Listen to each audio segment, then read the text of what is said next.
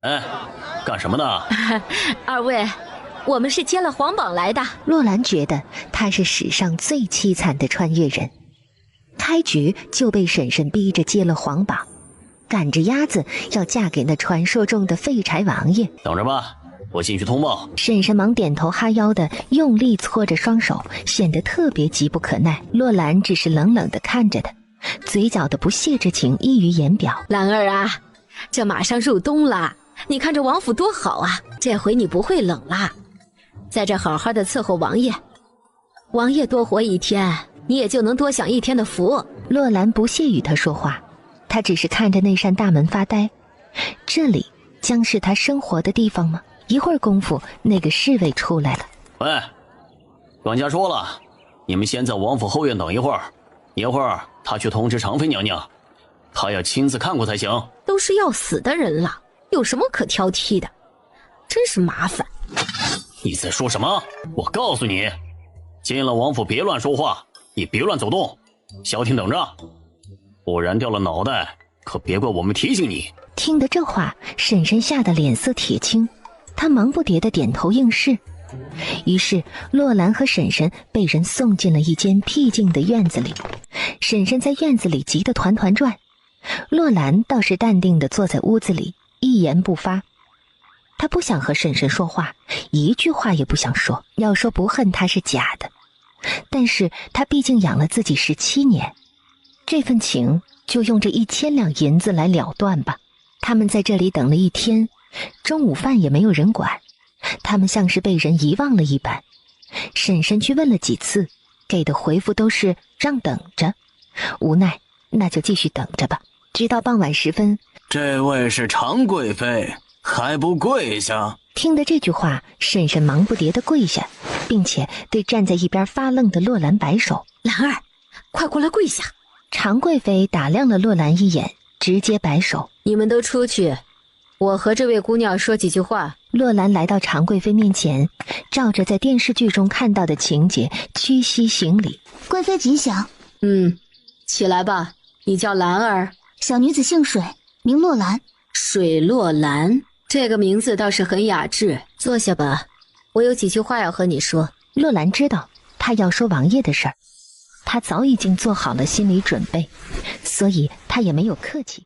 王爷的情况你了解多少？不了解，只听皇榜上说他病了。他病得很重，我不想为难谁，所以提前把话说明的好，以免你会后悔。若你同意，那便不能像以前那些女子一样看一眼就跑。你可想好了？说完最后一句话时，常贵妃的眼眸突然变得凌厉。洛兰知道常贵妃这话里带着威胁，意欲在告诉他进来容易，想出去就难了。已经到了此时，他还有什么可退缩的？没什么可后悔的，也不会跑的。能侍候王爷是我的福气。没有人逼迫。洛兰摇头，果断地回答：没有。送你来的人是你娘吗？不是，我婶婶。不过她没有逼迫我，我是自愿的。常贵妃叹了口气，坊间都传闻玉儿是个将死之人，看来你也是个苦命的人，不然不会被送进来的。其实我也知道她时日不多了，但是这么多年她征战沙场不容易，我不想让她死得孤单，所以……说到这儿，常贵妃似乎说不下去了。洛兰倒是洒脱地直接说道：我知道，若玉王爷暴毙，他的妻子要陪葬。你知道？常贵妃愕然地看着他。那你也愿意？洛兰只是扯着嘴角轻笑，晶亮的眸子斜睨地看着他。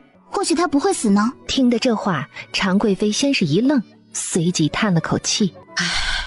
她抬起帕子似在眼角抹了一下。他的情况远比你想象的要糟，不过你能提前有个心理准备，我也就安心了。我并不想嫁给他的女子在这王府里整天寻死觅活的，所以才会对你说这些话。看你也是个懂事的孩子，如果你愿意，明天你们就成亲吧。明天？快是快了些，不过他不在乎，反正已经进到这王府了，哪天成亲又能如何呢？于是婶婶带着1000两赏银，美滋滋地回家了。水洛兰直接留在了王府。王爷，我是水洛兰，您的王妃。他靠近几步，忽然觉得一股异味传来，像是人粪便的味道。难道……他愕然的蹙眉，缓缓掀开盖在他身上的锦缎被子，这才发现他的下半身竟然裸露，身下是一些肮脏之物。更为严重的是，那大腿根的肌肉已经溃烂。看到这一切，他快步来到门口。照顾他的人呢？为什么不给他换洗床单？为什么不给他擦身子？回王妃的话，府里的丫头只有这几个了，她们只负责打扫院外，近身伺候王爷总也不太方便，所以才请王妃来。以后王爷就劳烦王妃伺候了。你说让我伺候王爷屎尿？你们这些下人干什么的？你们娶回来的是王妃还是丫头？哼，奴婢刚才告诉你要做好心理准备，若王爷的情况没有这么糟糕，想进王府做王妃的人会挤破脑袋，怎么会轮到你？实话告诉你，常贵妃也知道王爷的命不久矣，已经安排好了王爷的后事，所以王妃就自请多福吧。原来如此，连这些个下人都嫌弃这位王爷，怪不得常贵妃要花重金给他找王妃。现在看来，他想找的不是王妃，而是找一位他活着可以伺候他的丫头，他死了还可以陪葬的人。既然嫁给了他，别人不管，他总要管他的。想到这儿，他进入到自带的空间里，找了一个口罩，又找了一包一次性尿垫，还有2大包纸巾，还有一些消炎清洁的用品。准备好这一切，他又掀开他的被子。这些挨千刀的咋这么狠，让人遭这个罪？你们没良心吗？做好这一切，他重新将他的被子盖好。岳王爷，听说你病重，没想到病得这么重。不过你放心，你遇到我算是你有福，我一定会把你治好的。做完这一切，他已经累得气喘吁吁了，忍不住双手叉腰嘀咕着：你倒是说句谢谢呀，一动不动算怎么回事？难不成真要归西了？听到他这句打趣的话，男人喉结轻动，嘴里吐出一句险些将洛兰噎死的话：你滚！你会说话呀，玉王爷，我不管你现在病成什么样，你还能活多久，我都已经是你的王妃了。我叫水洛兰，你直接叫我洛兰或者兰儿，以后由我来照顾你。我这个将死之人还配有王妃？你且是说，你混到我身边有什么目的？你都知道你是将死之人，我还能有什么目的？你能给我带来什么？实话告诉你吧，你母妃赏银1000两，被我婶婶拿走了，所以我现在是你的人，仅此而已。滚！滚我是滚不了了，我现在是你的王妃，生是你的人，死是你的鬼。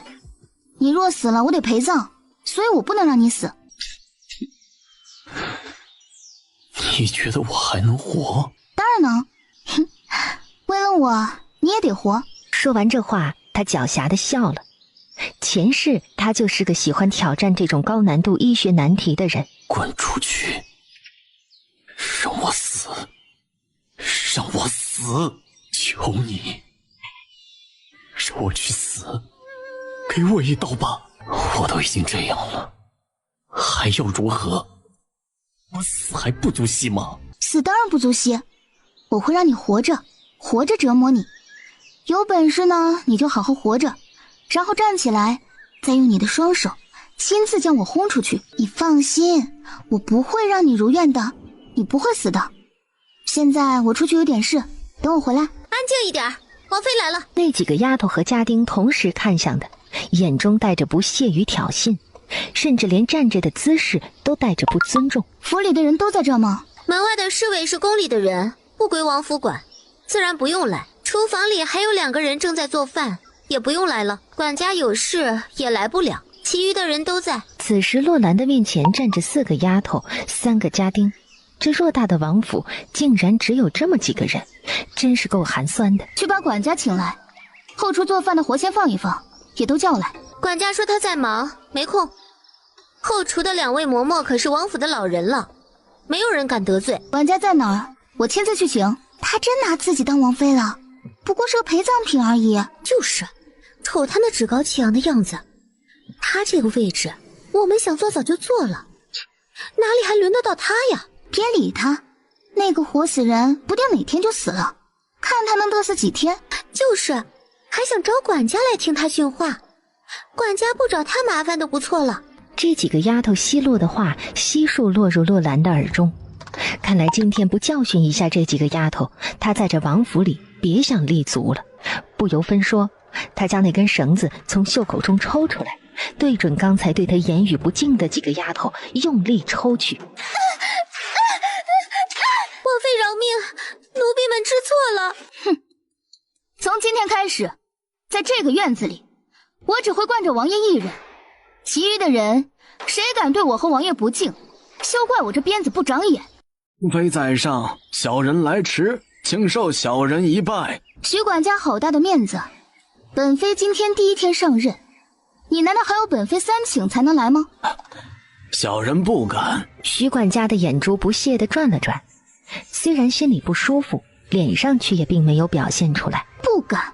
洛兰突然扬起鞭子，啪的一声抽在他面前的地上。根不正，秧苗歪。你徐管家如此慢待本妃，难怪这些下人们如此胆大。今天本妃刚来，不想与你们结仇，但是你们都给我记好了，下次我再传，谁若晚一步，休怪我鞭子无眼。听见他的话，众人皆是面面相觑地对望一眼，连同那2个自以为是的做饭嬷嬷也有些目瞪口呆。他们甚至怀疑这个新来的王妃身份不简单，不然怎么敢在王府里这般对待他们几人？从今天开始，王爷的膳食按照我的食谱来，不准出差池。小人明白。他又看向那2个做饭嬷嬷，你们2个从今天开始，王爷的饭菜清淡一些，少盐少油，味道却不能差半分。那2个嬷嬷虽然心不甘，却也只能点头应下。你们几个把这王府里所有的房间打扫一遍，以后每天都要打扫，付你们工钱不是白养你们的。其中一个丫头听得这话，嘟囔着嘴嘀咕道：这么多屋子谁能收拾完啊？再说收拾了也没有人住呀。洛兰突然蹙眉看着他，他用手里的鞭子拍打着自己的手心，怒目来到他面前看着他。有话大点声说，让所有人都听到，不要暗地里嘀咕。那个丫头忙闭上了嘴唇，低头不敢言语。洛兰又看了看那几个家丁一眼，眉目流转的瞬间，直接吩咐道：王府里里外外这么脏，你们看不到吗？我不管平日里你们都干些啥，从今天开始，整个王府院子里，你们几个每天打扫一遍，别让我看到灰尘和遍地的垃圾。这些人虽然在听他说话，但是心里不定有多不服呢，因为他们无不觉得自己这个王妃嘚瑟不了多久了，甚至马上要陪王爷去赴死了，所以他们一定都在等着看好戏。你们也知道，王爷病重，命不久矣。本妃是领了赏银来的，自然也是一心求死之人，所以我是个死都不在乎的人，更不会在乎活着。我做这个王妃一天，就要有王妃的样子。你们中谁若不服，也得在心里憋着，别让我看出来，不然我绝对会行使我王妃的权利。我是个铁石心肠的人，把我惹急了，人我都敢杀。别说我没提醒你们，做这么久的管家辛苦了。徐管家，回头把家里的账目拿给我看看，我这个做王妃的该替你分担一些。听得这话，徐管家顿时有些慌乱，他哪里来的账目？在王府养尊处优了这么久，朝廷拨给王府的俸银大部分被他个人收入囊中。怎么，徐管家有什么为难的地方吗？还是这王府里根本没有账目存在这一说？徐管家眼见着被看穿了心思，忙低头抱拳道：王妃说笑了，府里怎么能没账目呢？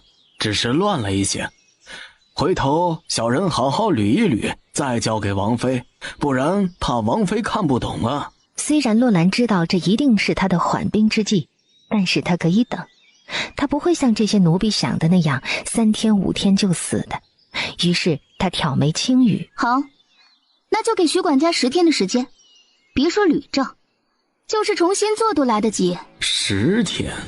哼，他能活过10天吗？他不屑与这些狗眼看人低的人多说话，于是交代了王爷中午要吃的东西后，转身离开了。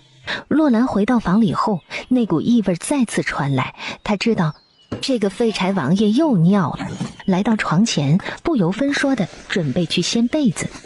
滚开！不用你管。他双眼紧闭，一阵羞耻的感觉涌上心来。以后不要再用滚这个字，毫无意义。你觉得你说的话我会听吗？我告诉过你，别用你的嘴来轰我，有本事用你的手和脚。你在嘲讽我。洛兰不管不顾地掀开他的被子，把那个湿了的尿垫扯下来，又换了一张新的。我若嘲讽你，就不会管你了，任由你这样下去。所以你要识得好赖人。你让我去死，求你了，让我去死。以后不要和我说你想死的话，我不会如你愿的，因为只有你活了，我才能活。若我再听到这样的话，我会让你的伤口更疼一些。不信你试试。他派你来做什么？要你一点点的把我折磨死吗？你说的是谁啊？常贵妃吗？她不是你娘吗？她自然是让我来照顾你。她说了，说你死了，让我给你陪葬。现在你要告诉我，你怎么得的病，得的什么病，我好做出来一个为你治疗的详细计划来。你给我治病？御医都医不好我的腿，你不要来看我笑话了。你要干什么？洛兰满脸毫不在乎的表情，无论他怎么阻止，他依旧掀起了被子。早就看过了，有什么可怕的？你现在都成这样了，我还能拿你怎样？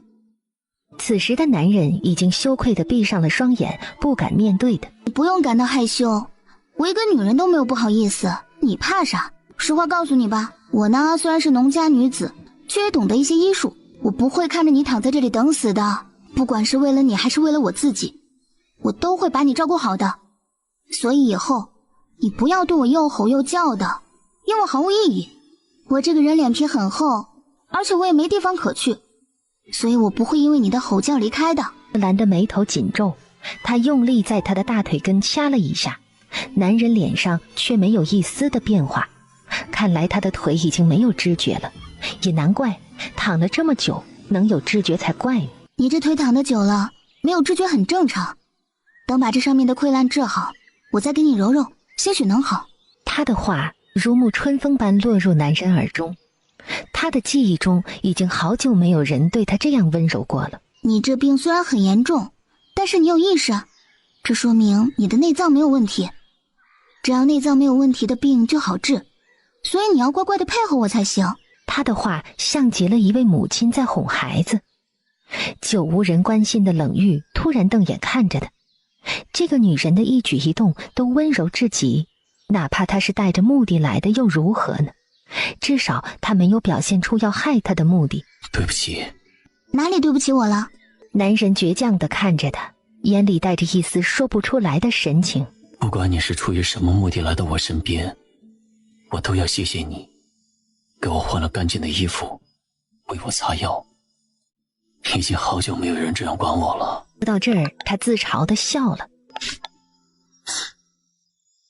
即使你想杀了我，我为什么要杀你啊？我现在名义上是你的王妃，你的死活与我息息相关，我怎么会想杀你呢？我巴不得你能活着，你多活一天，我就能过上一天好日子。说完这话时，拿起他的手搭在他的腿上，轻轻地帮他按摩手臂。你有仇人吗？这句话让男人愣住了。他有仇人吗？当然有，而且不止一个。若不是有仇人，他怎么会被人陷害成现在的样子呢？但是他不愿意多说，他不确定这个女人的目的，所以他不能对她说。你不用回答，我也知道，你肯定有仇人，而且有深仇大恨。那你想不想报仇啊？他这话一出，冷玉突然恨恨地从嘴里吐出一个字：想。我不是哄你开心，你相信奇迹吗？就是你越不相信的事，越能做到。不如你我打个赌如何？冷玉的眼中布满了好奇之色。怎么赌？我赌你能完好的站起来。如果我赢了，你要答应我一件事。那如果你输了呢？他的声音轻飘飘地传来，因为他料定他一定会输。洛兰直接看着他，用力地眨了几下他晶莹明亮的大眼睛。如果我输了，等你死了，我就给你陪葬，去另一个世界陪你。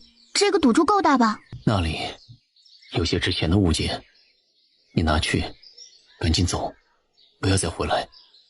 我不需要你给我陪葬。听见这话，洛兰有些意外，他顺着他眼睛的方向找去，果然在柜子里的底层看到一个小盒子，里面出现了几块玉佩和几颗夜明珠，那些东西看起来很值钱。他从中拿出了一块玉佩。这个能给我吗？你都拿走吧，对我来说都是废物。洛兰的唇齿间露出了大大的笑容。今天的晚饭，他命厨房给冷玉准备带米粒儿的稀粥粥，又给他加了一点咸菜，他亲自喂的。冷玉摇头拒绝吃，洛兰皱着眉头看到他。吃吧，不吃会饿。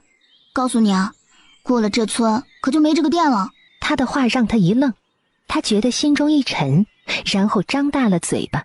他无论再喂他什么，他都悉数吃下去。他突然觉得明天他会看不到这个小丫头了。他拿了那块价值连城的玉佩，一定会走的。谁愿意陪着他这样的一个将死之人呢？次日清晨，我有事出去一趟，你好好躺着吧。他的话让冷玉的心沉入了谷底。他知道他不会回来了，他对于他来说注定是个梦，现在该醒了。你都带走吧，让这些人知道你是留不下的。不用，那一块玉佩看成色就不错，能卖不少银子，够用了。他抬脚离开，关门声传来，他绝望地流下了眼泪。他昨天给了他希望，现在又如同当头给了他一棒。他现在真恨不得自己能给自己一刀，早早地结束生命，何苦受这样的折磨呢？可是他做不到，他连死都做不到。既然这样，那就熬下去吧。洛兰出府了，如意要跟着，被他拒绝了。如意却在府门口拦住了他。王妃，常妃娘娘说过，让奴婢照顾好您。哼，你不是要照顾我，是怕我跑吧？奴婢不敢。好吧，你愿意跟着就跟着吧。我水洛兰是个做事有始有终的人。他快步出了王府的大门，他一路未停歇，直接来到了当铺。姑娘要当东西还是要赎东西啊？我有一件好物件，不过你不能看，把你们掌柜的叫来。哼，东西拿来我先长长眼，确定是贵重物品才能去叫掌柜，不然阿猫阿狗随便拿个东西出来骗人，那我们还不得忙死啊？虽然他的话有些难听，却也有些道理。于是他从怀里把那枚玉佩拿出来，举到小二面前晃了晃。看到了吧，这是一块成色上好的玉佩，你若是再不请掌柜的出来，那我走了。小二虽然不识货，但是那块玉佩看样子的确不错，他生怕真就错过了一个大客户，于是叫他等着，他去叫掌柜了。啊，是这位姑娘有东西要当吗？对，你是掌柜。在下元丰，正是本店的掌柜。有劳掌柜给我长长眼，这东西能当多少银子？元丰恭敬的双手接过那枚玉佩，拿在手里仔细查看，半晌他才蹙眉道：姑娘这东西是哪里得来的？自家的。他看了他一眼。掌柜为什么这样看我？哪里不对？元丰摇头：没有不对，这东西不是你的吧？是我的东西，你这当铺若是不收还给我，我去别家。收，我只是好奇这东西的来历。这东西如果我没看错，应该是皇家之物，看姑娘也不像是皇家中人。洛兰没有想到这个掌柜眼神还蛮好的，他索性说道：没想到你还挺识货。既然如此，我也就不瞒你了，这东西是皇家的，但是我是从正道来的，你收是不收？收。你想卖多少银子？这东西值多少银子他怎么会知道？于是他一脸严肃地看着他。你是掌柜，我想听听你给的价格是否合意。元丰倒也痛快地伸出一个指头。100两白银。100两？这东西能卖这么多钱？洛兰简直有种欣喜若狂的感觉，不过他还是平静了一下，狡黠地眨了下眼睛说道：我要200两。哦，你说说你的理由。你给我100两，说明这东西不止100两。你是生意人，自然要赚一些。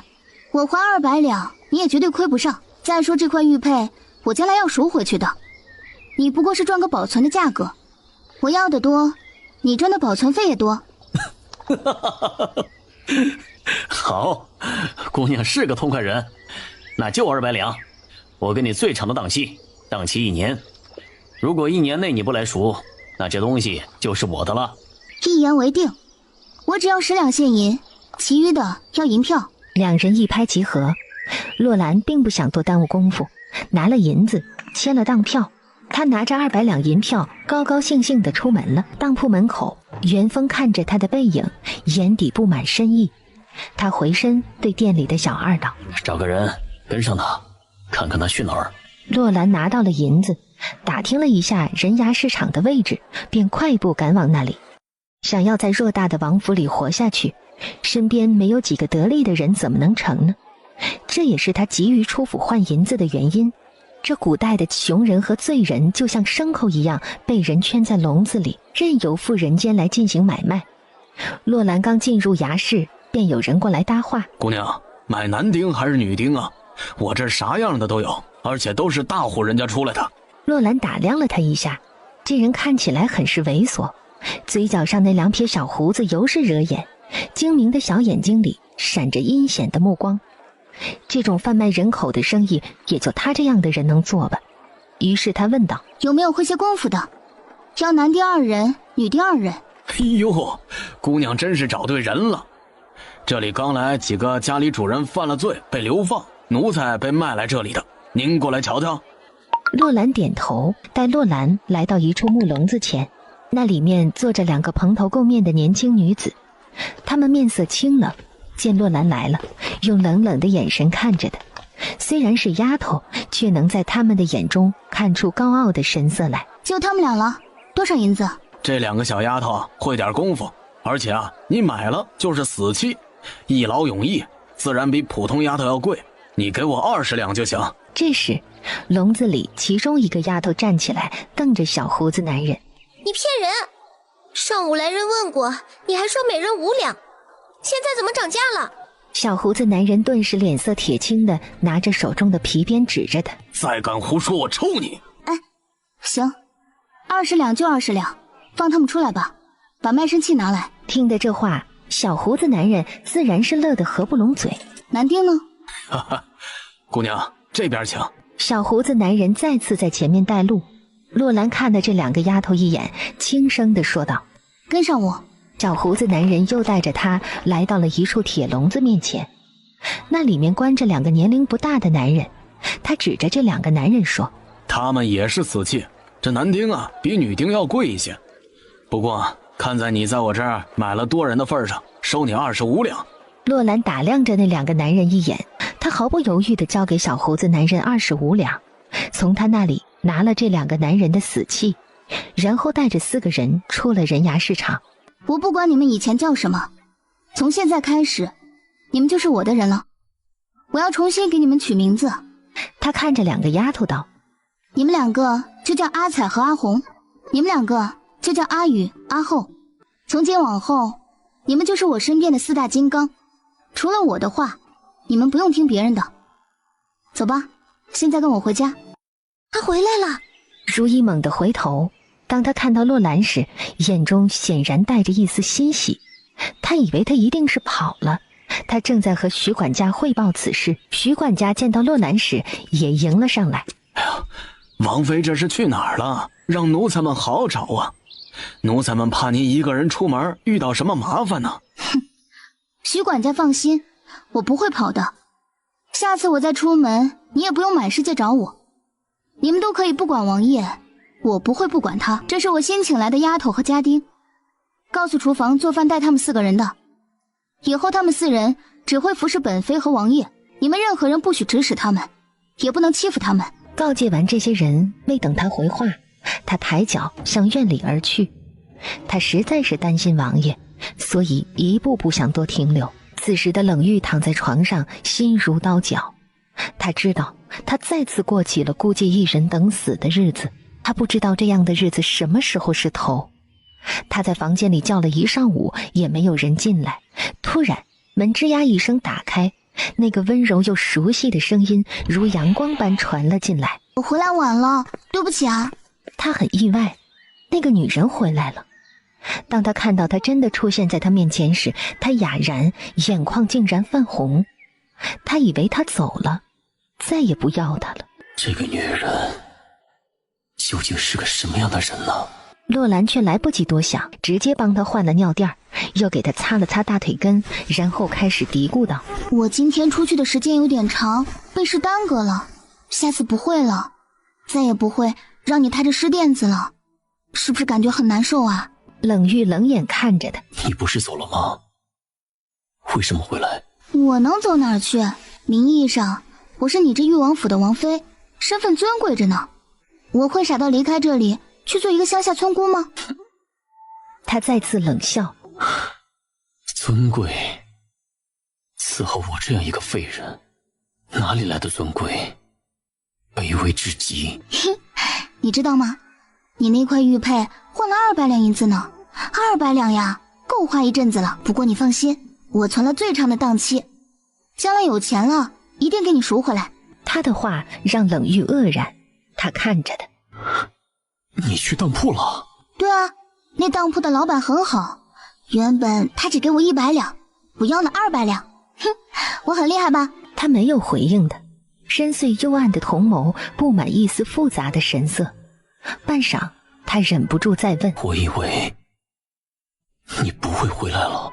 他终于把自己的心里憋了一上午的话说出来了。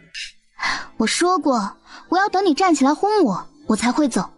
现在才不会走呢。哦，对了，我新买了4个下人，以后有事身边也有几个得心的人。你这王府里的丫头奴才们，我一个都看不上眼。对了，我给你呢买了几块棉布，虽然我手艺不好，但是给你做块遮羞布还是做得来的。不然给你换药时，我倒是没什么，你总是觉得羞，弄得我都有些紧张了。他唠叨完，又帮他按起了另一只手，然后继续道：你说好笑不？你这府里的几个下人以为我跑了，竟然满大街寻我，甚至还怕被常贵妃责罚，我怎么可能跑呢？你现在这样，我要是再跑了，我还是个人吗？我也以为你会跑。我说过的话，你一句也没信吗？我说过我会照顾你，你压根儿就没信我。冷玉摇头，不敢信。你走也不怪你，我本来就是废人，你留下只会拖累你。听见他这番发自肺腑的话，他突然抿嘴笑了。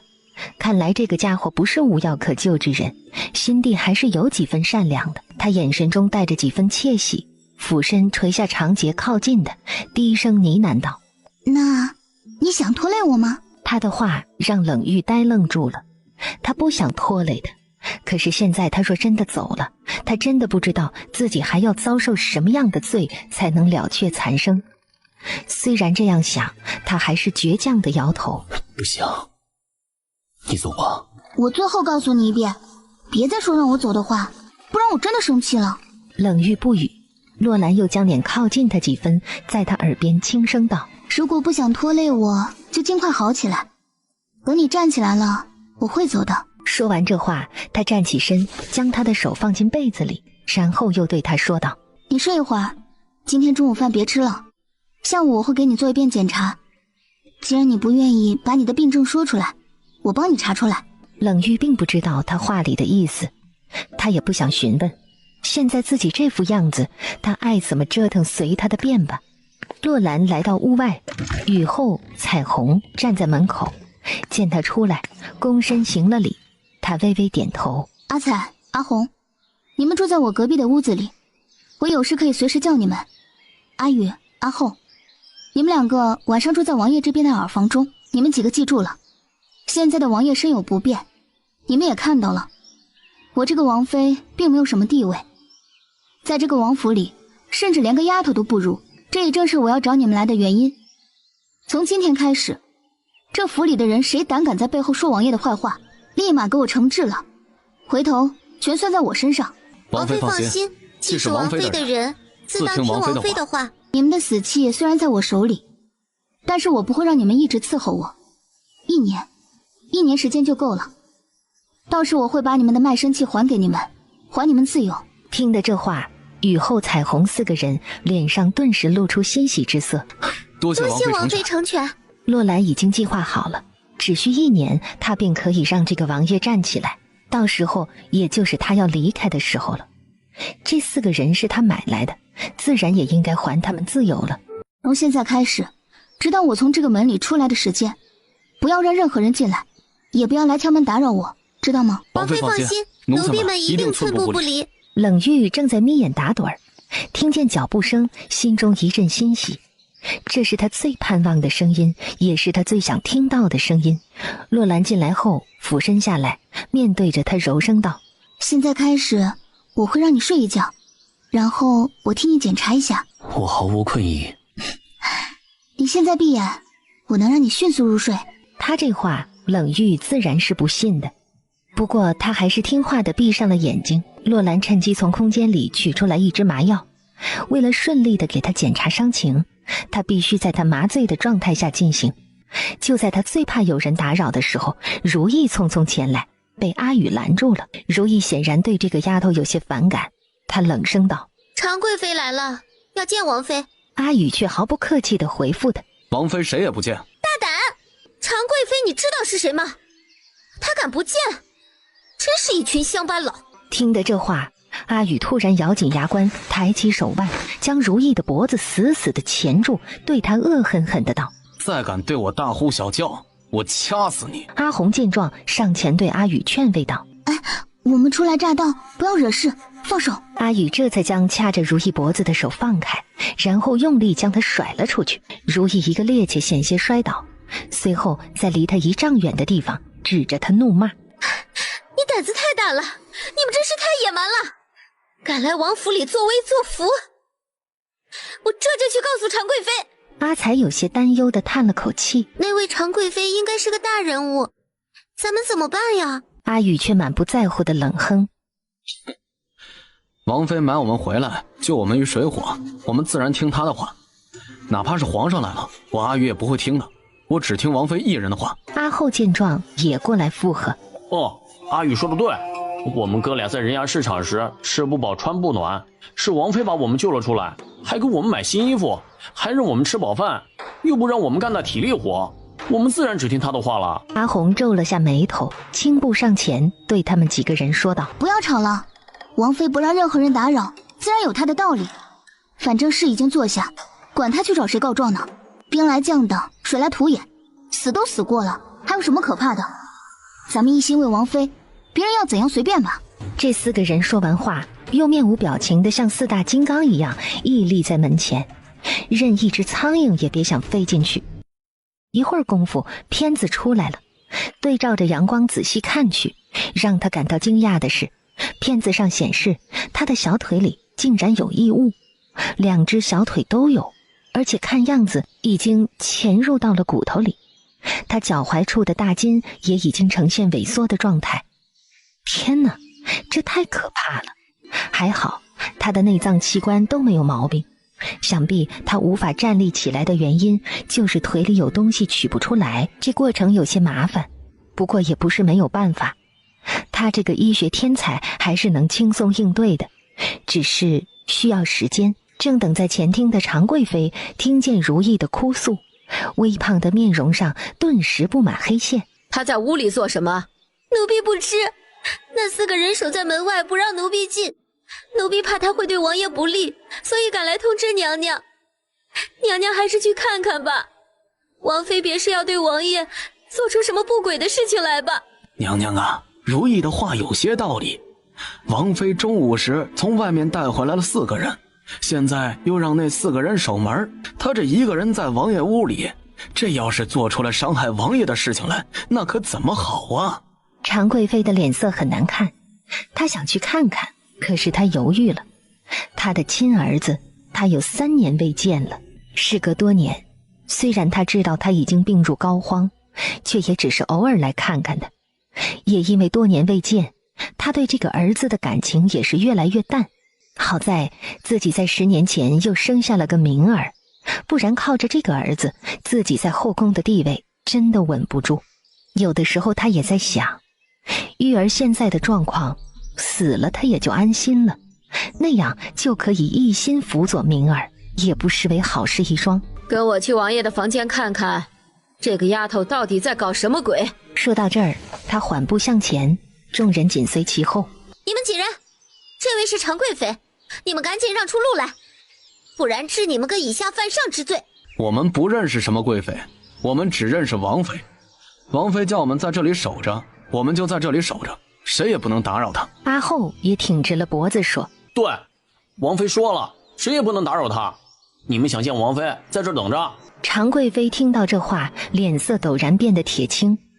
眼前这4个人太不拿自己当回事了，她的火气顿时升腾上来。你们胆子实在是太大了！来人呐！他话音刚落，4人身后的房门从里面打开了，洛兰从门里款款而出。她来到常贵妃面前，欠身行礼：不知常贵妃驾到，有事远迎，请贵妃恕罪。你在里面做什么？你对玉儿做了什么？为什么要让这4个人在这里守着？他这一连串的疑问让洛兰有些想笑。他能对他做什么呢？一个除了脑袋哪里都动不得的男人。我是玉王爷新娶的王妃，王爷虽然瘫了，脑子却还灵光。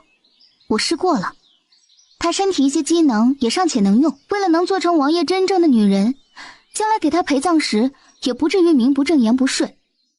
我当然要做一些男人和女人之间该做的事了。做这种事的时候不叫人看着，万一这些不长眼的奴才闯进来怎么办？难道我与他在房中做的事，常贵妃要细听吗？随我到前厅来，我有事问你。洛兰眯眼点头，她有些疑惑地问道：常贵妃不进去看看王爷吗？这是她最好奇的地方。这位常贵妃应该是冷玉的亲娘，可是都到门口了，她怎么不进去看看她呢？按理来说，她这个娘不是应该俯身在床前哭一场再走吗？有王妃照顾王爷，本宫这心里也就踏实了。话音未落，她已经大步向前走去。洛兰回头对4大金刚伸了个大拇指，意欲在夸赞他们刚刚几个表现得很好，然后跟着常贵妃向前厅走。这4个人刚刚还在担心自己是不是给王妃惹麻烦了，现在看到王妃这样夸赞，他们也放心了些。洛兰随着常贵妃来到王府正堂。王爷这2天的情况怎么样？你在这王府里待的可还舒心吗？洛兰不禁在心里暗骂，这话问的就像是放屁一样，整天不是擦屎就是擦尿，能舒心才怪。不过他还是欠身违心的回道：回常贵妃的话，我才来2天，王爷看起来和以前无异。这王府我也住得舒心，我本是乡下村姑，能有幸来到王府伺候王爷是我的福气。那就好，有劳你照顾王爷，本宫不会亏待你的。回头我叫御医来看看，再给王爷开些药用用。不用了，王爷的身体状况，吃药怕是也没什么用了。况且他也不肯吃药。既然如此，那就先不让御医来了。对了，你还有什么愿望吗？比如对家里人有什么不放心的吗？他这话说的有些瘆人，洛兰不禁打了个冷战。常贵妃忙解释：你别多心，来之前我也和你说明玉儿的情况不好，我怕她哪天出了意外，所以我想着你有什么未了的心愿，就提前告诉本宫，以免到时措手不及。本宫会满足你的。洛兰在心里轻笑一声，看来这位常贵妃是料定自己的儿子会死啊，连后事都准备好了。不过她偏不会让他如愿。既然常贵妃问了，我也就直说吧。我家里倒是没有什么可惦记的，就是这府里的下人不受使，我又在人牙市场找了4个，听话懂事，可是他们的工钱贵。所以我想，既然我做了这王府的王妃，自然不能敷衍这个职位。请娘娘做主，这王府里的账目以及朝廷发放下来的俸银，我要接手，这样我才能合理的分配。还有就是，我也没有几件像样的衣裳，娘娘如果方便安排一下。转而他又摸了摸自己的头和耳朵，嘴里嘟囔着：我虽然是王妃，可是连个像样的首饰都没有，这要是传出去，不得被人笑掉大牙呀。就算是陪葬，也该有几样像样的首饰啊。洛兰在心里暗想，有便宜不占白不占。好，这些本宫都可以满足你，但是你要知道你现在的身份，不要试图拿了东西逃离这里，不然就算是你逃到天涯海角，本宫也不会放过你的。我怎么会逃呢？我现在可是正儿八经的王妃了，在王府里享福多好呀，我干嘛要逃？你最好说的是真的，不然你不止逃不掉，你婶婶家以及你从小长大的整个村子也要因为你受到牵连。他真是够狠。不过洛兰不怕，他也没有想过要逃，只不过想趁机多捞一些银子，这样就不用去当铺当冷玉的物品了。娘娘请放心，洛兰定当好好侍候王爷，直到王爷寿终正寝。徐管家，娘娘有何吩咐？明天把你手里的账以及王府这个月剩下的俸银交到王妃手里，以后由她管。听得这话，徐管家先是一愣，他完全没有想到常贵妃会同意他的这个要求。本来他想着熬几天，等王爷归了西，他这手里根本没有账的事儿，也就不会有人再查了。没想到这个女人会对常贵妃提这件事儿。回娘娘的话，我本来也是想交给王妃的，但是账目有些乱，这2天小人正在整理，待整理好了，会一并交给王妃的。那就好，交代下去，伺候王爷的事不用你们插手了，你们一个个粗手粗脚的，本宫相信王妃能够照顾得来。听得这话，洛兰不屑地浅笑。常贵妃又交代了一些事儿，便离府回宫了。直到离开，她依旧没有去看一眼冷玉。回到后院，看到守在门口的4大金刚时，你们几个表现不错，回头得了银子，每人赏你们一些。阿宇忙上前抢先回道：王妃叫我们只听你的话，管他天王老子来了，我们也不会听的。阿后也跟着附和：阿宇说的对，只要不给王妃惹麻烦，你让我们做什么我们就做什么。阿彩和阿红虽然没有抢先开口，眼神里却也是布满坚定的神色。洛兰对着4个人满意的点点头，伸出玉拳做发誓状。看来我没选错人，以后在这王府里，咱们要同仇敌忾了。常贵妃的赏赐在3天后到了裕王府，冷玉的脸上明显好了许多。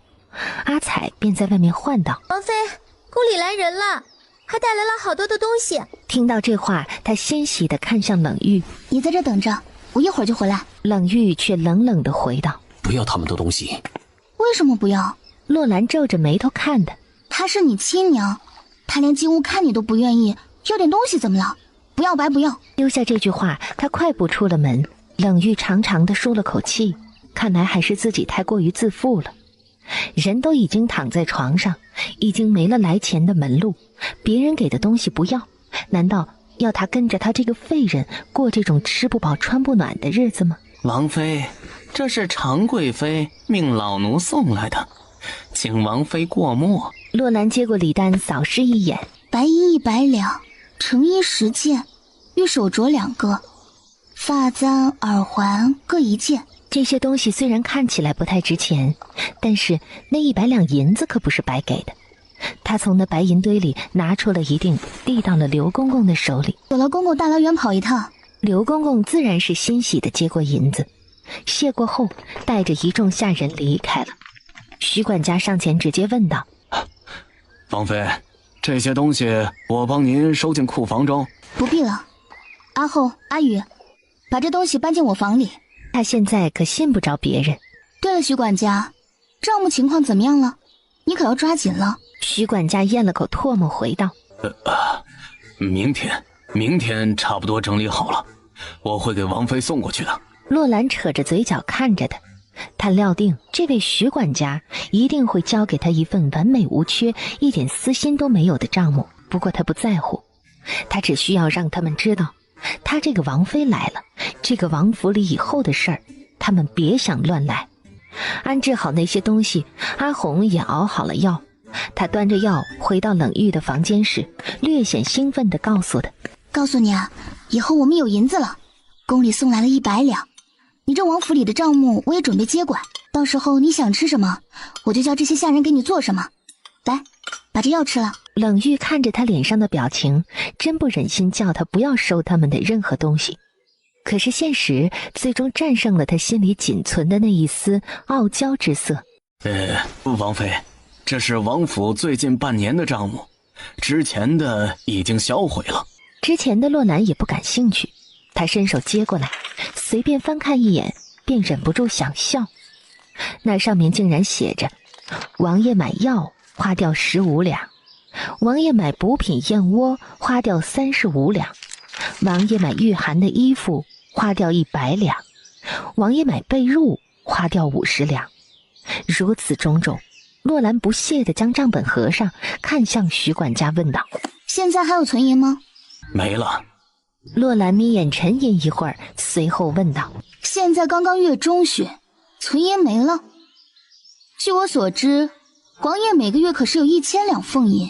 王妃说的是3年前，自打王爷病了之后啊，王府里的俸银数量折了30%，现在每个月只有300两，除去这些下人的开支，所剩无几。一个月300两，洛兰简直有种要骂爹的感觉。怪不得这府里的下人这么少，那点银子够养活几个下人的。不过这也难怪，想让冷玉死的人那么多，给他点银子就不错了。于是他点头：好，那就是这个月一点存银没有。对。徐管家颇显无奈地回道：不止如此啊，咱们还欠着这些个下人这个月的工钱呢。王妃到月末时想办法付了吧。听到这话，洛兰简直有种要暴跳如雷的感觉。合着他这个当家的刚上任就要替人家擦屁股。他看了徐管家一眼，随后点头：好，把所有下人都叫来，欠了他们多少月俸，我现在就付。那几个人养在王府里也是白养，不如早早的付了银子，让他们走人。徐管家听到这话，自然是赶紧去叫人，这可是好事儿啊。一会儿功夫，这些下人都带着幸灾乐祸的神色站在了王府正堂的院子里。徐管家躬身上前道：回王妃的话，所有人都来了。洛兰扯着嘴笑了，叫他们来问话，一个个恨不得磨磨蹭蹭，脚底板戳茧子。听说要发俸银，比兔子跑得都快。他站在人前，四大金刚站在他的身后，他手里依旧拿着自己那根水晶鞭子，来回走了一遍，也扫视了众人一遍，这才轻声道：不管你们是先来的还是后来的，在王府这段时间都辛苦了，所以你们虽然这个月只干了半个月，我也想给你们发1个月的俸银。听到这话，那几个丫头乐得合不拢嘴，如意的脸却一直阴沉着。徐管家也是摸不清王妃这样说的原因，正在用力地琢磨着。他清了清嗓子，又道：领了这1个月的俸银，你们就可以走了。你们也看出来了，我来有10天了，距离上次交代给你们任务呢，也已经过去10天了。可是这王府里外还和之前一样啊，没有一丝的变化，所以我觉得你们在这里待着对王府来说是完全无用的，莫不如放你们的假，让你们找一个需要你们的地方，不要在这里埋没你们这些人才了。王妃不要撵我们走，我们错了，我们这就去收拾。不必了，我给过你们机会，但是你们没有把握住，现在想改，晚了。阿红阿彩，给他们发银子，然后看着他们收拾东西。走之前，谁若敢动王府里的一草一木，给我报官。听得这话，那几个丫头垂着头，如意却上前一步道：我是常贵妃安排进府的，你不能辞我。好啊，如果常贵妃给你发俸银，我不在乎，你可以留下。如意气得咬紧了牙关，洛兰却并未理他，而是对那几个男丁道：你们几个人还算勤快，虽然也有偷懒的时候，但是好歹每天都会打扫一下院子。我再留你们1个月，下个月发俸银时再决定你们的去留。那几个男丁听到这话，顿时如临大赦般舒了一口气。这时他又看向了徐管家：王府里的大小事由本王妃接手，徐管家在这里也是屈才了，不如找个地方另谋高就吧。听得这话，徐管家顿时慌了手脚，他没想到这个丫头竟然连他也要辞，他直接咬牙道：我和如意一样，都是常贵妃安排进府里的人，你没有权利辞退我，除非常贵妃发话。那好啊，那你就和如意一样，去管常贵妃要俸银。哦，对了，说在我这王府里吃住，你们要付银子，我这可不是免费的客栈。你真是欺人太甚了，我要去找娘娘告状。言罢，他气呼呼地转身走了。如意见状也紧随其后。洛兰对身后的阿宇和阿后道：去帮着徐管家收拾东西，别落下什么。这王府他可回不来了。他这话的意思明显，他怕那徐管家会偷拿王府的东西。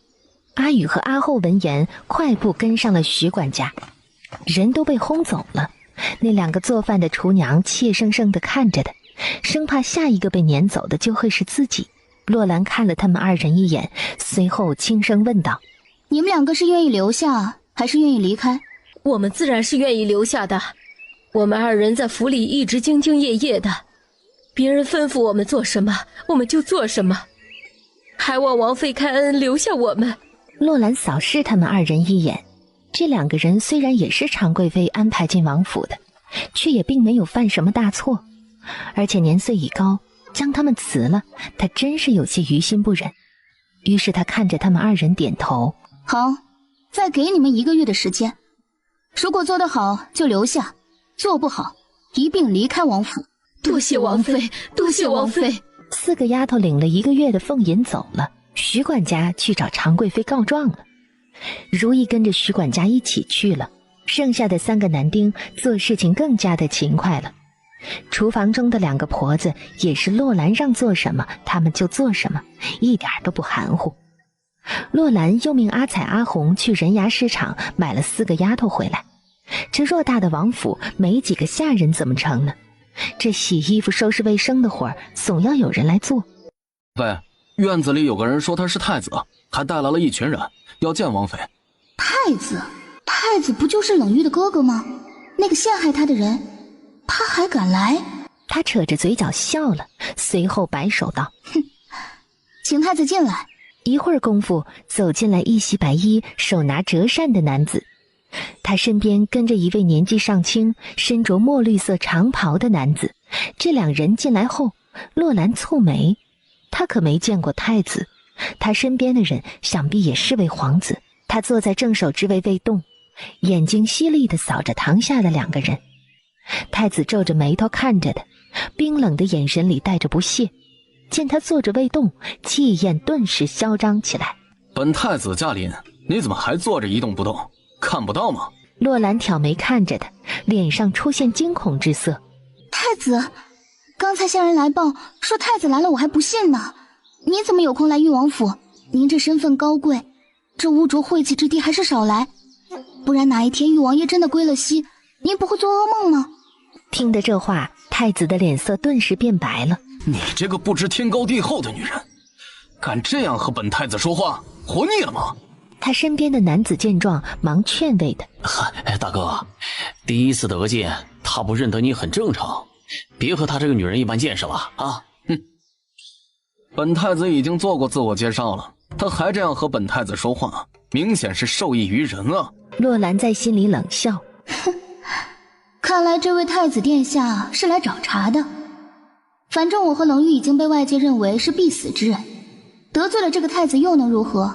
于是他从座位上站起来，缓步来到太子身边，打量他一下，不屑的冷言冷语：太子这话说的不对，我并没有不尊重你的意思，我只是好心提醒，说你不听，那就当我对牛弹琴，对猪放屁了。你敢骂我？洛兰却一脸无辜的看着他：没有啊，太子误会了，您怎么能拿您和猪牛这样低等的动物比呢？您是大人物，我这个将死的陪葬王妃怎么敢惹您呢？太子简直有种要被气疯的感觉。可是身为太子，身份尊贵，他也不能对一个名义上是自己弟媳妇的女人发火。他忍着怒气冷声道：本太子不屑与你废话，今天得空，我和五弟来看看四弟。原来太子身边的人是五皇子呀。洛兰自然是不会让他见的，他知道冷玉也一定不想见的。你们既然是来看望病人的，怎么空手来的？你们也知道，这誉王府的俸银被削减了70%，我相公誉王爷现在只能喝稀粥度日。说到这儿，他竟然呜呜地哭起来，嘴里嘀咕道：皇家中人这么薄情吗？坊间百姓都知道，看望病人不能空手，不然会遭天谴的。何况看望的还是亲兄弟，你们还是别去见了。他要是知道你们看他不拿点礼品，一定会生气的。万一气急攻心，亏了心，我可怎么办呀？本太子这次来的匆忙，确实有一些疏忽。既然誉王妃觉得不妥，那我们日后再来便是。留下这句话，他转身甩着衣摆离开，愤怒之情溢于言表。洛兰忍不住在他们身后喊道：恭送太子殿下，我这誉王府也没什么可招待的，怠慢了太子殿下。哼，他们是来看冷玉死没死吧，一群垃圾。阿彩和阿红见人走远，凑到他身边捂嘴笑道：王妃，你刚才骂的那个太子无言以对，他那脸都绿了。是啊，不过以后他不会找咱们的麻烦吧？哼，死都不怕，还怕他找麻烦吗？他当年害得冷玉双腿残了，明显就是想废了他，现在还来猫哭耗子假慈悲，看着都恶心。刚刚走出誉王府的太子简直要气炸了，他站在自己的马车前，长长的舒了一口气。大哥，别和一个女人一般见识。这个女人真是不知天高地厚，不知死活，敢用这种语气和我说话，不让她知道本太子的厉害，她就不知道自己有几斤几两了。大哥，你要做什么？四哥已经够惨了，别伤害他了。洛兰带着笑容回到屋里，想到那个狗太子的样子，他就觉得解气。你知道吗？那个狗太子来了，被我骂跑了。听见这话，冷玉的眼底溢满了冷漠，他冷声道：他没有为难你吧？没有，我看到他那副猥亵的面孔就觉得讨厌。他那样的人将来做了皇帝，这大宁江山早晚要亡。说到这里，他突然吐了吐舌头，忙改口：我的意思是……不用解释，大宁江山如何，和我没有关系了。洛兰心头一沉，他这是得有多绝望？你放心吧，以后有我在，没有人敢来这誉王府里闹事，也没有人敢再欺负你。他的话让他愣住了，他抬起仅剩的一双俊秀瞳眸看着他，让女人保护，这说出去有点丢人。不过他怎么这么喜欢听这句话呢？这也说明他不会离开他的，只要他不走，他就感觉每一天都有盼头。你不信？别看我是女人，关键时刻也能顶半边天呢。你是我的整片天。那好啊，以后我做你的天，在你身体恢复前守着你，保护你，做你头顶那片不会被捅破的天。你说怎么样？我已经决定了，明天给你取腿上的异物。怎么取？当然是动刀啊，不动刀那东西出不来，而且周围的肉已经溃烂，要一并清除掉，那会很疼很疼，你能忍住吗？你没来之前，我一心求死，现在你来了，我却想求活了。既然你说你能让我站起来，那我信你。当年8个彪形大汉架着我，他们将那铁钉硬生生地钉进我的腿里，我都挺住了，所以我不怕痛。对我来说，没有什么可怕的。或许是想到了那一幕，他的眼底突然出现一道难以言说的阴寒。洛兰不敢想象那样的画面得有多残忍，这些人下手真的太狠了。皇家人中果然很无情。他突然咬着嘴唇，看着他那张绝美的脸，慢慢地将脸靠近他。在与他对视时，他眯眼说道：如果你让我亲一下，我保证不让你疼。他的话再次让冷玉红了脸，他突然将脸扭向一边，轻咳一声呢喃道：我不怕疼。瞧你那小气样，我逗你呢。你脸红起来真的很可爱。不过你放心吧，虽然会疼，但是我保证在你能接受的范围内。这时阿彩在外面唤道：小姐，常贵妃来了，让您到前厅见驾。听到这句话，冷玉的眉头紧了紧。洛兰应了一声，在这等着，我去就回。要和他说我的情况。你当我傻呀？莫说是他了，你的情况我不会告诉任何人的，放心吧。听他这样说，冷玉这才安心地舒了口气。他不是怕别人知道他有所好转来害的，他是怕有人知道洛兰在帮他疗伤，从而来伤害的。洛兰来到前厅时，常贵妃正一脸黑线地坐在正手的位置，如意和徐管家站在一侧。看到这一幕，洛兰顿时明白了，这两个人是去告状了。不过真没想到，他们真把常贵妃搬来了。见过娘娘。听说你把王府里的下人都辞掉了，这些人怎么碍你的眼了？我记得我入这王府的第一天起，就是这王府的王妃。既然我是王妃，我想辞退几个下人有什么不妥吗？娘娘觉得哪里不妥了？你想辞退下人本没错，但是你为什么偏要辞掉这两个在府里当了几年差的下人呢？他们伺候王爷多年，鞍前马后，没有功劳也有苦劳吧？伺候。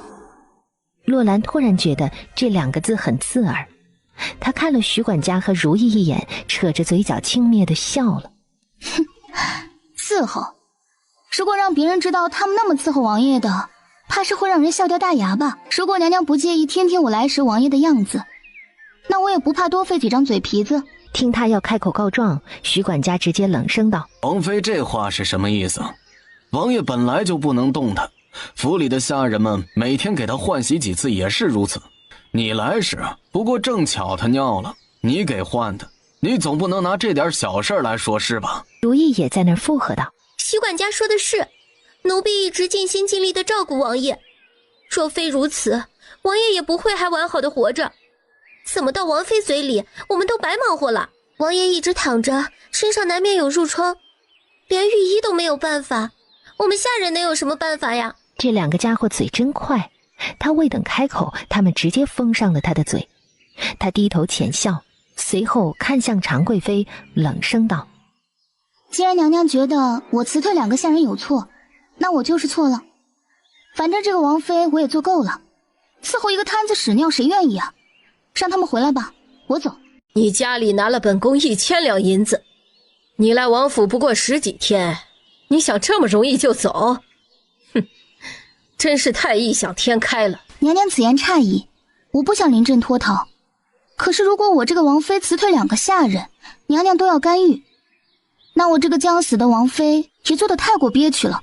我本来同意嫁给誉王爷，就是想着过几天耀武扬威的日子，结果这个愿望实现不了。那不如我回去管我婶婶把银子要出来，扣除这几天伺候王爷屎尿的公费，剩下的还给娘娘便是。看他这态度是真的想走。常贵妃突然蹙眉，皇上已经知道了他给玉儿找了一位愿意陪葬的王妃，皇上还要改日见见呢。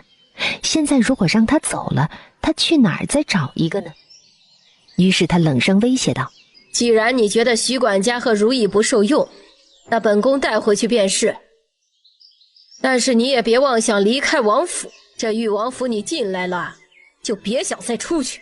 洛兰的嘴里露出一丝得意的笑容来，他不过是吓唬他一下。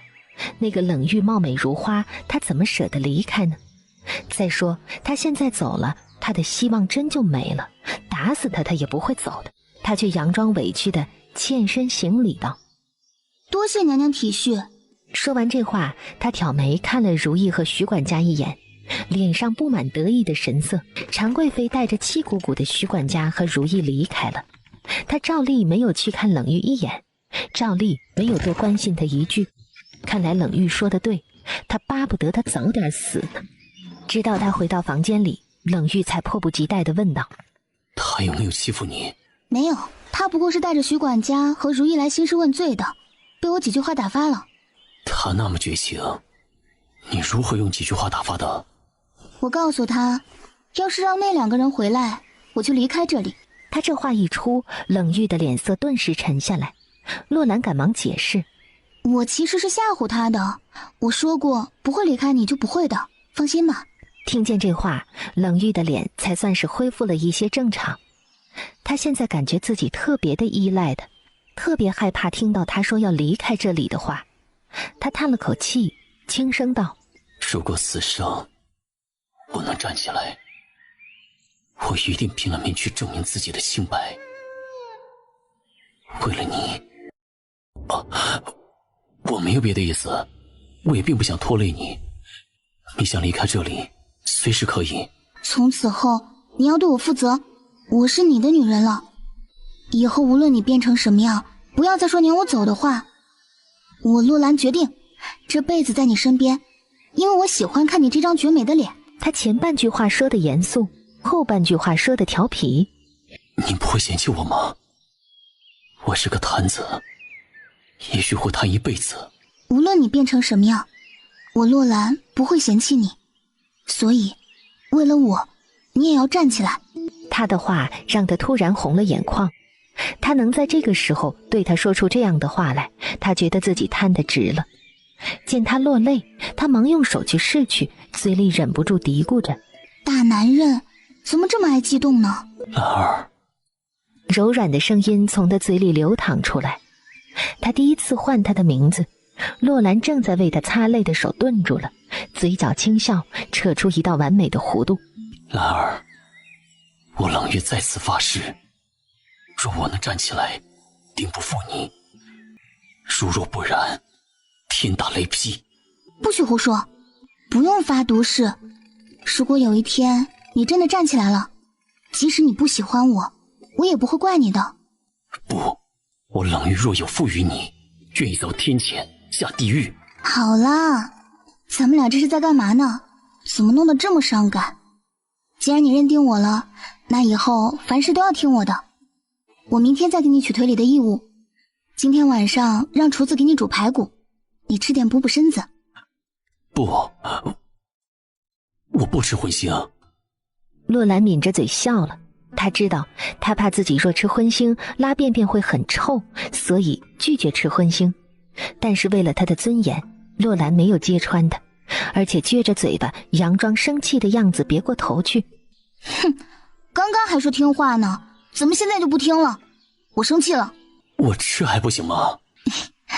等明天给你取完腿里的异物后，你至少一天不能吃东西。今天多吃点，明天好有力气，所以你想吃什么随便。等明天取完腿里的钉子，你更要多吃点好东西，不然伤口好得慢。对于他的话，冷玉将信将疑。钉进骨头里的铁钉怎么能取得出来呢？这不就是天方夜谭吗？我扶你起来吧。将手伸进他的脖颈下，用力地扶着他。洛兰将他的头抬高一会儿，他突然活动了一下胳膊，然后用胳膊肘垫着床，试探着用力。不过他并没有惊慌，而是把自己的力气减小了一半，让他自己靠着自己的肘腕支撑着自己坐起来。哎，你知道吗？刚才你自己的手臂起到作用了，我只用了平时一半的力气。真的吗？我的手臂可以动了。你这两只手会动了。现在我两只手在你手里，你若能拉住，我就会一直陪着。他在用激将法激他。冷玉咬紧了牙关，看着自己的那两只虽然修长但却很干枯的双手，他的右手小拇指突然动了一下，惊喜地笑了。看到了吗？你手指会动了。我看到了，好像真动了。现在我给你3个数的时间，你若能拉紧我的双手，我便留下照顾你；如若不然，我再不理你了。听见这话，冷玉顿时急了。现在让他死他都不怕，他就怕兰儿离开他。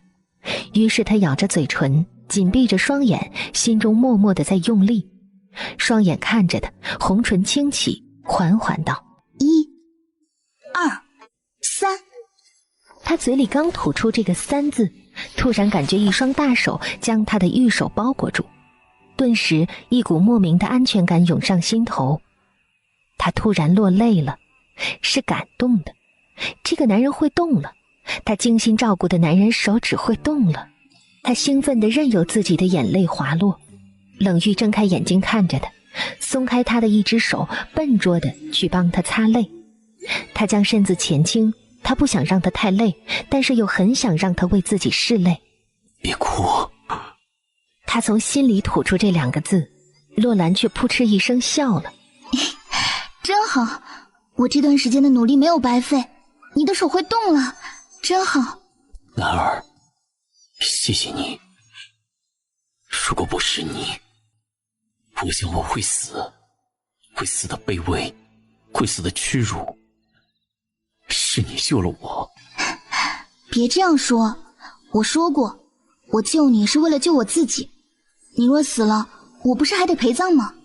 与其同你做个死夫妻，不如做一对活鸳鸯呢。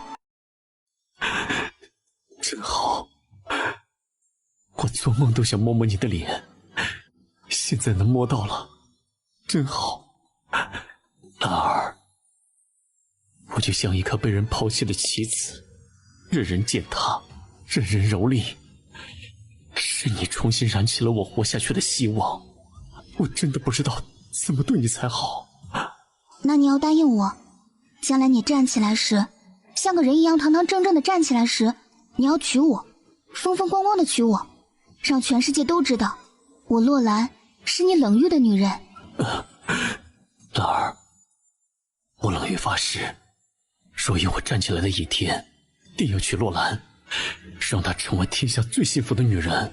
这一句话对于洛兰来说足够了。这张妖媚的脸让洛兰痴迷，她有时候就在想，等到将来她能站起来时，领着她出门定会引来别人艳羡的目光。天渐渐暗下来，洛兰为冷玉换好了干净的尿垫，在她额头上亲了一口，温柔地说道：早点睡觉，明天对你来说非常重要，对我来说也是个很大的挑战。希望在你我的共同努力下，可以将你腿里的异物取出。你回去好好歇歇，明天不要起得太早，这段时间你照顾我太累了。不累，照顾你就像是我玩过的一个养成游戏，等把你照顾好了，我就多了一个健全又帅气的老公，这是天大的好事，我怎么会累呢？他的话让他云里雾里，什么养成游戏，什么老公，不过听不懂就算了，他还是别多问了，不然他会笑话自己没见识。反正他用在自己身上的东西他几乎没有见过，连他身下铺着的尿垫他都是第一次得见。安顿好冷玉，他一人去了王府的后花园。这是他来到这里以来第一次来，因为今天心情好，照顾冷玉有10几天了，他从来没有想过会在短短的10天之内爱上一个男人。那个男人的眼神里含着可怜，含着期待，如果说他是因怜生爱也有可能，可是他是那么喜欢他的眼睛，他的鼻子，他的嘴唇，他脸上的每一个部位。你在干嘛？一个声音从黑暗里传来，洛兰冷不丁地被吓了一跳，他蹙眉循声望去，只见五皇子冷溪正在不远处看着他。大半夜不睡觉，来越王府干什么？啊，没事儿，随便走走。随便走走？据我所知，西王府离这里很远，你不是随便走，你是故意来的。说吧，什么事？他的话说得干脆，倒是让冷溪一愣，他半眯着眼睛打量着他。常贵妃这是在哪里给我四哥弄来你这么个极品回来？你当真不嫌弃他瘫痪在床？洛兰看着他冷哼，大晚上拿个扇子，真是摆谱摆到家了。他挑眉，自信地看着他。瘫在床怎么了？我喜欢瘫子，瘫子听话，不会出去拈花惹草，也不会给我娶几个侧妃回来。他这样瘫着，我就一直是这越王府的王妃，我也是他唯一的女人，我没觉得不好呀。你是被逼无奈，不得不这样做吧？我可听说了，你嫁给他做王妃是为了那1000两银子，不如这样，我给你2000两，你跟我走吧，保你衣食无忧。你放屁！皇家中人果然都不可以称之为人，他好歹是你四哥，他病卧在床，你不但不关心他，反倒来调戏他的女人，真是个心灵肮脏的污浊小人。我劝你识相的，赶紧滚出越王府，如若不然，别怪我对你不客气了。四嫂怎么发火了？我也是怕你守着一个摊子过日子，委屈了你。瞧你长得花容月貌的，整日伺候他，白瞎了不是？滚！我最后提醒你一次，他是摊子，我愿意伺候。你虽然健全，在我心里连个摊子都不如。他冷漠地瞪了他一眼，抬脚向前，在越过他身边，距离他一段距离时，他停住脚步，背对着他，冷声道：身为大宁国的西王爷，大半夜来誉王府后院实有不妥，以后请西王爷自重。丢下这句话，他快步向前院而去，他却在他身后问道：他怎么样了？哼，这与你无关。他不想跟这个人多说一句话，这皇家中人或许只有冷玉才能让他与之多交谈几句，剩下的人他不屑一顾。看着他消失的冷漠背影，冷溪的嘴角露出一丝无法言明的笑意来。他曾经和自己提过这个冷溪，他说冷溪算是与他关系较好的弟弟，只不过3年前的事发生以后，他拒绝冷溪再来见他，生怕因自己给他惹上麻烦。他那么信任他，他却是个如此有阴险之心的小人，这事儿若是被他知道，他一定会很伤心的。他突然想到了什么，这个冷溪白天时和太子一起来的，晚上又来了，他莫不是来探冷玉的底吧？他害怕那个冷溪去找冷玉，冷玉就对他毫无戒心，他不能让太子知道冷玉的病情有所好转，所以他要去阻止的。王妃怎么还没睡啊？看到阿后，洛兰的心才算是放下了一些。他舒了口气问道：有生人来过吗？没有，我和阿玉轮番在这儿守着王爷。明天再去人牙市场找几个男丁吧。你和阿宇不能总熬夜，我留着你们还有用呢。多谢王妃体恤，不过没事，我能熬得住。我当然知道你能熬得住，但是天长日久总这样熬着不行，按我说的去做吧。是，明天我就去。去睡吧，明天白天还有重要的事要你们来去做，今晚我陪着王爷。谁？我啊。你怎么还没睡？我睡不着，过来看看你。你怎么也没睡呢？我睡不着，正在想你。你刚好来了。想我什么？他将脸靠近在他的嘴边，说，你在想我什么？冷玉的脸顿时红了，洛兰再次轻笑。又脸红了。你是不是在想，我既然是你的娘子，为何不陪你睡觉呢？他这话一出，冷玉的脸直接红成了大苹果。我从来没有这样想过，也不敢这样想。为什么不敢？因为你不能动，所以你不敢想吗？洛兰突然脱下鞋子躺在了他的身边，紧接着撑过他身上的被子盖在身上，嘴里呢喃道：我也觉得那样做不对，我都是你，难道还去另一间房中与我相公分房而睡呢？这于情于理都不合呀。这要是传出去，还以为我这个王妃刚进府就失宠了呢。所以我决定以后来你房间睡觉。不可，我这身有不便，你在这睡不好。有什么睡不好的？你也不能蹬被子，而且手也能动了，就是不知道你这胳膊好使不？能搂我不？说完这句话，他抬起头来，把他的胳膊拉过来放在自己的头下，然后美美的躺上去，一副享受的表情嘀咕着：这样才像夫妻嘛。好歹我也是正儿八经的王妃，虽然没做8抬大轿，却也是你亲口承认的。我将来用16人抬大轿迎娶你。他在他耳边轻声说出了这句话，他说得很心虚，他都不知道自己还能不能有站起来的一天呢。真的？那我可等着。咱们说好了，别到时候你有了新欢，把我忘了。不会，我冷玉若有站起来的一天，除了你，不会再碰别的女人。我在此发誓。好啦，不要总是发誓。你对我说过的话，我信。说到这儿，突然抬头，在他的嘴上亲了一下，这种软软糯糯的感觉再次让冷玉愕然。次日清晨，冷玉睁开眼睛，身边却空无一人。他突然有些担忧地四下张望，可是屋里没有人，身边似乎还有他的余温，他人却不见了。他长长地叹了口气，昨天夜里到底是梦还是真的？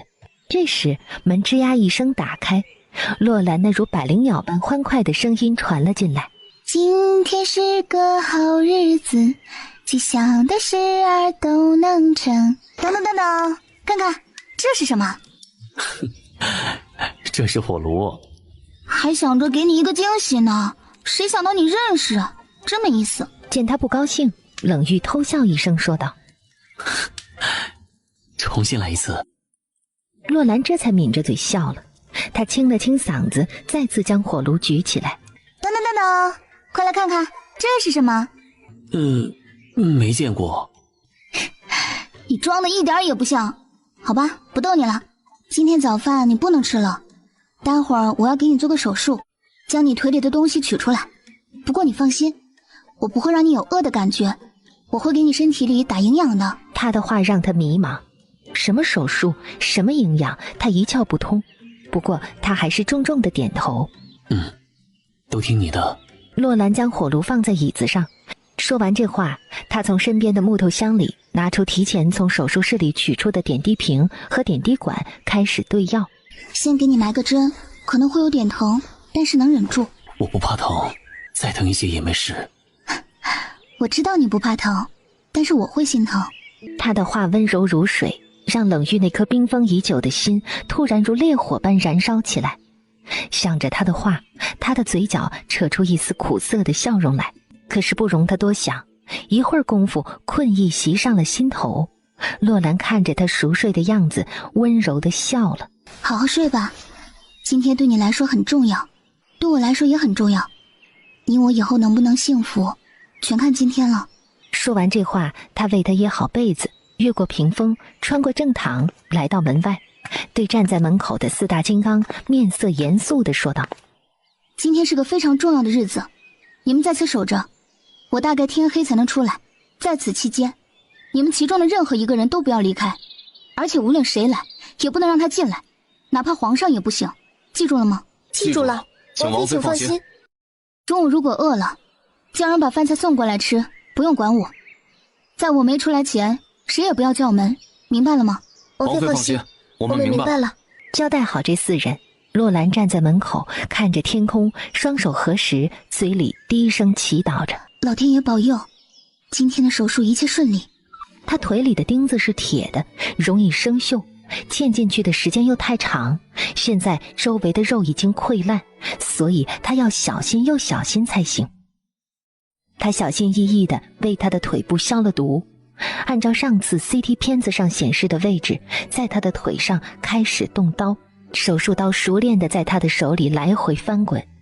当他切开他的腿部肌肉，看到那根铁钉时，和他预料到的一样，铁钉周围的肉已经开始溃烂，而且情况特别的严重。这些人真是太狠心了，如此残忍的事儿也做得出来，这真的要比要了他的命还严重。他将那根铁钉用镊子夹起，放在一个空盘子里，然后开始清理周边的腐肉。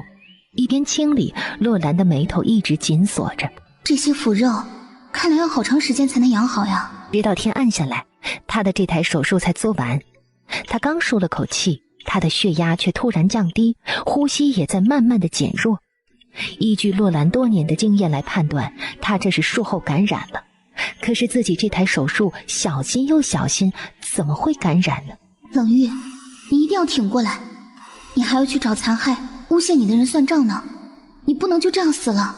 直到天暗下来，冷玉的呼吸才算是正常了，血压也慢慢的升了上来。洛兰长长的舒了口气，给他换了全新的点滴瓶，然后从手术室里走了出来。从冷玉现在的状况来看，他要在重症监护室里至少待上3天才能度过危险期。他推开门，他们4个人忙迎了过来。王妃，你们辛苦了，去吃饭吧，然后回去休息，晚上不用守了。他躺在床上长长的舒了口气，可能是他太累了，想着想着困意袭来，一转身直接睡着了。不能进，王妃和王爷在休息。本太子来看四弟，还要你们几个奴才同意，让开！不让！阿宇和阿后态度坚决地站在门口一动不动。太子身边跟着一众下人，正在虎视眈眈地看着他们。太子的眉头紧皱着，他嘴里不屑地嘀咕道：你们的王爷不过是个摊子，你们的王妃不会和他睡在一起了吧？这么早还没有起床，他每天看到那美味不能吃的感觉，是不是很难熬啊？我得进去看看我那可怜的四弟。正在此时，房门被洛兰从里面打开，他半眯着双眼看着站在外面的太子，然后用手挡了下太阳，有些意外地说道：我说今天这太阳怎么打西边出来呢？原来是太子殿下大驾光临呢。不知太子来我们这寒酸的誉王府有什么事啊？太子抬手捂嘴轻咳一声，随即说道：上次本太子来时空手了，让誉王妃有些不悦。这次本太子带东西来了，这样总能见一见我四弟吧。洛兰向他手指的方向望过去，果然看见几个下人手里提着几个食盒。这个狗太子哪来的好心？不用看也知道，那不过是一些残羹剩饭而已。虽然知道他没打什么好主意，洛兰还是慢行几步，来到那几个食盒面前，掀开盖子看了一眼，见里面果然是几碟小菜，看样子要馊掉了。看来这个狗太子是故意来奚落他这誉王府的。他轻笑一声，转身用精明的眼睛看着他。太子殿下这是何意？你们东宫一直在吃这样的食物吗？对呀，本太子想着四弟这府里的俸银被内务府缩减，生活一定很拮据。本太子这东宫啊，经常有父皇和母后的赏赐，东西多的吃不完。所以啊，我惦记四弟啊，我想着我们东宫这吃剩下的饭菜扔了怪可惜的，所以就给你们拿过来了。听到这儿，洛兰算是明白了，这个狗太子合着是来报上次的仇的。唉，我还以为东宫那么高贵的地方得吃些什么好东西呢，原来就是这些东西啊。这些东西我们誉王府的下人都不吃，看着无油无水又清淡。阿才、阿红，太子殿下的好心咱也不能服了，去把这些饭菜端给后院的阿黄吧。听到这话，阿彩和阿红过来接食盒，太子的脸上有些青绿色，他有些不悦地咬牙切齿道：本太子知道誉王妃这是在逞强，明明吃不饱饭，却要装作肚子里面有油水的样子，你又何必逞强呢？我和四弟是兄弟，怎么忍心看他过这种日子呢？太子殿下此言差矣。彩凤啊，带着太子身边的人去咱们厨房看看，不然太子还以为本王妃在这吹牛呢。听闻这话，太子眯着眼睛对身边的人摆摆手。他以前就听说了，这誉王府的吃食非常差，连冷玉那个死人都只能喝些米汤。他还真就不信，这个乡下女人来了，这伙食能好了不成？可看清楚了？看清楚了。四弟家的厨房是不是冷清得很啊？不是，厨房中有鱼有肉，有鸡有鸭，有米有面也有油，各色青菜比咱们太子府还多呢。你看的这些都是我们誉王府下人吃的，我这个人呢，从来不会亏待了下人。不过我还是要感谢太子殿下给我们家大黄带来的吃食。这时阿彩和阿红提着食盒气鼓鼓的回来了。阿彩直接喊道：王妃，大黄只闻了闻就不吃了，这太子府的人吃的东西，咱们誉王府的狗都不吃。阿红也憋着嘴附和道：是啊，咱家大黄平时都是大鱼大肉的，哪里见过这么素的菜啊，我都不忍让大黄闻呢。听到这话，太子的脸再次阴暗下来。他本来想拿着这些残羹剩饭奚落一下这个女人，报一下上次他辱骂自己的仇，没想到倒是被他给奚落了。他手捂嘴，清了清嗓子，突然回转身，猝不及防，啪的一声给身边的下人一个巴掌，随即怒吼：你们这些狗奴才！本太子叫你们准备些好东西给四弟带来，你们就准备这些狗都不吃的东西啊！下次做事再这样鲁莽，小心剁了你们的手！太子这是做什么？要教训下人，回家里教训啊！让我这誉王府里动手，难免让我笑话。堂堂太子殿下竟然连个下人都管不好。你太子简直被他气得无语。本来这趟来之前已经想好要好好教训这个女人，结果又吃了瘪。他正了正脖子，索性改变了语气：誉王妃说的是，本太子回去一定好好教训这些奴才。不过既然我来了，不进去看看四弟也说不过去，我也好久未见他了，洛兰的眉宇间布满一丝紧张之色。现在冷玉正在监护室里，怎么可能让他去见呢？再说了，就算冷玉在屋子里，也一定不想见的。于是他直接回绝道：不劳太子殿下了，我相公不想见你。太子被他这么直接说出口的话噎了一下，他咽了口唾沫，有些尴尬地说道：你才来几天，不懂我们兄弟之间的感情。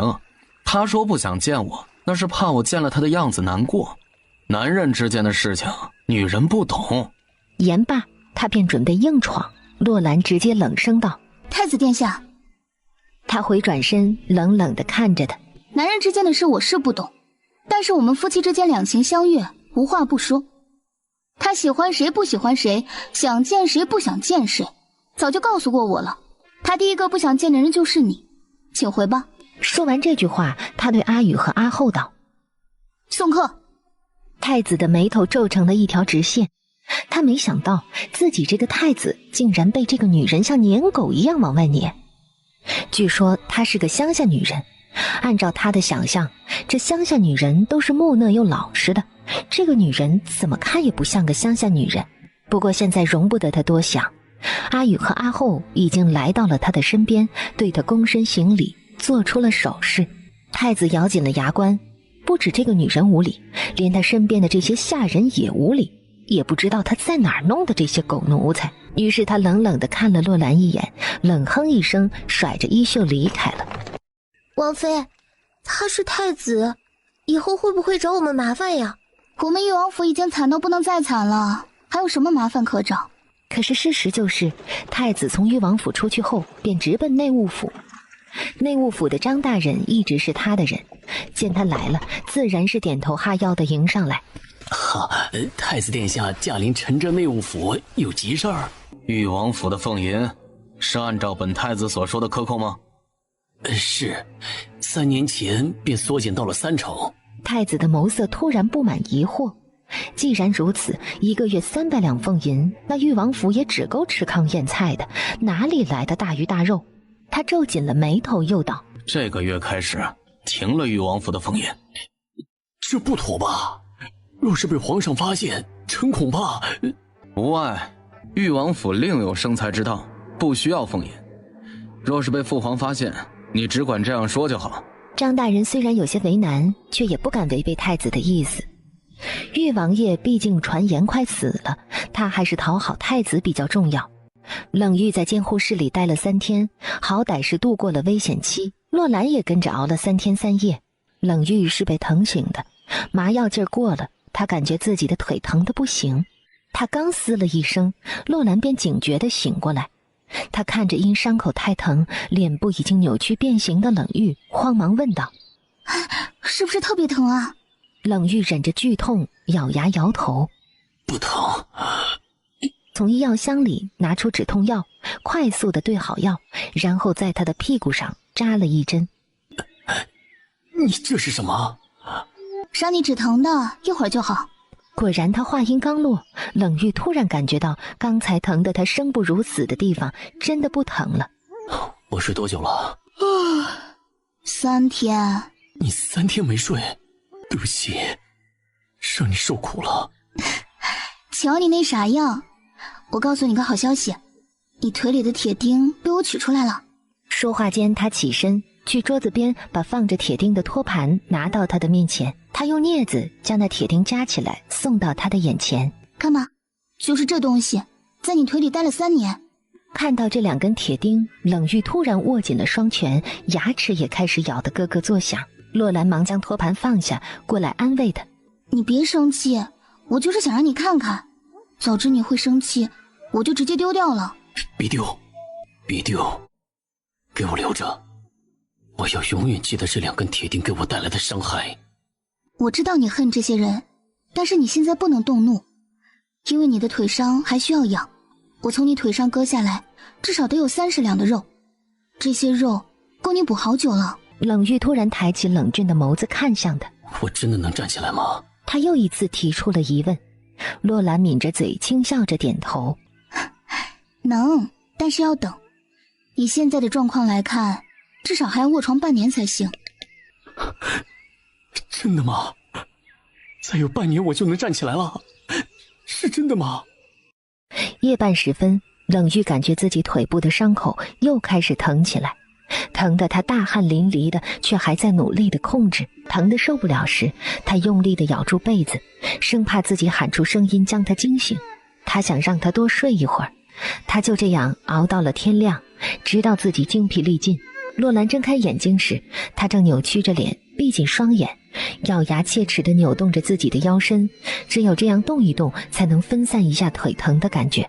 见到这一幕，洛兰慌忙地起身，一边道歉一边开始对止疼药。对不起啊，我睡着了，半夜应该给你打止疼针的，都怪我，你是不是很疼啊？冷玉看向他，脸色顿时冷静下来。他不想让他看到自己很疼的样子，他轻轻摇头，嘴里虚弱地吐出几个字来：我不疼。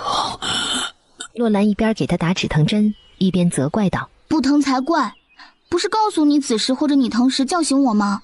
你怎么不听话呢？我也是才感觉疼，正巧你醒了。洛兰根本不信地将药推进了他的屁股里，然后开始嘀咕：我是大夫，你什么情况我明白。那止疼药只能维持3个时辰，按照我的预想，此时你会疼，可是你却宁肯忍着也不叫我，你这脑子是躺傻了吗？听着他嗔怪的话，他的嘴角露出一丝温柔的笑容。他就喜欢听他说话，像百灵鸟的叫声一样好听。我饿了。饿了？洛兰突然笑了，他都忘了昨天夜里没有给他打营养液。他从术前到现在还没有吃过东西，不饿才怪。不过他还是打趣道：你不是不知道饿吗？怎么会饿呢？等着，我去给你拿吃的。言落，他去外面叫阿彩去厨房拿粥，他又趁机在外面伸了个懒腰，顺道练了练腰身。王妃，粥来了。厨房那2个婆婆最近可上心了，这粥一直给王妃和王爷热着呢，还有鸡蛋呢。瞅你乐那样，我听着阿红是不是在后院练剑呢？你也去练一会儿吧，白天不用都守在这儿，把武艺学好学精了，将来有大用处呢。留阿后一个人在门口就行了。他端着粥来到了冷玉身边，他一边喂他吃粥，一边说道：对了，昨天那个狗太子又来了，被我气跑了。洛兰知道提这个人他肯定会不高兴的，他又道：不过你别急，将来你有的是机会收拾他。不只是他，我想收拾的人很多。我知道，但是你不能急。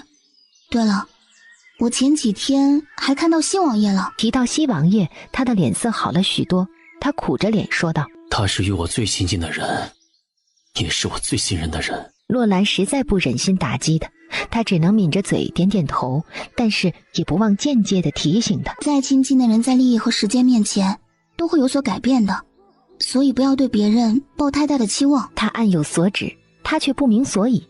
在他的心里，一定不知道他的武帝已经变了吧。不过他也不忍心将那天发生的事情告诉他，一切等到他身体好了再说吧。月末，可是誉王府没有收到俸银，洛兰叫来了阿后，吩咐他去内务府问问怎么回事。阿后1个时辰后风风火火地返回来，来到王府正堂，他直接气鼓鼓地握着拳头对洛兰说：王妃，真是气死我了。怎么了？内务府又要克扣？不是克扣，是直接不发了。内务府的人不知在哪里听说咱们誉王府有别的赚钱门路，不稀罕朝廷的那点俸银，所以直接停了。有这事？洛兰娇俏的脸上突然布满黑线。阿后接着说：王妃，他们这不是故意的吗？咱们能有什么来钱的门路啊？王府这么多人，不得吃不得喝啊，现在连俸银都不发了，我们怎么办呢？洛兰蹙眉，心里的气又多了几分。发生这样的事，用脚趾头想也知道，一定是那个狗太子从中作梗。他根本不知道，那天是因为他为冷玉的手术成功了，才让下人做点好吃的庆祝一下。平时府里的饭菜也很简单的。阿红有些担忧地说道：王妃，要不然这个月开始我们节衣缩食吧，厨房那边少买点菜。银子不是省出来的，咱们还能怎么说？咱们又不是每天大鱼大肉的。再说，自打我接管王府以来，还没有收到过朝廷的俸银呢。现在直接断了。这些人真是够狠。这些杂种，我去内务府找他们说理去。莫说去内务府，就算找皇上说理有什么用啊？誉王爷已经沦为将死之人，他多活一天都有人看不过眼呢。誉王府也早已成为别人唾弃的地方，谁会在乎我们的死活？这是我自有办法，你们该忙什么忙什么去吧。大家虽然都在为他担心，却也只能悻悻地退下去。这件事真的是太棘手了，誉王府该发的俸银被断了，这不是1天2天的事儿，而是长久的事儿。这样一来，如果一点来钱的路子都没有，光吃老本怎么能成呢？他一个人在那里坐了好久好久，这个家他撑下来了，他就该撑到底，就该撑到冷玉能站起来的那一天。想到这儿，他咬紧牙关，长长的舒了口气。天凉了，该去给冷玉购置2件厚衣裳了。虽然手里只有几十两银子，却也不能亏待了他。他叫上阿红和阿彩，直奔街上的成衣铺。王妃，待会儿您也买件厚衣裳吧，您这身子骨弱，天凉了得多穿一些。他摇头苦笑，他哪里舍得呢？不过他终究是王妃，寒酸的话还是不能说的。于是他摇头，回头我找个地方定制几件，这街上卖的没有几件能入得了我的眼。阿才抿着嘴哦了一声，又道：王妃，我知道带东头有家裁缝铺，那衣裳可好看了，都是官家小姐和宫里的人去那儿做，奴婢带您去看看。我说不用就不用，今天时间紧，给王爷买完衣裳我们就回去。对了，一会儿还要去药铺买药，王爷的药快吃完了。虽然他那手术室里有西药，他还是想着多给他吃些中药，中药见效慢，治疗却也彻底。再说他一直很相信中医的，在成衣铺他没敢买好的，只买了普通的御寒衣，然后不敢多停留，直接向药铺走去。药铺小二按照他自己的方子给他抓了药，他们一行3人刚要离开，却突然冲进来一个小孩，他来不及反应，他迎面撞在了他的腿上。臭小孩，走路不长眼睛吗？小孩子的脸上虽然脏兮兮的，却是一副古灵精怪的样子。这位小姐，是我不小心冲撞了你，对不起，不过我实在是有急事，还望小姐不要怪我才是。见他说话慢条斯理，洛兰浅笑一声，示意阿彩放手。他慌忙地对洛兰抱拳道：多谢小姐。丢下这句话，他忙不迭地跑进了药铺里。洛兰带着阿彩和阿红离开了，他们沿路走了一会儿，他又给冷玉买了2个猪蹄和1只乌鸡，这东西对他的身体有好处，以后王府里不能断了这样的营养品。可是想到兜里的银子，洛兰只能默默地叹了口气。这时他看见刚才撞他的小孩子正一边走路一边抹着眼泪，他快走2步追了上去。小孩，你怎么哭了？小男孩抬头看了他一眼，随后抿着嘴巴，一副委屈巴巴的样子。看着他的眼泪从脸上滴落，洛兰有些不忍地摸着他的头问道：你到底怎么了？为什么哭啊？有人欺负你了吗？没有，小二说我娘不用吃药了，等死就成，可是我不想让她死，我不想没有娘，我不想做一个没有娘可教的孩子。他的话让洛兰愕然，他的话更让他的心里泛起一阵酸涩。你娘得的什么病啊？我也不知道，我娘就是有时候肚子疼，疼一阵儿就好了，这几天疼得越来越严重了。你家里没有别人吗？你爹呢？我爹不知道去哪儿了，大概是死了。我娘不肯说，我娘要是再死了，家里就只有我自己了。洛兰的心里一阵发酸，身为一名医务工作者，这样的事他不能不管。你娘在哪？带我去看看。姐姐懂医术，懂一些。太好了，我都找过几个郎中了，可是我没有钱付诊费，没有人愿意去。我说用家里的老母鸡换，他们又不同意。姐姐你去了，我可以用鸡当做诊费吗？用鸡做诊费？洛兰突然觉得这个小男孩的思绪很清晰，他这么小的年纪就知道以物抵钱。他点头轻笑：好，我同意。你们先回去把鸡汤熬了，等我回去再端给王爷就成。猪蹄留着明天再吃。我陪你吧。阿红一个人回去就成？不用，我一会儿就回来，你们回去等我。可是阿彩还是有些担忧，生怕王妃出什么事儿。眼见着这个丫头的倔脾气上来了，她只能对阿红道：那好吧，阿红先回去熬药，阿彩陪我走一趟。听到这话，阿彩的脸上才算是露出了笑容。她把手里的乌鸡塞到阿红的手里，又嘱咐她几句，这才跟着洛兰还有小男孩快步走远。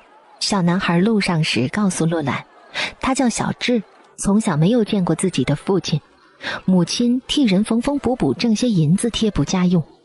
家里养了3只老母鸡，平时下的鸡蛋也拿去卖钱，家里的日子还过得去。你识字吗？识字的，我娘识字，所以她从小就教我写字。我娘说了，我长大了要考取功名，给她争光，给她挣银子，让她过上好日子。对了，我还会背3字经、论语、诗经、百家姓呢。看着他一脸傲娇的样子，洛兰突然对他的娘很感兴趣。一个女人带着一个孩子，竟然还识字。这个年代识字的女人不多，他们走了好远的路，穿过几条巷子，小智才手指着不远处的一栋破旧的院子说道：那里就是我的家了。看着那摇摇欲坠的房子，洛兰对住在这里面的女人又多了几分敬佩。她在这样的环境中还要让自己的孩子识字，真是位伟大的母亲。小智刚进院子便开始喊道：娘，我回来了，我带郎中来了。一会儿功夫，里面一个声音传出来：你这孩子，不是叫你别找郎中吗？你偏找。你下个月的笔墨纸钱花光了怎么办？这位是……娘，这位是女郎中，她说了可以拿咱们家的老母鸡抵诊费，你就让她瞧瞧吧，不然小智害怕。女人摸着小智的头，温柔地叹了口气，随后对洛兰道：那就有劳姑娘了。她又低头对小智说道：你给另一位姐姐倒杯水去，娘和郎中进屋里说话。小智欢快地点头，然后跑去倒水了。小智的娘对洛兰苦笑一声，将她迎进了屋里。这是一间虽然看起来破旧却很整洁的屋子。洛兰站在门口打量了一下，女人有些不好意思地掖了下额前的碎发，轻声道：不好意思啊，我这里有些乱，姑娘随便坐吧。没有，这里挺好的，真干净，让姑娘笑话了。家里穷，没啥像样的物件。说话间，他坐在桌子边，给洛兰倒了一杯水，推到她的面前。姑娘请喝水。不喝了，先给你诊脉吧。姑娘，我能不能求你件事啊？洛兰有些诧异地看着他。请讲。女人抿了抿有些干涸的嘴巴，抬头用渴望的眼神看着他，低声哀求道：我求姑娘直接告诉小智，我的病无大碍成吗？为什么？我还没有给你诊脉，怎么知道你有什么病呢？唉，你不用看我也知道，我这病治不好了。但是我并不想让他知道，我想着这段时间多赚点银子，将来我真走了，他也不至于身无傍身之物。说到这时，女人红了眼眶，眼泪顺着脸颊不停地掉落，嘴里轻声道：小智这孩子心细，他看到我难受就会跑去找郎中，郎中找不到就去给我买药，我说也不听，所以只能求你了，求姑娘成全。说到这儿，他突然起身，在洛兰还未反应过来之时，竟然直接跪下。这一幕让洛兰的心里说不出来的难过，他忙上前将她扶起。这一跪包含着一个母亲对孩子的爱，也有一个孩子对母亲的爱。洛兰的眼眶泛红，她抿着嘴点头：好，我答应你，不过你让我诊下脉，我好确定一下你的病是不是真的不能治了。不用看了，求姑娘按照我说的去做，就当是帮我了。见他态度坚决，洛兰也没有再劝阻。小智见他出来，忙迎了上来：姐姐，我娘的病怎么样？是不是有治？有治，你娘的病不重，没事的。太好了，我就说我娘没事的，我娘还要等我将来考上状元给她争光呢。你等着，我去给你抓鸡。小智，这次先不抓，姐姐还要去别处，等下次来再抓吧。可是我没钱付给姐姐诊费啊。洛兰摸着她的头，温柔地说道：“这次不要诊费，等你娘的病彻底好了，再一起给好吗？”看着小智那稚嫩的小脸和期盼的眼神，洛兰躬身摸着她的小脸蛋儿，再次轻声道：“记住啊，我住在誉王府，有事去那里找我，我会帮你。”小智记住了，姐姐慢走。王妃，你可回来了。刚才我听王爷在屋里有动静，我也没敢进去啊。洛兰皱了下眉头，快速向屋里走去。里面静悄悄的，冷玉似乎睡着了。他悄声来到他身边，他却突然问道：“你去哪儿了？”“我给你买猪蹄和乌鸡去了，你要多喝营养的东西，这样伤口才好得快。”“我还以为……”“又以为我走了？”洛兰苦笑一声，抬手在他的脸蛋上掐了一下。“整天爱胡思乱想的。对了，我给你买了一件厚衣裳，等天气再冷一些就可以穿了。”“你自己买了吗？”洛兰愣了一下，随即摇头：“没有，我过几天去裁缝铺量身订几件，那成衣没有我看中的。”冷玉看着他为自己换尿垫，忍不住说道：“兰儿，我什么时候能自己入册呀？”这个问题一直在困扰着他。他觉得在这件事情上，他在洛兰的面前毫无尊严。洛兰换好新的尿垫后，想了一下，说道：“如果恢复得好，大概1个月后就可以尝试自己入册。但是天气冷了，你不能出门，只能在屋里。”听到这儿，冷玉有些烦躁地皱紧了额头。“我有办法了，明天我就可以让你自己入册。”“真的吗？”“对，但是仅限于小册，大册还是不行。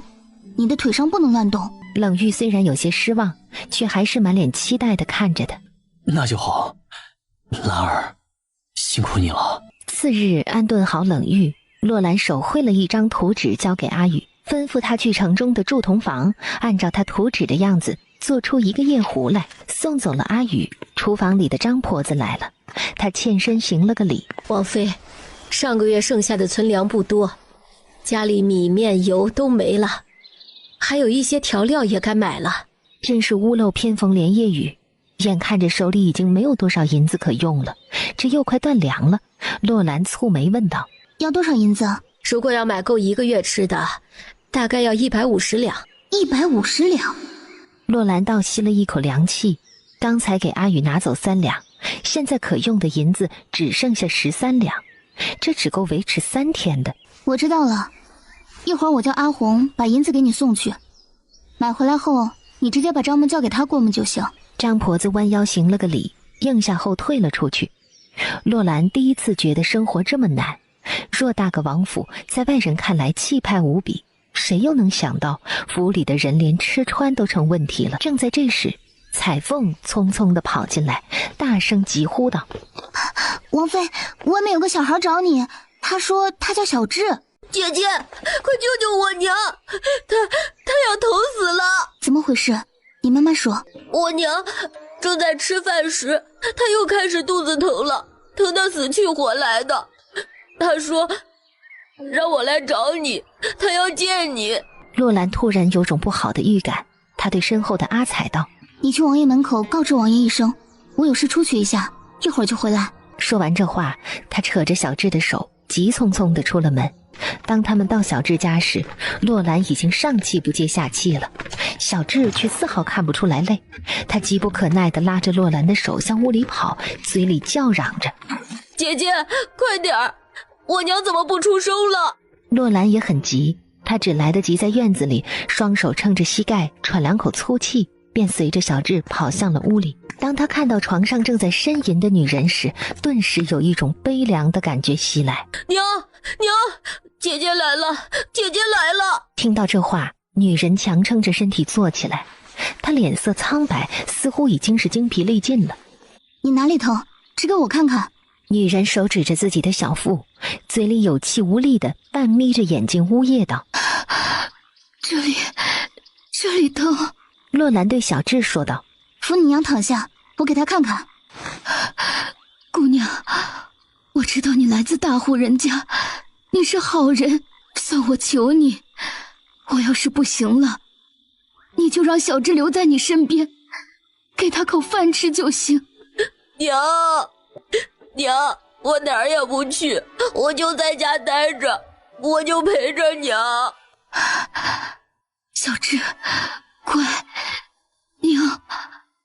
娘，不行了。说完这话，他绝望地闭上了眼睛。洛兰直接蹙眉，用凌厉的语气说道：“你不要再说了，不管你行不行，总要让我看看。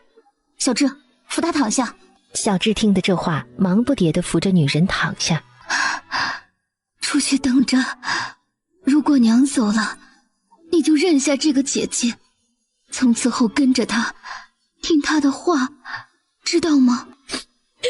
娘，你放心，你不会死的，这位姐姐一定会治好你的。说完这话，他转身看向洛兰，双腿一软，直接跪地：“姐姐，求你救救我娘，小智愿意当牛做马报答姐姐。”出去吧，开着门，我出去前不要让任何人进来，不要耽误时间了。洛兰的脸色有点难看，从女人捂着肚子的位置来看，她应该是慢性阑尾炎转急性了，若不及时医治，很容易穿孔，再晚一些，那神仙也难治了。小智见他语气有些急了，也不敢含糊，慌忙跑了出去，关上了房门。此时附近的邻居已经围满了小智家的院子，大家看到小智不停地摇头叹气。小智娘得病的事他们早就知道，听说人已经不行了，纷纷赶来，都想着帮衬一下这母子俩。小智离开后，女人已经疼得昏迷过去。洛兰快速打开手术室通道，给女人检查了一遍。事实果然如他所料，经过他检查发现女人是急性阑尾炎，这在现代社会不是什么大问题，但是在这个医疗匮乏的古代，这病能把人活活疼死，而且能要人的命，他要快速地为女人动手术才成。不容多想，他开始准备手术。时间一点点的流逝，这场本来简单的手术却因为小智娘的拖延变得更严重了。洛兰整整用了1个时辰才将这台手术做完。看着昏迷的小智娘，洛兰终于长长地舒了口气，给她点滴后，她将手术室收起。想到只有小智一个人照顾病人肯定是不行的，她觉得要赶快回去让阿红阿彩来照顾一下这个女人。可是当她打开门时，着实被外面的景象吓到了。院子里呼呼啦啦站着一群人。姐姐，我娘他们在做什么？有一位妇女过来感叹道：“小智这孩子可怜，家里只有他一个人，我们邻里邻居的凑了些钱，帮他料理一下他娘的后事。”后事？洛兰愕然地看着说话的女人和这群人，虽然他们这么做为时过早，可是邻里之间能有这样的情分，让她真的很感动。大家能这样做，让我很感动。但是小智的娘没事了，大家把这些东西收起来吧，谁有空帮着照顾她一下。听她这么说，大家都不解地面面相觑。姐姐，你说的是真的吗？我娘真的没事了。洛兰抿着嘴笑了。你看姐姐像是在开玩笑吗？不过她要晚上才能醒过来，而且要卧床7天。你们若没有时间照顾她，我便找人过来。听的这话，有几个女人纷纷举起手。我们能照顾，我们可以轮流照顾她。听他们这样说，洛兰很是宽慰的点头。她对小智道：“你跟我进来，姐姐告诉你怎么给你娘换药。”换点滴瓶这种活交给别人，她实在是不放心，所以还是交给小智更稳妥些。小智果然是聪明的孩子，他只简单的把换药和拔针的过程给他讲了一下，他就重重的点头。姐姐，我听明白了，只要我娘能醒，让我干什么都行。她能醒，放心吧。天黑时你就可以陪她聊天了。明天早上再给她吃些粥，明天我会来给她换药。虽然对于他这不知道从哪儿来的药好奇，小智还是忍着没有问。只要娘能好，他什么都不在乎。当他准备离开时，小智的邻里都像看着怪人一样看着他。姐姐，这只鸡你带回去吧，诊费先欠着，等我长大挣钱了再付给姐姐。看着小智那张虽然稚嫩却很中肯的脸，洛兰抿着嘴笑了。这只鸡留着生蛋卖钱吧，姐姐的诊费可以先欠着。等你长大了一并给我。小智抿着嘴巴看着他，眼里带着询问。真的吗？那姐姐明天还会来给我娘还药吗？当然了，姐姐的诊费很贵，你长大了可要多赚些银子才行啊。姐姐放心，我一定会双倍，不是3倍或者10倍补还姐姐的诊费。小智的娘如果醒了，小智一定会登门拜谢姐姐的救命之恩。他的眼神和心智真的与他的年龄不符，他说话的语气和做事的方法甚至比成年人还有条不紊。好啊，那就这样说定了。姐姐给你娘治病不要诊费，等你长大了再一起还给姐姐。说完这话，他又嘱咐了一些照顾他娘的注意事项，便向誉王府走去。他回到家时已经是中午，阿宇也拿着铸造好的铜壶回来了。洛兰拿着这只特地为他打造的铜壶回了屋。冷玉，你看我给你带什么来了？这是给你准备的，你以后可以用它来解小册，要不要试试？洛兰刚要拿着夜壶去掀他的被子，他忙阻止。不用，我现在没有。好吧，那就放在那里，你随手可以拿到，尿完时叫我，不然放时间长了有味。话说完，他去掀他的被子，嘴里跟着嘀咕道：我出去1上午了，要不然早该换到这垫子了。一会儿功夫，他帮他换好了干净的尿垫，这才坐在他身边。冷玉，我有2件事和你商量。你做主就好，不用和我商量。那怎么行呢？现在是咱们2个人过日子，家里的事当然要找你商量了。那你说吧，我听着。2件事，第一件，我想再拿你1件东西去换银子，最近家里开销比较大。行，那些东西放在那里也碍眼，都拿去当了吧。还有1件事，我想在王府里开医馆。他说完这话，冷玉愣了一下，他眉头深锁，沉吟半晌才开口道：为什么？洛兰沉吟一会儿，叹了口气，直言：因为我们要自力更生了。我本来不打算把这件事告诉你的，但是又觉得你是这个家的主人，这件事不能瞒着你，你理应知道。我说了，你不能生气啊。你觉得我还有什么可气的？只要你不离开我，我就不会生气。除了你受委屈，再也没有别的事能让我生气了。听他这样说，洛兰这才心安地咧着嘴笑了，嘴里直接道：朝廷断了誉王府的俸银。他们真就这么狠，想要饿死我吗？下午时，洛兰拿了1块玉如意去了上次去过的当铺。姑娘，你来了。洛兰见到他对自己这么熟络，心里不禁在想，难道当铺里的客人很少吗？他记性这么好，咱们开门见山吧。我这次拿的东西可不一般，你若不给我个好价钱，我是不会当的。言落，他从怀里拿出那根玉如意。元丰看了，先是一愣，随后接过来仔细地打量着，嘴里啧啧道：真是好东西啊！如果我没猜错，又是宫里的物件。对，是皇家之物，但不是宫里的，正道来的。你能给多少？元丰犹豫了一下，姑娘，这东西我长不好眼，咱们去后院，容我仔细看看，成吗？见这位袁掌柜如此小心谨慎，就算自己有急事也不能马上离开，那誉王府上下10几口人还等着买米下锅呢。想到这儿，他微微颔首点头。好，不过袁掌柜的不要耽搁太久，我家里还有事，挺急的。姑娘放心，不会耽搁太久的。说完这话，元丰一边迎着洛兰向里面走，一边对小二使了个眼色。洛兰跟随袁掌柜来到后院的厅堂中，他径直落座，等着他仔细查看这个玉如意。姑娘想当多少？200两。他这个数字是根据家里需要制定的。厨房这个月花销是150两，他开医馆还要添这些东西，所以要多当些，这样才能够维持这1个月的花销。这东西值不了那么多钱，我看不出来真假，一会儿找个人帮我看看。听他说完这话，洛兰不悦地起身。既然如此，那咱们没什么可谈了。就在他要起身离开之际，院子里突然冲进来一群身穿官差衣服的人。元丰见状，直接迎了过去。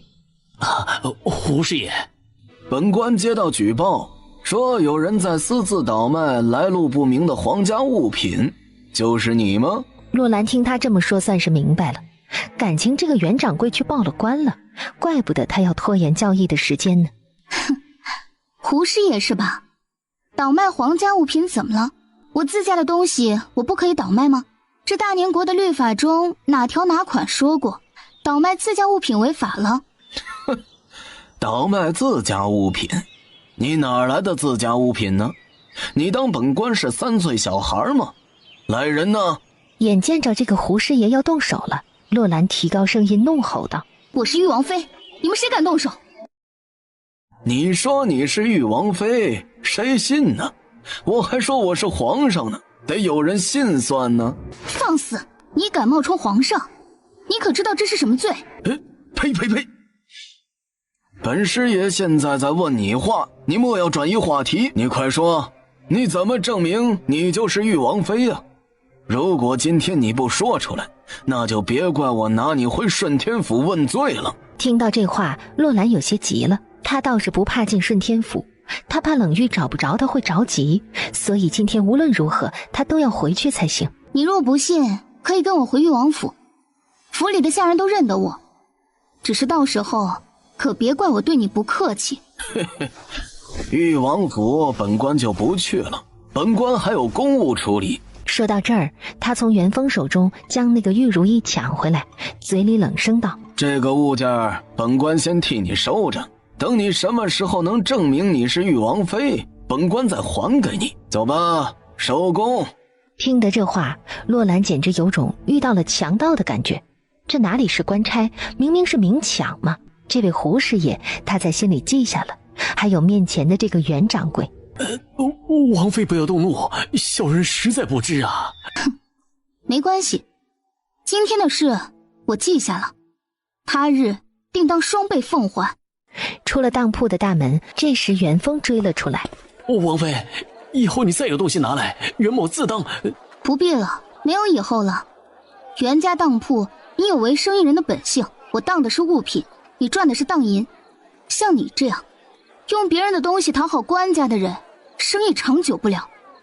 留下这话，他轻哼一声，甩袖扬长而去。元丰忽然有些后悔，他本来就是个正经做生意的人，上次他来时他就怀疑他的东西来路不正，这次他又拿了个大物件，他生怕收了这东西惹祸上身，所以才让小二去报官的。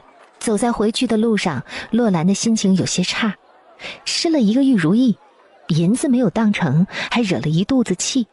他突然觉得无论在哪个年代生存，没钱没权都不行，普通百姓想要好好活着真是太难了。这也愈发的激起了他要让冷玉重新站起来，让玉王府重新被人重视的信心。王妃，您回来了，常贵妃来了，正在前厅等您呢。提到常贵妃，洛兰并没有多少好感。一个能让自己儿子处在如此境地还充耳不闻的母亲，不值得被人尊敬。他能来也不过是走个形式，怕别人笑话他，不顾自己残废的儿子而已。他毫无情感的冷声道：我先去看看王爷，一会儿再去见他。是兰儿吗？是我回来了。你回来就好。你怎么出了这么多的汗？兰儿，我刚才梦见你不堪这个家给你带来的重担，离我而去了。我怎么会走呢？我还要等着你站起来的那天呢。你呀，就躺在床上胡思乱想，我哪儿也不会去，放心吧。兰儿，换回银子了吗？换了。他想也没想，直接答道：他不能让他担心。换了200两呢，除去厨房的开销，剩下的我准备添置一些开医馆的用品。冷玉用力地握紧他的手，眼底布满歉意，嘴里说道：对不起，让你跟我过这种需要变卖东西来生活的日子。变卖东西怎么了？至少我们有的卖啊。我想好了，等我医馆开起来挣了钱后，就把当铺里的东西赎回来。这时外面的阿红敲了敲门，轻声唤道：王妃，常贵妃等您半天了，她知道你回来了，刚又派人来传话了。提到常贵妃，冷玉握紧她的手，恨恨道：她若欺负你，别理她，将来我会给你出气的。放心吧，她不会欺负我的。现在她还指望着我来照顾你呢。再说她若欺负我，传了出去，她脸面上也不好看。等我很快就会回来。离开里卧，他越过屏风，来到外面的桌子边，将一直被他丢弃在桌子边的首饰盒拿起。这些都是常贵妃上次赏赐的。他以为他这个乡下丫头不识货，拿2样不值钱的东西给他就把他打发了。今天他就要带上这些东西让他看看。常贵妃，既然在这个时候你来了，那我就不能让你这么容易出去。娘娘吉祥。为何这么久才来见本宫？是本宫请不动你了吗？不是，我刚刚出门了，回来后心情不爽，所以不敢来见娘娘，怕因自己的坏情绪冲撞了娘娘。你为何心情不爽？你出门做什么？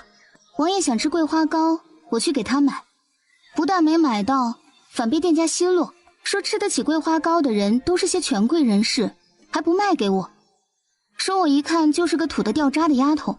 说到这儿，见常贵妃没有问下去，他又继续道：我辩驳说我是誉王府的王妃，是正妃，我这身上戴的首饰和身上穿的衣裳都是当今最受皇上宠爱的常贵妃赏赐的，值钱着呢。结果您猜怎么样？这帮瞎眼的竟然说我是丫头，谁家的丫头能戴这种价值连城的首饰？说到这儿，他佯装十分生气地握紧拳头，恨恨道：这店家根本就是不识货，他还说我肯定是冒充的，还说我这一身装束哪里像王妃，就算誉王府没落了，常贵妃还是心疼誉王爷的，怎么可能让誉王爷新娶的王妃穿得这么寒酸，戴这种廉价的首饰？说到这时，他摸了一下自己的头饰和耳饰，这些首饰我可稀罕了，哪里就廉价了？这些百姓真是不识货，我也懒得和他们计较，索性什么也没买，生了一肚子气回来了。常贵妃本来以为她一个乡下丫头根本就不懂得好与赖，所以随便让下人找了几样首饰拿给她，没想到她竟然因此事受人奚落，而且还告诉别人这东西是她赏的。这要是在坊间传开了，她常贵妃不就成了拿廉价首饰糊弄自己儿媳妇的恶婆婆了吗？想到这儿，她皱紧了眉头，声音清冷地说道：既然有人不识货，这些东西以后你也别带了，回头我叫人给你送下来。听到这话，洛兰知道这事儿有门。我听说城东有家首饰铺子，一般的官家小姐都去那里，娘娘若有心，不如直接给我折现，我自己去挑几样合眼的。听到这话，常贵妃眉头紧了紧，随后点头。这样也好，回头我叫人给你送100两银子来。娘娘，洛兰直接打断他：100两够干什么的？府里人吃饭都不够。听说城东的首饰铺里的东西可贵了，这100两。常贵妃虽然多有不舍，但是为了她不去外面胡说，诋毁她在百姓心中的形象，点头同意道：好，那就200两，这样总够了吧？多谢娘娘体恤。常贵妃微微点头，又问道：玉儿这几天怎么样？洛兰不禁在心里暗想，她大概是在怀疑冷玉为什么还没死吧。她思忖一会儿，抿嘴欠身道：回娘娘，王爷这2天还行，这不是今天已经要吃桂花糕了。听她这么说，常贵妃脸上没有一丝欣喜，相反却多了几分哀怨。不过她好歹是自己的儿子，虽然对他失望至极，但是他想吃什么也该让他吃到。府里的下人都是你新换的，本宫念在你愿意服侍玉儿的份上，也都如你的愿，全部满足你。誉王府这边的情况本宫也不是很了解，但是你不可有任何的私心，本宫隔几天便会亲自来看的。听到这话，洛兰简直有种想笑的冲动。他能有什么想法？这誉王府已经穷得快揭不开锅了，难不成他还怕他卷钱跑路吗？娘娘放心，虽然这誉王府里的家丁丫头都换了新的，但对王爷都不敢有一点的私心。洛兰也已经是王爷的人，自然不会再有什么想法的。对于洛兰，常贵妃还是比较放心的。这段时间她也经常暗中派人看着的。晚上她叫来了阿宇和阿后，他们2人站在她面前，静等着她开口。交给你们一个任务，你们敢不敢？比较谨慎的阿宇小心地询问着。王妃请讲。阿后却直接拍着胸脯：敢，没什么不敢的。洛兰晶莹的眼眸中闪过一丝狡黠的目光，沉吟半晌，他缓缓道：“不要你们杀人，也不要你们放火，你们去那个姓胡的师爷家里偷一样东西。”听他这么说，阿后和阿宇愕然地看着他。王妃，我们从来没偷过东西啊。因为他今天白天劫了我，这个仇我不能不报。听说王妃被胡师爷打劫了，虽然他们二人感觉这事儿有点不可思议，但是王妃不会说假话。阿宇也抿着嘴点头。我们敢去，一切都听王妃的。不用你们偷金偷银。说到这儿，他对二人摆摆手。他们将头靠近，听着他嘀咕了几句，两个人抿着嘴偷笑。大清早的叫魂呢？老爷，咱们家大门口围了很多人，不知道在干嘛，你快出去看看吧。这大早上这些人围在大门口做什么？莫不是出了什么事？想到这儿，他忙不迭地下了床，披了件外套就往外跑。果不其然，当他来到大门口时，外面呼呼啦啦围着的人正在对他指指点点。胡师爷有点丈二和尚摸不着头脑地看着这些人，手里比划着：“这大清早的，你们在干什么？有什么好看的？”人群中依旧有人在哄笑。阿后趁着大家混乱时喊道：“胡师爷真有雅兴，喜欢穿红裤衩呀！还有那肚兜也是胡师爷穿的呀！这穿就穿嘛，把那东西挂大门口干嘛呀？”听他这么说，大家都开始哄笑。胡师爷这才皱着眉头向人群所指的方向望去。当他看到挂在匾额上的大红内裤和粉红色女人肚兜时，顿时气得脸色铁青，七窍生烟。那正是昨天夜里和小妾行好事时扯下来丢在小妾房中的衣物，这怎么大清早的挂在这儿了？你们眼瞎吗？赶紧摘下来！看到他窘迫的样子，人群中再次一阵哄堂大笑。胡师爷气得吹胡子瞪眼，他咬牙切齿地喘着粗气：“这是谁干的？让我查到，定不轻饶！”看着他歇斯底里疯狂的吼叫，阿宇和阿后眯眼相视一笑，转身穿过人群向誉王府走去。阿宇和阿后表现很好，去通知厨房，今天中午加餐。多谢王妃。你们两个，当然把正堂给我收拾出来，地毯那些不好收拾的都收起来，还有那些没用的摆件都收拾进后院，给我放一张桌子，再弄几把椅子。王妃，你想干什么？为啥要把正堂清理掉？那里看着没有不对的地方啊。洛兰看了他们二人一眼，眯眼神秘地说道：“我要开医馆。”王妃，你要开医馆？这不合规矩啊！哪有在王府里开医馆的？那怎么了？朝廷断了我们的俸禄，我们总要自食其力，要吃要喝吧。我若不挣钱，你们都得饿死。我觉得这事儿成，朝廷想饿死我们偏不能让他们如愿。只是这请郎中也是一笔不小的费用，除去请郎中的费用，咱们还能赚钱吗？不然咱们卖药吧，价格随便定，那样能多赚点。阿后在一边叹了口气：“唉，城里郎中不少，药铺也多，咱们卖贵了，哪会有人买啊？再说会医术的郎中，谁愿意来咱们这儿供职啊？除非花大价钱，要不然咱们开餐馆。”你们两个有完没完？我说开医馆，并没有说要请郎中啊。听他这样说，他们二人更是意外地看着他。不请郎中怎么开医馆呢？难道我们也骗人？本王妃就是郎中。阿宇和阿后一起用不可思议的眼神看着他，他们可不信王妃会医术。不过洛兰并不想多做解释，一切用事实说话比解释来得痛快。他直接摆摆手：“你们两个最近话比较多，赶紧按照我的吩咐去做事吧。”阿宇和阿后刚要退下去，小智便急火火地提着一只母鸡跑了进来。他边跑边喊：“姐姐，姐姐，我给你送鸡来了。”洛兰看着小智，苦笑着责怪道：“不是告诉你把这鸡留着生蛋换钱吗？你怎么还是送来了？”小智将手里的鸡高高举起，兴致勃勃地说道：“姐姐，我娘让我来谢谢你对她的救命之恩，她还说等她好了要亲自来跪谢姐姐呢。”看着他红扑扑的小脸，洛兰不忍心再让他把鸡拿回去了。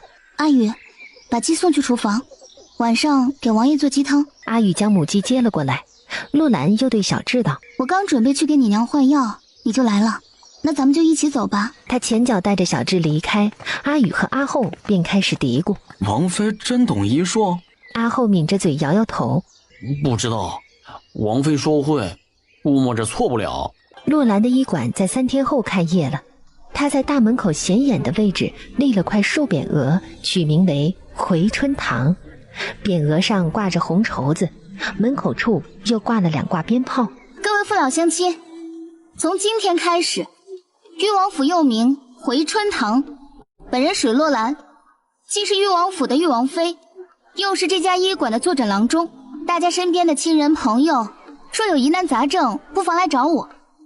我虽然不能保证手到病除，但是别人看不好的病，我可以试试。看着面相如此年轻的洛兰，人群中开始有人窃窃私语：裕王府改成医馆了，这可真是前古未闻的事啊！而且郎中还是裕王妃，这事儿真是蹊跷。唉，这裕王爷卧床多年，这几年鲜少有人上门来探，估计被冷落了，日子不好过。哎呀，想当年裕王爷多么英勇啊，如今落得要靠新娶的王妃抛头露面出来赚钱，真是不容易啊。那个女人是乡下女人，她能会医术？莫不是借着皇家的名声行骗吧？人群中的议论声和非议声悉数落入到洛兰的耳中，不过他却完全不在乎地对阿宇和阿后道：“时辰到了，放鞭炮。”得令的2个人迅速吹亮了手里的火种，然后点燃了鞭炮。随着噼里啪啦的鞭炮声袭来，洛兰的眼睛里闪出对未来的期待。坐在床上的冷玉听着这鞭炮声，心里说不出的滋味。他不知道自己是该喜还是该忧呢。男儿这样明目张胆的在王府开医馆，势必会引起某些人的不适，没准会有人直接去父皇跟前告状。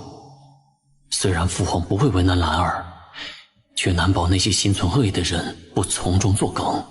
想到这些，他的眉宇间多了几分担忧和愤怒的神色。开门声袭来，洛兰快步穿过屏风来到他的面前。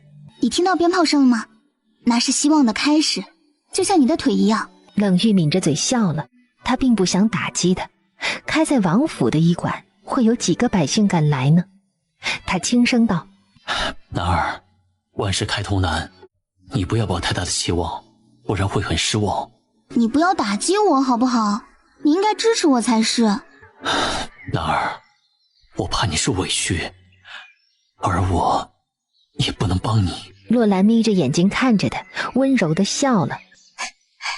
你又不懂医术，怎么帮我？放心吧，我能做好。正像你说的，万事开头难。不过等把这个头开好了，一切也就不难了。言罢，他又问道：“再过2天，你腿上的绷带就可以拆掉了。到时候你要像婴儿那样重新学走路，每一步都很难，你怕吗？”我不怕，死我都不怕，还怕活着吗？如果真的能重新站起来，一定好好保护你，不再让你抛头露面赚钱养家了。回春堂开业3天了，却一个病人都没来。他开医馆的消息倒是直接传到了皇上的耳朵里，来告状的人正是太子冷允，而且他是在朝堂之上说的这件事儿。太子所说之事，你们可知道？回皇上，臣听说了此事。另一位大人也附和道：“回皇上，臣也听家里的下人提及了此事，起初臣还不信，现在看来应该是真的了。”这2位大臣话音刚落，便有几个人纷纷出来，都说听说了此事，还有人亲自去看过。那裕王府正门口确实挂着回春堂的牌子。越听皇上的脸色越来越难看。太子见此，趁热打铁，直接抱拳道：“父皇，儿臣认为裕王妃这么做会让百姓有所误解，认为我们皇家亏待了冷玉。虽然他犯错在先，父皇却并没有治他的罪，这已经说明父皇是仁慈之人。可是这也不能让那个裕王妃为所欲为啊！”听太子这么说，再次有大臣站出来附和道：“太子的话有些道理，王府成了医馆，这真是千古奇闻呐！若是被人听了去，真是要被人贻笑大方嘛！还请皇上下旨停了他的医馆。”臣也觉得太子的话有道理，这个玉王妃做事实在是太欠考虑了。身为皇家中人，怎么能做出这种失了体面的事呢？听着这些人的话，皇上的脸色更加的难看，他皱紧了眉头，对身边的公公道：刘公公，你旨，宣玉王妃进宫问话。他倒是要看看这个敢明目张胆挑战皇家威仪的女人是何模样。对于冷玉，皇上心里还是很心疼的，他毕竟是自己最为得意的儿子，这也正是他同意常贵妃给他找陪葬王妃的原因。此时的洛兰坐在王府正堂，单手不停地敲击着桌面，静等着来看病的人。阿彩和阿红百无聊赖地站在一边看着他，阿后和阿宇则被他安排到了门口去等着病人，他怕有病人来找不到路。可是阿宇和阿后并没有等来病人，却等来了皇上的圣旨。王妃来了，来了！是有病人来吗？快带进来！不是病人，是……他誓字刚出口，外面便出来一阵唤声。圣旨到，皇上口谕，传玉王妃进宫见驾，钦此。进宫见驾？感恩公公，皇上找我去何事啊？不知道。刘公公冷冷地蹙眉看着他。玉王妃赶紧收拾一下，走吧。现在就去？他诧异地看着刘公公。对呀，皇上等着呢，赶紧收拾一下，别失了礼。咱家在门口等着。言罢，刘公公甩着拂尘，转身去院子里等着了。洛兰去了趟冷玉的房中，他要告诉他一声，不然去的久了他会惦记的。兰儿，你怎么了？脸色不太好呢。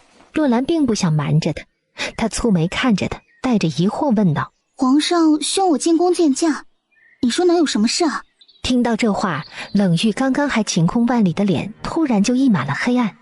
他抬眸看着洛兰，抿着嘴蹙眉道：父皇是我最敬重的人，他一向公正严明，他应该不会为难你，但是难保他身边的人不在背后污言诽谤你，所以你要小心。你这样说我就放心了，只要皇上深明大义，通情达理，别的人又能拿我怎么样呢？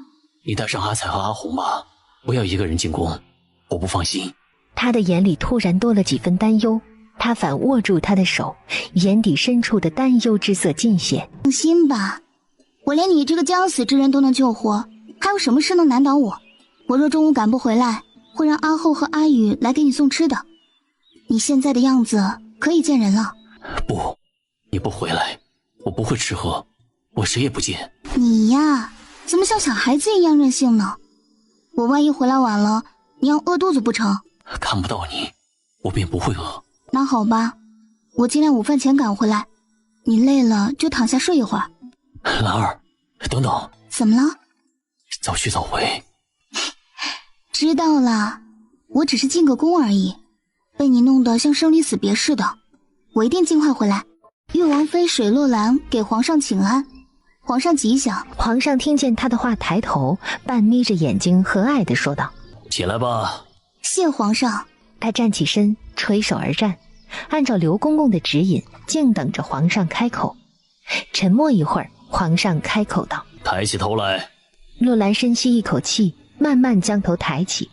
刘公公告诉他不要与皇上对视，他便将目光落在皇上穿的龙袍上。玉儿最近怎么样了？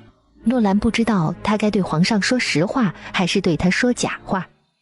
想到冷玉被软禁的原因，他还是决定不能说实话，以免惹下麻烦。现在的玉王府经不起一点折腾了，于是他欠身道：回皇上的话，玉王爷还活着，卧床不起，偶尔吃些稀粥烂饭。皇上的眉头紧了紧，他没有想到洛兰竟然用他还活着这几个字来回复他。看来玉儿的情况并不太好，他长长的叹了口气，起身漫步来到他身边，用低沉的声音轻声道：他还恨朕吗？洛兰有些意外，他没有想到皇上会这样问。恨？怎么会不恨呢？冷玉的心里只有恨，他恨每一个人，但是伴君如伴虎的道理他还是懂的，他不会傻到皇上问什么便说什么。于是他摇头：他没提过，洛兰不知。他连朕都不愿意提及了吗？他提过皇上，今天来之前他还说过，皇上是英明的皇上，让我放心尽管来，说皇上并不会为难我的。他的话一半是真，一半是自己加进来的，目的是抬高皇上。人总是喜欢听好话，尤其高高在上的皇上。真的？他真这样说？这是他的原话，洛兰不敢有虚言。唉，玉儿曾经是朕最为得意的孩子，只是可惜呀。听说你在裕王府开了医馆，你可知你这样做是在给皇家人的脸上抹黑？他这话一出，洛兰终于忍不住了。你们都快把我逼得活不下去了，我自食其力挣钱也有错吗？他咬了咬牙，脖子一横，索性答道：我并不认为这是在给皇家脸上抹黑。洛兰靠自己的本事吃饭，行得正，走得端。试问哪条哪款影响到皇家其他人的脸面了？行得正，走得端，你将堂堂裕王府改成了医馆，玉儿他知道吗？他也同意吗？他可是一向最小心谨慎之人。洛兰扯着嘴角冷笑，他抬眸看着皇上，提高音量道：冷玉不仅知道，而且还非常支持我这样做。他一个躺在床上的废人，有什么说话的权利？你放肆！皇上突然拍着桌子怒吼：你怎么敢这样说话？我这样说话有错吗？他难道不是个废人吗？他一个将死之人，有什么话语权？谁又拿他当过王爷？他在皇家中人的眼中，连个小丑都不如。皇上还说那里是裕王府，堂堂裕王府为什么被断了俸禄？府里的人连吃穿都成问题，我不自谋生路，难道等着被饿死吗？在我的眼里，倒觉得那里连普通的宅院都不如。皇上被他的话噎得脸色铁青，他呼了几口气之后厉声询问：裕王府被断了俸禄，朕怎么不知道此事？皇上每天要处理天下大事，哪会注意到一个被废王爷的死活呢？现在既然皇上知道了，那就请准许我继续开我的医馆，养活无人问津的裕王府。无论如何，你都不能在裕王府开医馆。朕命你回去后直接将医馆停了。看来这才是皇上今天找他来的目的。他想断了自己的财路，想要裕王府的人喝西北风吗？他也毫不客气地扬头与皇上对视，嘴里厉声回道：恕难从命，这个医馆我开定了。我相信皇上不会因此事降罪于我。大宁国并没有哪条律法说过不许有人在裕王府开医馆。若皇上强行停了我的医馆，我水洛兰抵死不从，还望皇上三思。留下这话，他毫不犹豫地转身离开。皇上气恼的手指着他怒吼：你真是胆大包天，敢这样同朕说话！可是洛兰已经出了门了，他却并不在乎皇上是如何生气的。既然他不管冷玉的死活，有什么权利来阻止他管呢？他从御书房出来后，阿彩、阿红忙迎了过来，紧张地询问道：王妃，皇上可有为难你？他是一国之君，怎么会为难自己的儿媳妇呢？走吧，回府。他话音刚落，便有人过来拦住了他的去路。来人正是如意，他不屑地扯着嘴角看了洛兰一眼，扬头傲娇地说：传常贵妃的令，宣裕王妃去德宁宫问话。如意，你这是高升了？是啊，这还要感谢王妃呢。若不是你将我从王府赶出来，我哪里有这个机会来娘娘身边伺候呢？回去告诉常贵妃，我还有事，就不去给她请安了。留下这话，他刚准备离开，如意突然挡在他的面前，推了他一下。王妃的胆子真是够大的，连贵妃的话都不听了，这叫我回去怎么回话呀？说王妃您不给她面子？说你不从，那就别怪奴婢动手了。阿红见状，突然上前来将他推开，嘴里冷声哼道：哼，别用你的脏手碰王妃，你这个贱婢子，你也配这样大声和王妃说话？哼，你不过是个死气的丫头，你有什么权利同我说话？你在我面前连狗都不如。阿红的脸被气得泛红，洛兰见状直接抬手，啪的一声在如意脸上留下5个红手印。如意猝不及防，她愕然地张大眼睛看着洛兰，手捂着自己的脸看着他，咬着嘴唇喘着粗气吼道：“你好大的胆子，你敢打我！”洛兰见他这语气，根本没有把自己这个王妃放在眼里，他嘴里冷笑一声，抬手啪的一声在如意的另一半脸上又留下了5个手指印。这2个巴掌是替常贵妃教训你的，你要知道你自己的身份，我怎么说也是王妃，不管玉王爷多不受人待见，地位也在那儿放着呢，容不得你一个小丫头对我这个玉王妃指指点点。回去告诉常贵妃一声，玉王爷还等着我回去给他送饭呢，这次就不去给他请安了。常贵妃大人有大量，不会和我一般见识的。留下这话，他带着阿彩和阿红迈着大步扬长而去。如意气得在原地跺了几下脚后，气恼地去找常贵妃告状了。皇上身边的刘公公看到这一幕，原封不动地讲给了皇上听，而后还不忘说一句：“这玉王妃真是乡下来的野丫头，说话没有分寸。老奴已经在她进宫之前告诉她了，她还是在宫里打了如意，是老奴的错，请皇上责罚。”皇上听完他的话，无奈地叹了口气，随后说道：“刘公公啊，你跟了朕多年，朕心里怎么想的，你最清楚。朕最喜欢的就是敢做敢当的人。在这深宫大院，人若老实了，会被人欺负死的。朕倒觉得这个洛兰与玉儿的脾性有点像，或许她在玉儿身边，玉儿便不会自暴自弃呢。”皇上所言极是，玉王爷能在那样的情况下活到现在，也实在是让人很是意外。他的意志力正如皇上所言，不同凡人。玉王府的凤银被断了，这个玉王妃竟然要开医馆赚钱，这真是件让人匪夷所思的事啊！皇上站起身，踱步转了一圈，又来到窗前，叹了口气，略带气愤的语气轻声道：“去查查，玉王府的俸禄是谁断的？朕做过最错误的事，就是将玉儿软禁了。若非如此，他怎么会自残呢？他是对朕这个父亲彻底寒了心呢。”原来皇上并不知道冷玉双腿被钉入铁钉的事。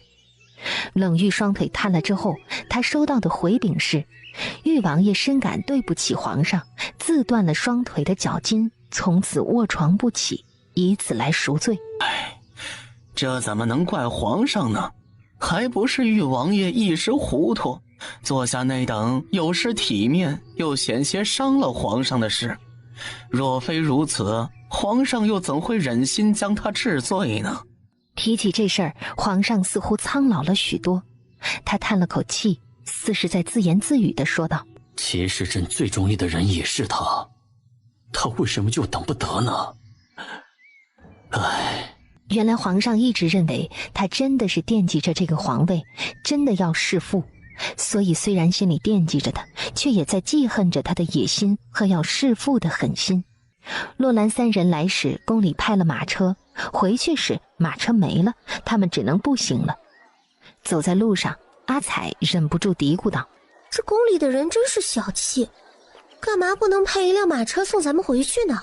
阿红还算是比较理智，她努了努嘴巴，对阿彩道：“皇宫那么大，哪里会想得那么周到啊？王妃都没说什么，你就别发牢骚了。”阿彩不服地憋着嘴巴：“我就是替王妃不服，我倒是没什么，走多久的路都不怕，凭什么让王妃走这么远的路啊？”他对阿彩使了个眼色，然后看向洛兰，他面色凝重，似乎是在思考着什么。阿红试探性地问道：“王妃，你怎么了？是不是累了？”“哦。”洛兰刚才走神了，阿红叫他，他才抿嘴看着他。“没事，我在想，医馆开业3天，怎么没有病人上门呢？”阿彩忙不迭地说道：“城里郎中多呗，或者这几天没有人生病呗。”阿红却并不同意地摇头：“我觉得一定是这些百姓们觉得玉王府的郎中要价高，所以没人敢来。”洛兰点点头，他也这样想过，不然这么大一个京城，不会一个病人都没有吧？看来要想想办法了，不然一直这样下去怎么行呢？哪儿，你这医术这么厉害，是出何处啊？洛兰神秘地吐了吐舌头，然后对他郑重地说道：你相信前世今生吗？冷玉摇头：哪里来的前世今生？人活一世就够了。洛兰撇撇嘴，又问道：那你相信穿越吗？我说我来自距离现在几千年的另一个世界，你信吗？他的话让冷玉的嘴里扯出一丝好奇的笑容来。男儿，我相信你是来自另一个世界的人，因为你真的和这个世界的人不同。你很特别，你不讨厌我，不嫌弃我，不觉得我是个废人，也不相信我做过弑父那样的事。你真的与众不同。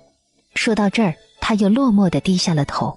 可是我又不愿意相信，我害怕如果是真的，你哪一天就会突然从我面前消失，就像你突然出现在我面前一样。我怕你有一天再也不要我了，到那时我该怎么办？看着他这副像小孩子一样委屈巴巴的样子，洛兰忍不住笑了。又开始多愁善感了是不是？我虽然来自异世，却也不是想回去就能回得去的。再说我怎么会舍得你这张俊俏的脸呢？我可是个好色的人，遇见你这样好看的男人，怎么会轻易放手呢？你这张脸我一天不见都会想得心慌呢。他的话让他本来阴郁的脸色和缓了一些。我总觉得你是我在做的一个梦，那一天突然醒了，我依旧是那个瘫倒在床上的将死之人，而你再也不会出现了。梦有这么真实的吗？说完这句话，他双手搭在他的脖颈之上，将脸靠近，他能够感觉到他的喉结上下滚动2下。冷玉，等你身体恢复了，我就会成为你的女人，那时你便不会觉得我是梦了，对吗？看着他羞红的脸蛋儿，他的吻如同狂风暴雨般。现在你还觉得是梦吗？姐姐，姐姐！顺着声音望去，只见小智拉着他的娘亲快步向王府正厅而来。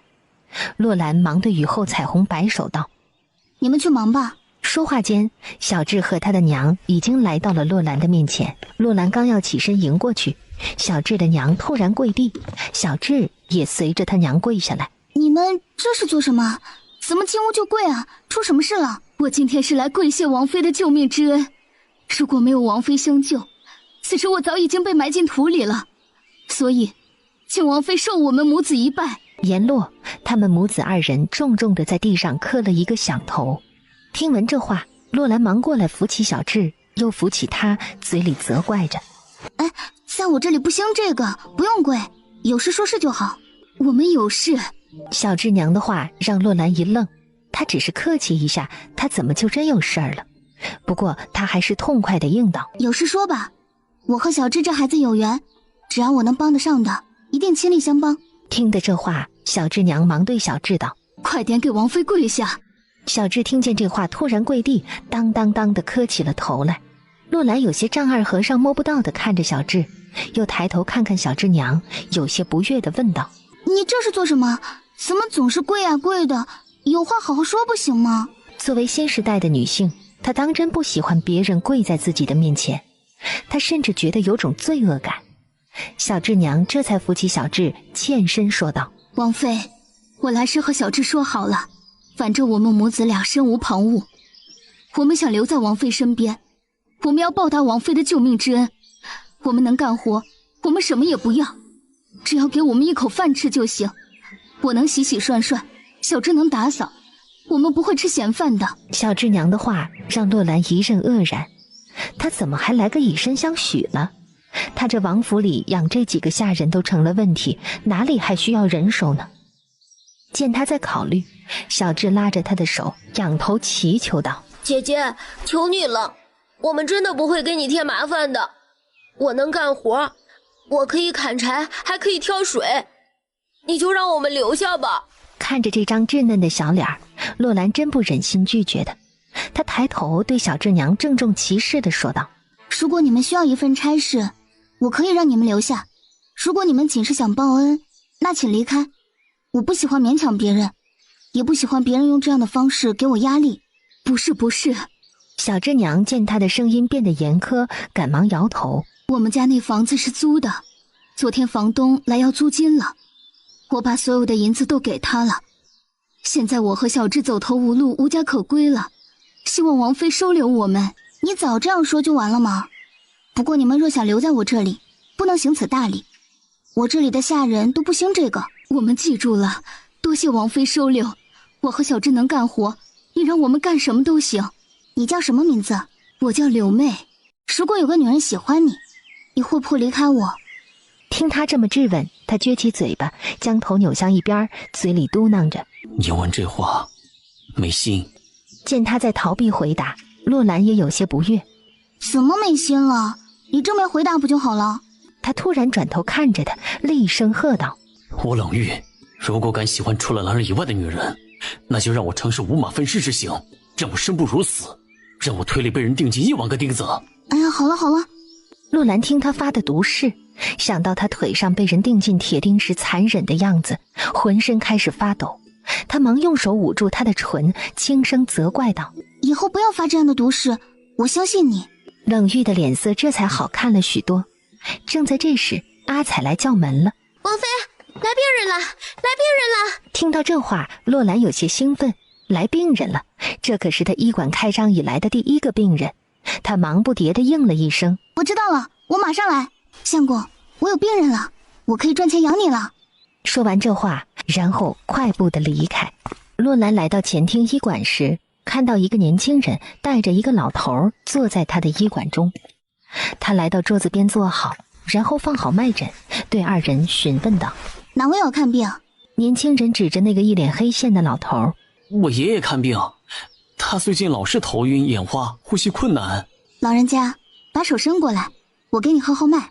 老头却并没有理他，而是横眉冷对的对他孙子怒吼：我都说过了，咱们找一家普通的医馆就好了，你非得听那小孩子胡说。自古以来，哪里听说有人会来王府看病啊？就冲这个院子，这诊费也便宜不了，一会儿付不起诊费，我看你怎么是好。我不看，我要回去，我要回去。老头说着话，便准备起身离开。年轻人忙过来按住他，劝阻：爷爷，外面的小孩说了，王妃看病诊费和别的郎中不一样，不贵，而且看得好，什么疑难杂症都能治。不可能，你就上当吧，你从小就喜欢上别人的当，现在还上当。这王妃开医馆，不为了骗老百姓的银子，为了什么呀？外面的医馆收你多少银子？那长寿堂的胡郎中才收100文。那我收你50文，你看是不看？洛兰直接把价格压到了一半。老头先是一愣，随后看了他的孙子一眼，这才带着不可置信的眼神问道：此话当真？当真，我堂堂一个王妃，还能骗您这个老人家不成？听见这话，老头这才将信将疑的把手放在他面前的脉诊上。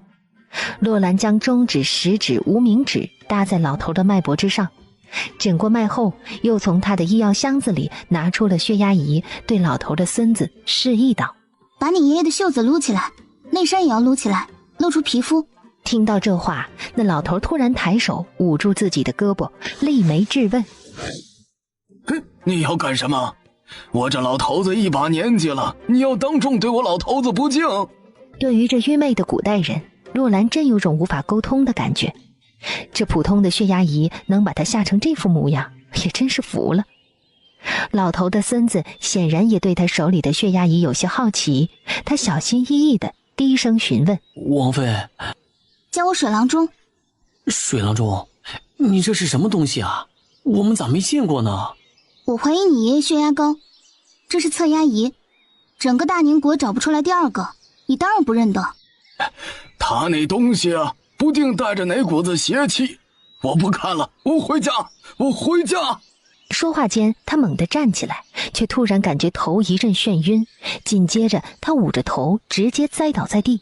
这一幕顿时吓坏了那位年轻人，他赶忙过来扶他，嘴里不停地叫道：爷爷，爷爷，你怎么了？洛兰蹙眉，看来这个老头是血压高导致的晕倒，古代人管这个毛病叫眩晕症。他忙从药箱里拿出一盒降压药，打开盖子，倒出2粒，对老头的孙子低声道：“把这个给你爷爷服下。”看着这2颗白色的药粒，年轻人有些犹豫不决。他不知道这东西是什么，想问又不敢问。你是想看着你爷爷死，还是要试一试？年轻人顿时觉得阿红的话有道理，他不容分说，忙将那2颗药塞进了老头的嘴里。阿彩又递过来一杯水，给那老头服下了。一会儿功夫，老头缓缓睁开眼睛。爷爷，你怎么样了？我没事儿。刚才我怎么感觉眼前黑了？爷爷，多亏水郎中给了你2粒神奇的小药丸，不然你这还不一定能不能醒过来呢。听见这话，老头有些诧异地看着他的孙子。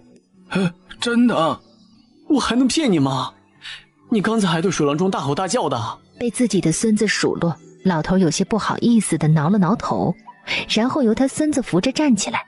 他对洛兰咧着嘴笑了，扯着嗓子说道：“多谢水郎中救命之恩。我这里有盒药，你回去后每天吃1粒，如果实在觉得头晕，吃2粒。”爷爷，刚才水郎中就是从这里拿出来的药丸把你救了，这东西特别神奇。这东西很贵吧？洛兰看着他黝黑的脸孔，突然想到了前世自己的爷爷。他和爷爷的年纪一样大，他抿着嘴摇头道：“你这是眩晕症，要常吃这个药才行。您是我的第1个病人，这盒药送您了。这个大概是3个月的量，3个月后您来时再付我钱就行。”听得这话，老头有些意外地看着他，随后连忙道谢，并且让年轻人把50文钱诊费给付了。爷孙俩喜滋滋地走了。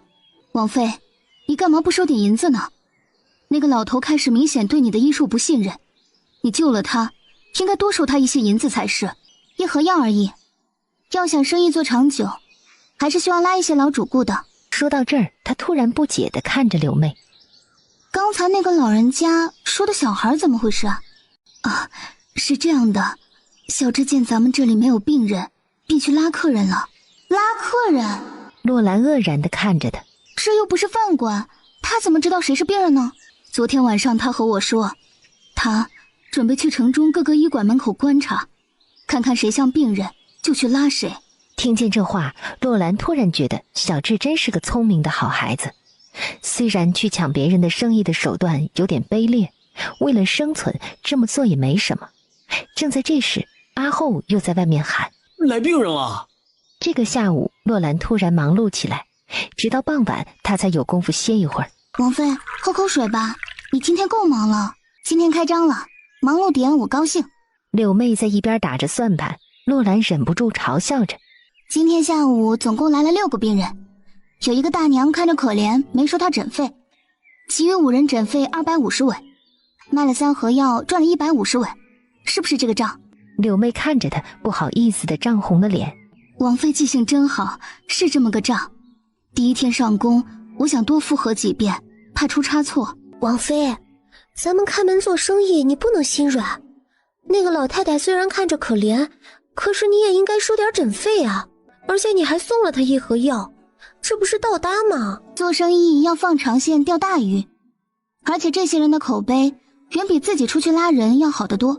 我想着等时间久了，病人多了，咱们的生意也就好了。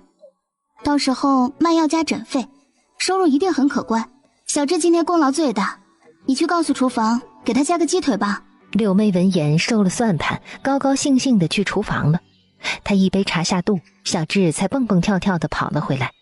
洛兰忍不住责怪他：“怎么这么晚才回来？”“不晚，要不是怕姐姐接待病人多了太累，我还能再拉几个过来呢。”看着这个只有6、7岁的孩子，心智却远比成年人要成熟得多，洛兰的心里有些心疼。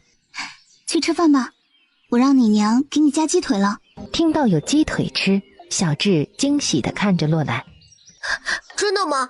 真的有鸡腿吃？”“有，以后一直有。咱们医馆今天开张，你功不可没，所以以后每顿都给你加鸡腿。”小智笑嘻嘻，高高兴兴地去吃鸡腿了。“郎中救命啊！”洛兰蹙了蹙眉，阿红迎了过去，那丫头来到洛兰的面前，焦急地说道：郎中，听说您医术了得，快去看看我家夫人吧，她快不行了。老爷说了，您若是把夫人治好，给您100两都成。100两，这对于他来说是好大的一笔钱。他赶忙对阿红道：提着药箱和我出趟诊。那丫头却直接摆手阻止：郎中，我帮你提着药箱吧，我们府上的马车小，坐不开那么多人的。洛兰没有多想，便自己提着药箱和那个丫头一起出了门。他根本不会想到，在踏上那辆马车的一瞬间，注定此时异常凶险。马车在路上走了好一会儿，洛兰感觉这段路有点颠簸，这好像已经不是京城了。他刚要去掀轿帘门查看，突然感觉脖颈处一阵冰凉。他蹙眉回头，只见那丫头手里拿着一把短刀，正冷冷地看着他。你这是做什么？玉王妃，我拿人钱财与人消灾，你断了别人的财路，别人花大价钱让我断了你的性命，哼，你自认倒霉吧。我洛兰自觉没有得罪过什么人，我又怎么会断了别人的财路？你莫不是弄错了？不会错，玉王府的玉王妃，我要杀的人就是你。听见这话，洛兰倒吸一口凉气，看来对方是冲着自己来的。他蹙眉问道：对方给了你多少银子？这个你不用知道，我可以给你双倍。哼，杀手也有杀手的规矩，你给我3倍我也不会收的。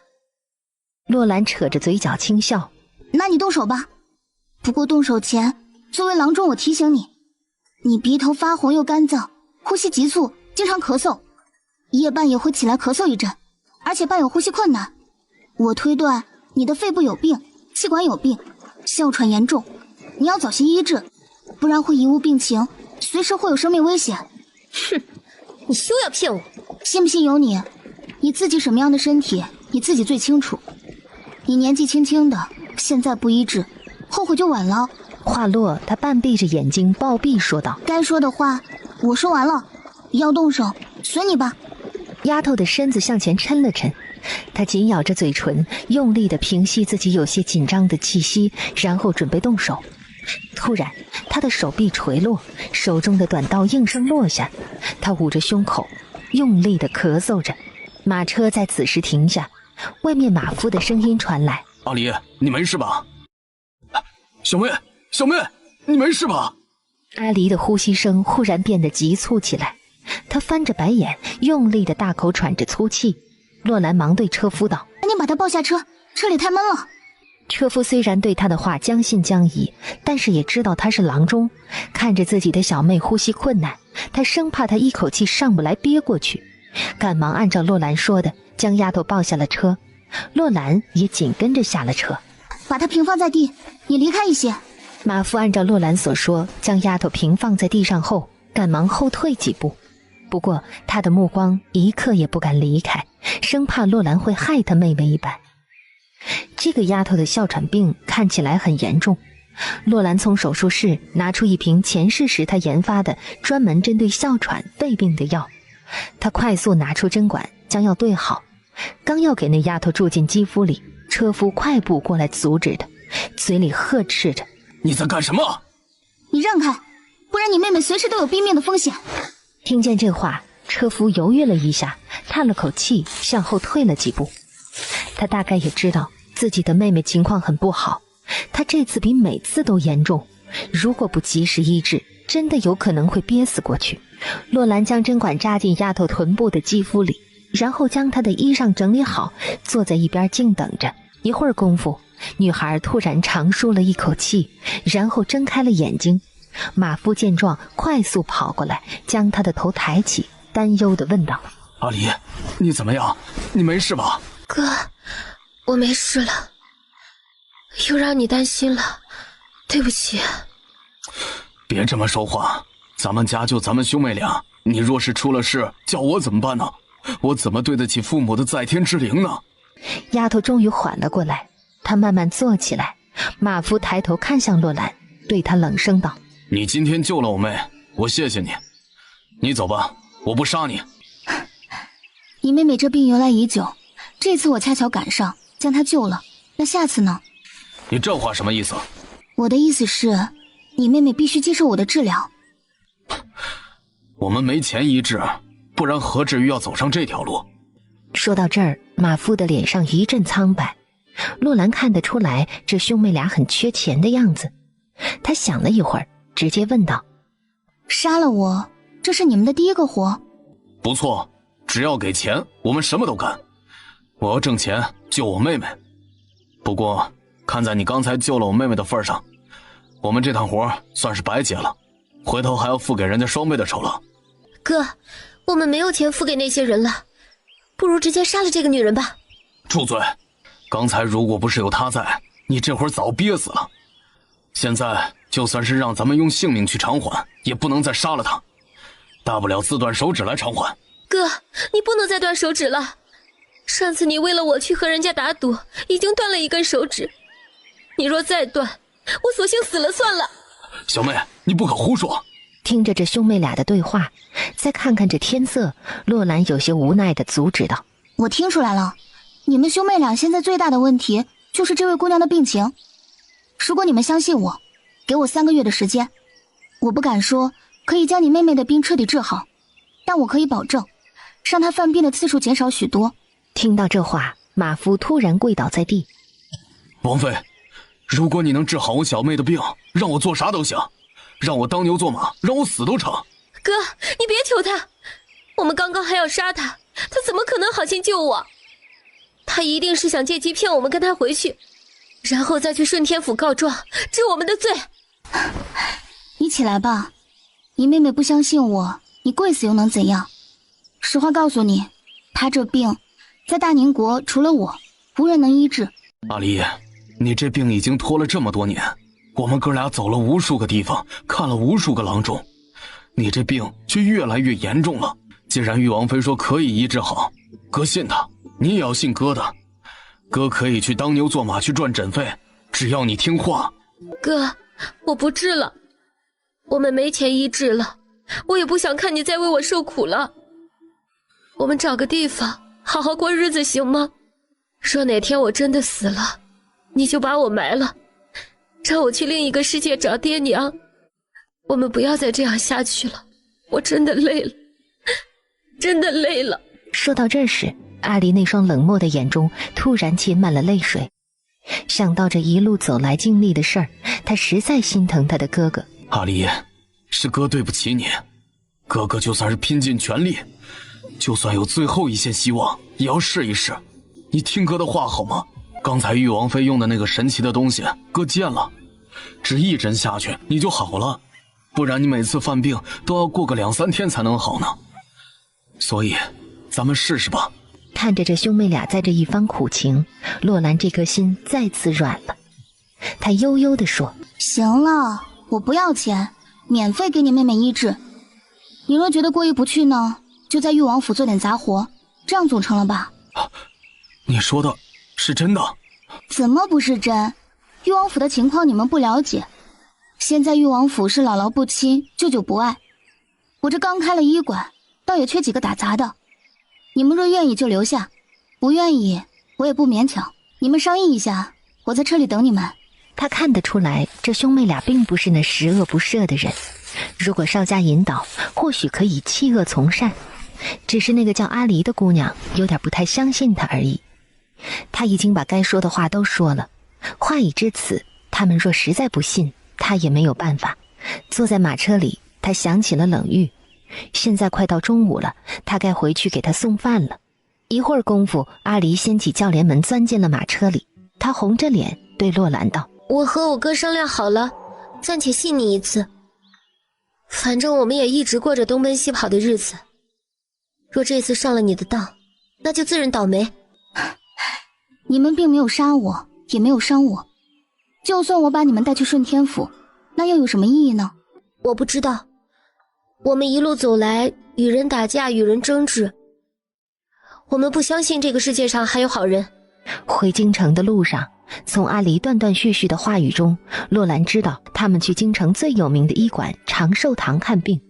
郎中问他们要诊费，他们拿不出，郎中便要他们去杀了夺了他生意的玉王妃，并且说若成功了，不但免费给阿丽医治，还多付给他们10两银子。如果他们失败了，阿刚要剁掉1根手指，还要赔偿他们20两。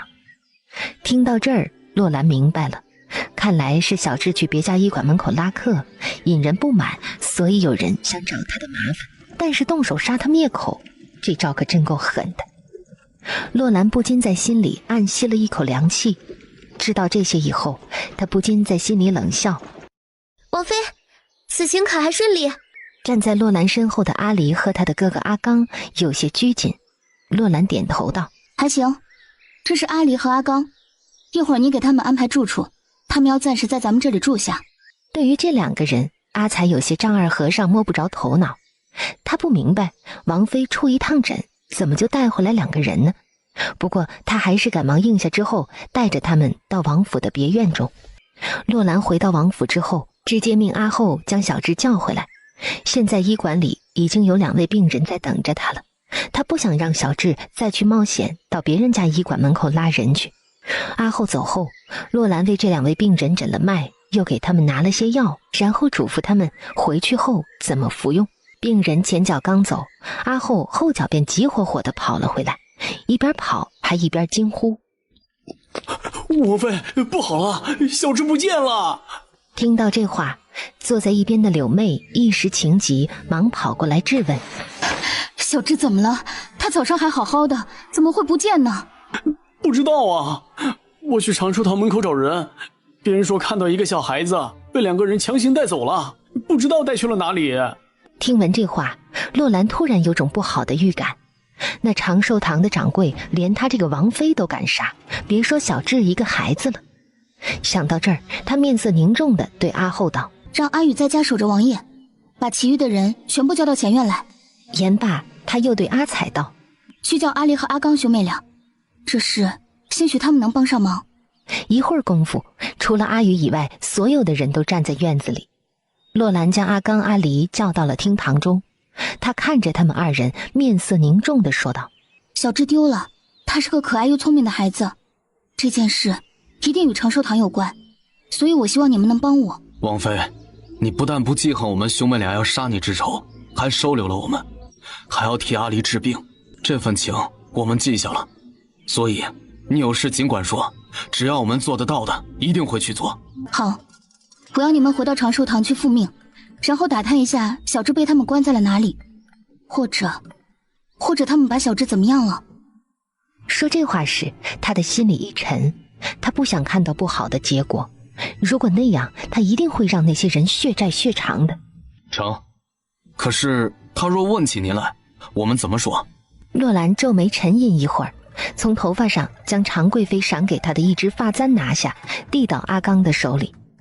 你就说你们在城外将我杀了，这根发簪为证。好，我们这就去。王妃听我们的信儿。不会出事的，小智那孩子聪明，他会福大命大。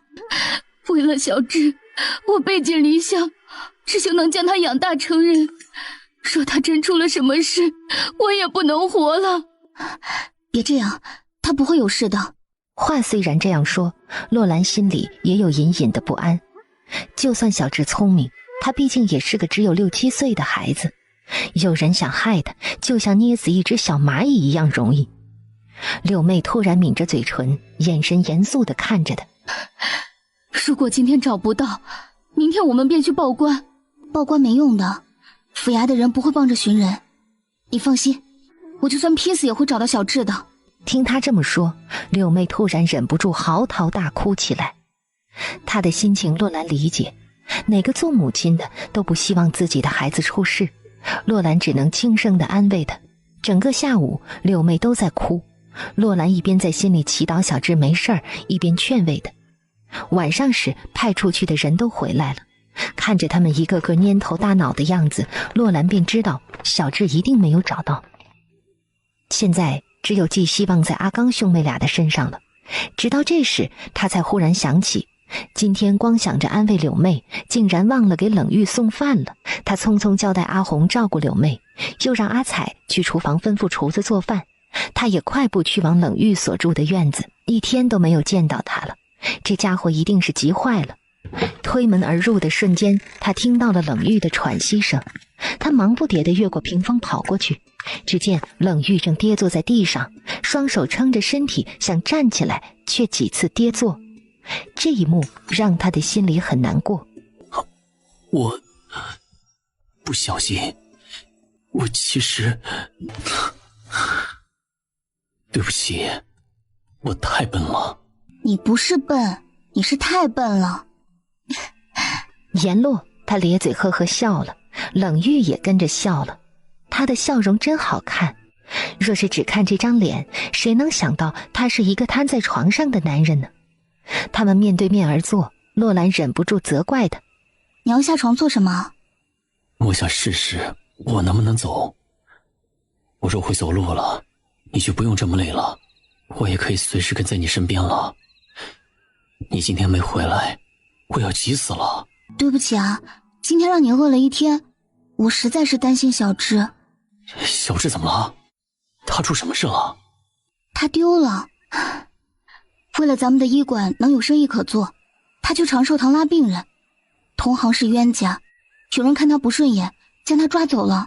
他没敢提及自己险些被害的事儿，他若知道一定会担心的。他又接着说：这也怪我，我不应该让一个小孩子去做这种事的。兰儿，这也不完全怪你。小智那孩子心智不比旁人，就算你不让他去，他看着回春堂生意不好，也会偷偷去的。其实长寿堂不是一家普通的医馆，他明面上有一个叫聂长安的人在打理，这是背后的东家，是太医院的大太医白天成。这位白天成又是狗太子一手提拔起来的。带柳妹去睡一会儿，回头有消息再告诉你。不，我不睡，我要在这等消息。柳妹紧抿着嘴唇，用力地摇头。我怎么睡得着？说小智回不来，我就直接长眠了。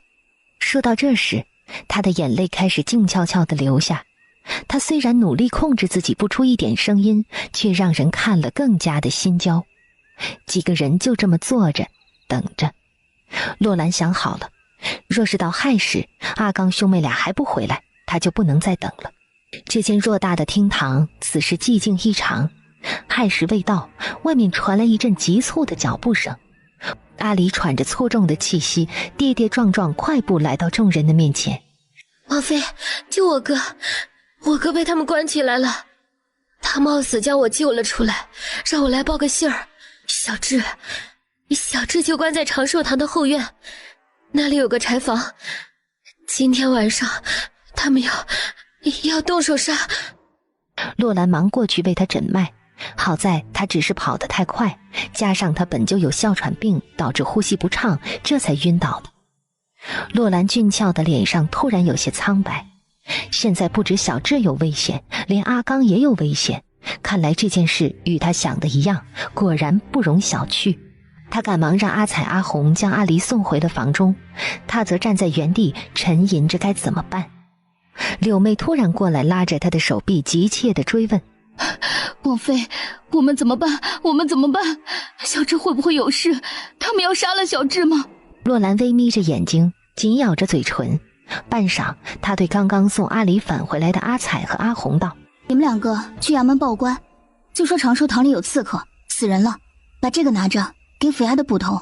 说着话，他从手上取下一个手镯，这东西虽然不值钱，却也价值不菲。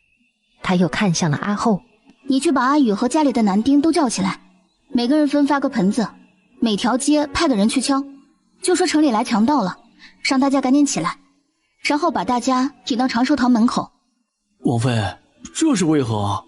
我们悄悄去救人不好吗？不行，长寿堂是京城最大的医馆，它背后的靠山绝对不简单，仅凭我们几个人很难救下2个人。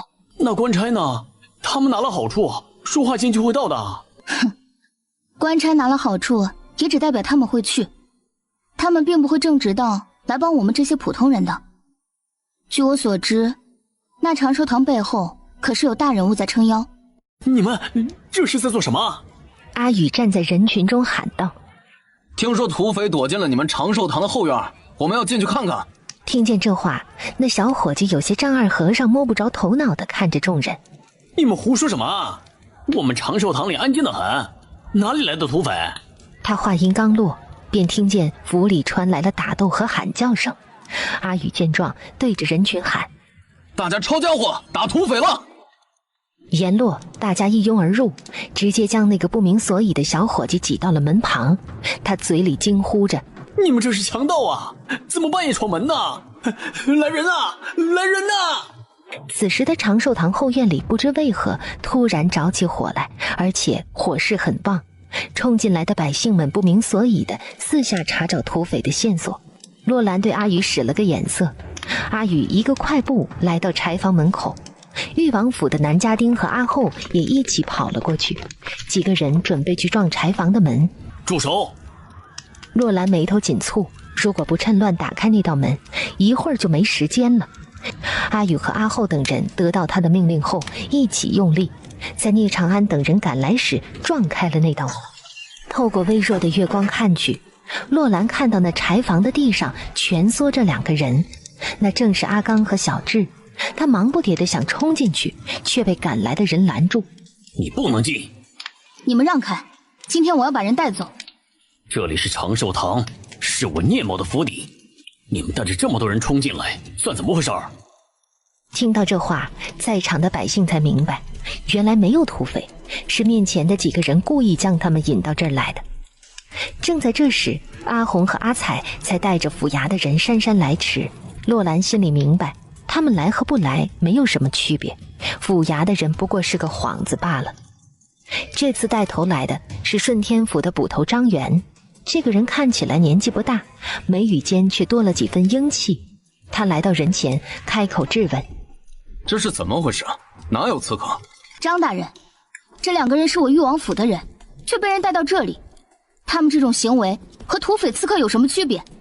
这件事你要调查清楚，为民做主。你是裕王府的人？对，我是裕王府的裕王妃，这里面关着的2个人是我裕王府的家丁和我裕王府账房先生之子，现在莫名其妙被关在长寿堂的柴房里，这件事还请张大人调查清楚才行。听他这样说，张元忙抱拳躬身行礼。裕王妃有礼，如果事实真如你所言，在下会秉公处理。张大人，这2个人来我聂府偷东西被发现，我便命人将他们关进了柴房，这有什么不妥？听见他这信口开河的胡话，洛兰扯着嘴角冷哼一声，随即质问：“哼，你胡说！他们偷你聂府什么了？那是个只有7岁的孩子，他能偷你什么？你这聂府如同牢笼一样密不透风，试问他们是怎么进来的？就算爬墙，你这聂府的高墙堪比那皇宫大院，除了走正门，他们怎么进得来？就算他们真的进了你这聂府，偷了你的东西，你为何不送官，而是对他们动用私刑？你这是对顺天府视若罔闻吗？”聂掌柜，裕王妃的话有些道理，你要怎么解释？聂长安虽然自知自己无礼，他也打算辩3分出来。在京城，谁不知道长寿堂的背后有太医院的白大人撑腰，连那顺天府尹都要给他3分薄面呢。于是他得意地看着张元，不屑地加重语气说：“张大人，我听说你刚刚坐上捕头的位置不过半月有余，这京城中什么人能惹，什么人不能惹，你还是回去打探清楚吧。”聂长安的语气中带着威胁。洛兰突然蹙眉，他挑眉看着聂长安问道：“你这话里有话啊，我可以理解为你这是威胁张大人吗？”裕王妃，这是什么话？聂某哪里敢威胁张大人呢？那你说的什么人能惹，指的是谁？我裕王府吗？什么人不能惹，又是指的谁？你长寿堂吗？我听说你这长寿堂来头不小，但是我相信即便如此，有全城百姓看着呢，张大人还是会秉公办案的，是吗，张大人？裕王妃所言极是。来人呐，把屋里的这2个人带回衙门，还请聂掌柜和裕王妃一起回衙门查清此事。不行。洛兰和聂长安这次倒是异口同声地说出了2个字。张元立着眉毛看着他们：“哪里不行？既然有人报官，这事儿我就得管。”张大人，天这么晚了，我的睡眠本来就不好，所以不可能跟你回衙门。这件事还是明天请府衙的吕大人来断吧。很明显，他这是在拿吕大人压制张远。洛兰也脸色凝重地说道：我也觉得不妥。我越王府的这2个人被长寿堂的人动用私刑，已经身负重伤，说再折腾到府衙得不到医治，他们出了事怎么办？所以今天无论如何我也要带他们回去。你不能带他们走，这件事还是等吕大人明天来断吧。这2个人我必须带走。他身后的阿宇等人也是个个摩拳擦掌，好似不将人带走绝不善罢甘休的意思。聂长安府里的家丁更是个个凶神恶煞，一副随时准备大干一场的架势。两方人员就这样虎视眈眈地对视着。那2人都那样了，等到明天还不得死啊？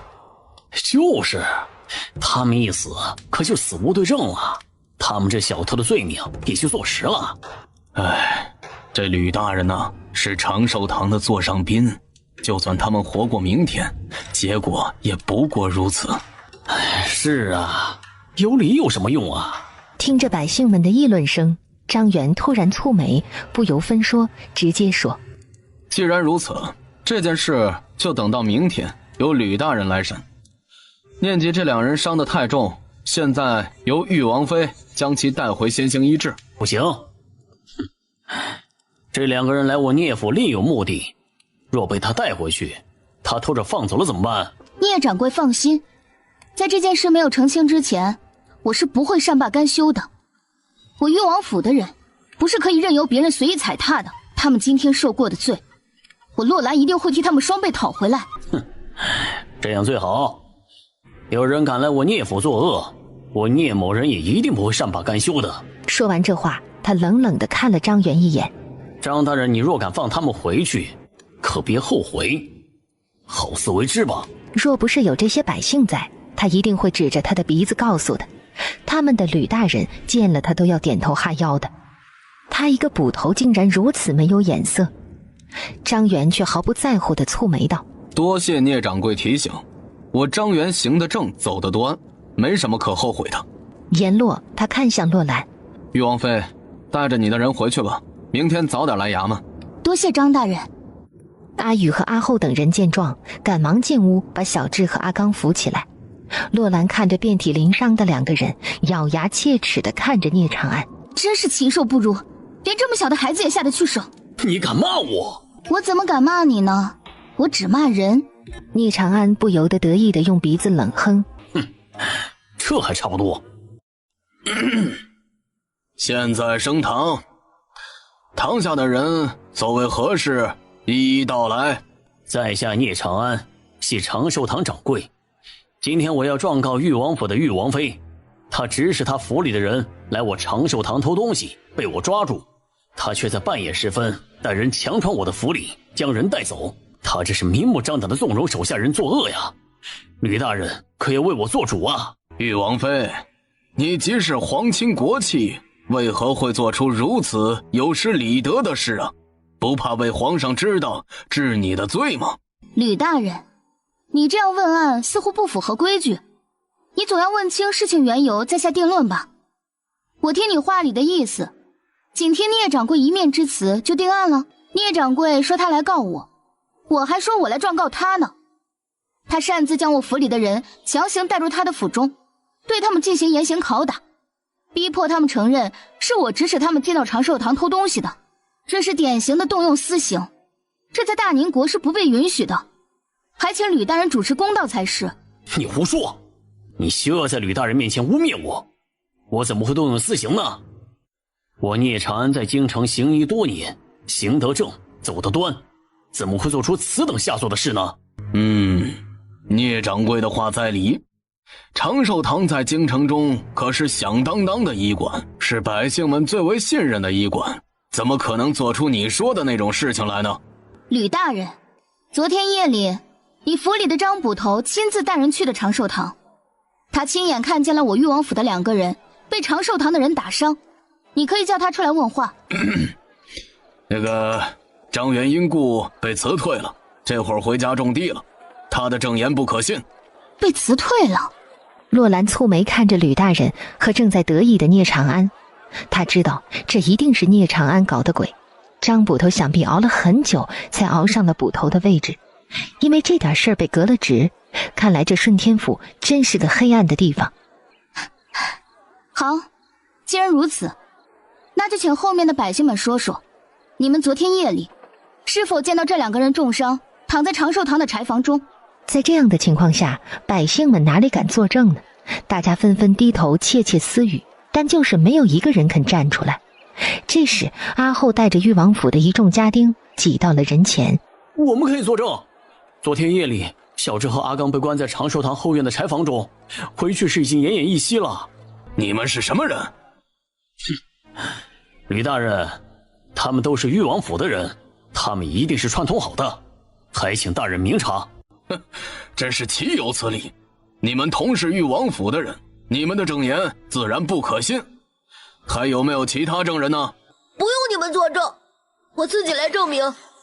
这就是昨天夜里长寿堂的人对我用刑时留下的。他们不仅用烙铁烫我，还将我吊起来用鞭子抽，让我承认是誉王妃命我去长寿堂偷东西的。站在门口的百姓看到这一幕，纷纷啧舌。他又继续道：昨天下午我路过长寿堂，突然有2个人过来捂住我的嘴，将我带进了长寿堂后院，然后将我绑了起来。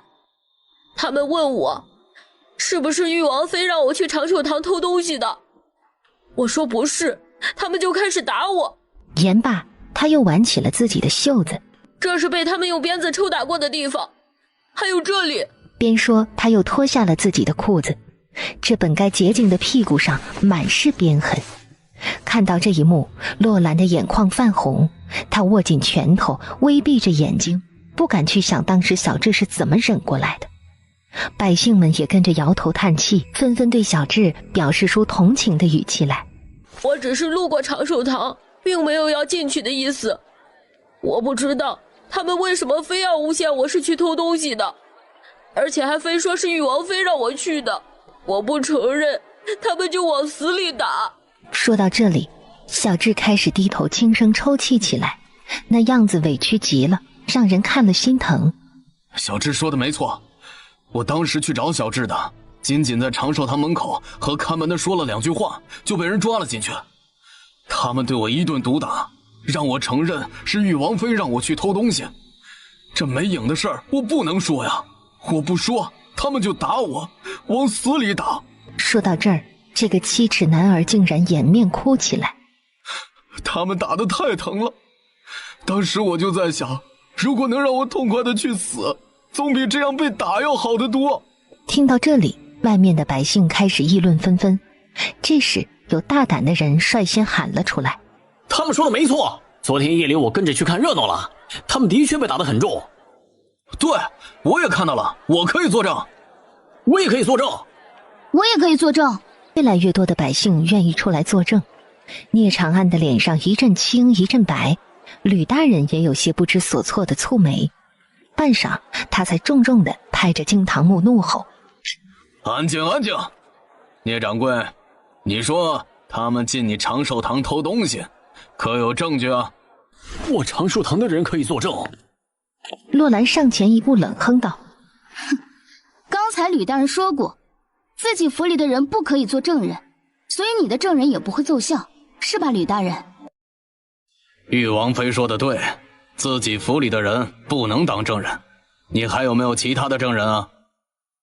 这个证人聂长安自然没有，他思忖了一会儿，直接冷哼一声：哼，既然他们死活不承认，我就念在长寿堂并没有什么损失的份上，不与他们计较了。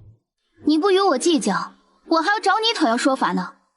你对我誉王府的人动用私刑，这事不能就这样算了。吕大人，您是朝廷官员，您肯定知道大宁国的律法。如果谁都可以动用私刑，那这大宁国的律法还要它何用？你这公堂还要它何用？他的眼神犀利，声音高亢。吕大人听闻后愣了一下，随即看向了聂长安：聂掌柜，誉王妃说你动用私刑这事儿作何解释啊？吕大人，休要听他胡说，我什么时候动用私刑了？我不过是问问这2个人是否来我长寿堂偷东西，没有动用私刑一说。聂长安，这么多百姓作证，你还想抵赖不成？我没想抵赖，如果真像这个人和这个小孩所言，我把他们打得生不如死，那这才过了1夜而已，他们是怎么完好无损的站在这里的？他们应该卧床不起才是啊！吕大人，这事儿你可得明察，这是明眼人都能看得出来的事，他竟然想诬陷于我。洛兰真是万万没想到，这个聂长安竟然是个如此厚颜无耻、胡搅蛮缠的人。他气得咬牙切齿地瞪着他。聂掌柜不去做厨子真是可惜了，甩锅甩得真是够厉害的。那是玉王妃医术高明，将我们医好了。若不然，我们定会死于你的手里。一夜之间，他将你们医好了？他是华佗在世吗？啊，这简直是天大的笑话！你们就算想诬赖我这个好人，要找个好点的理由吧！啊！百姓们也开始窃窃私语。是啊，昨天他们伤得那么重，是怎么在一夜之间好的？莫不是他们装的吧？这事儿有点蹊跷啊！昨天他们确定已经不成人样了，今天又完好无损地站在这里，这事儿真是够奇怪的。吕大人又看向了洛兰。玉王妃，聂掌柜所疑，也正是本官所疑。这两人若真如你所言，伤得那么重，今天怎么可能会好？你可要给本官一个合理的解释啊！既然如此，不如你长寿堂出个人，让我打成重伤，然后我让他在1个时辰内站起来走路。听见这话，聂长安气得脸色铁青地瞪着他。为何要我长寿堂出人？既然你这么有把握，不如你玉王府出人如何？是你不信我的医术可以在1夜之间将他们医好，自然要用你的人才稳妥一些，也能让你信服。吕大人，我觉得这事可行。我聂某行医多年，还真没见过有人能在1夜之间将重伤的人医好的，所以咱们不如就试一试。他若医不好，那就是他故意陷害我。好，正在今天早上，府衙来了2个因打架重伤的人，就交给玉王妃医治吧。洛兰挑眉，毫不示弱地追问：可以，请问聂掌柜，我若医好，你当如何？聂长安犹豫了一下，昨天夜里小智和阿刚的情况他是知道的，他做梦也没想到这2个人今天会出现在公堂之上，所以他不敢随便答应什么。他抻着脖子怒声道：哼，你若医好，你想如何？听说你们玉王府吃喝不足，你可别趁机讹诈我呀！哼，我只要你给小智还有阿刚跪下道歉，并且挨我玉王府5大板。聂长安气呼呼地瞪着他。站在人群中的阿后和玉王府的人见状，直接起哄道：哼，聂掌柜这是不敢吗？聂掌柜害怕吗？聂掌柜快答应吧！聂长安半眯着眼睛看着洛兰，随后冷声道：好，我给你1个时辰的时间。那就请聂掌柜做好跪下请罪、挨板子的准备吧。随后他又看向了身后的百姓：大家若想看热闹，不要嫌时间长，一定不要走。这些百姓们自然不会走的，谁都想看看这位玉王妃的医术到底有多高明。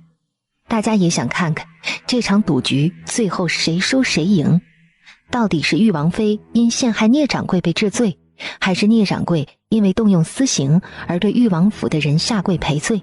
无论哪个结果，对于这些百姓都可以成为他们茶余饭后的谈资。一会儿功夫，2个官差抬着一个血肉模糊的人进来，那个人已经看不出人形了，像是已经死去一般，虽然时而能听到他嘴里发出的呻吟声，也很是微弱。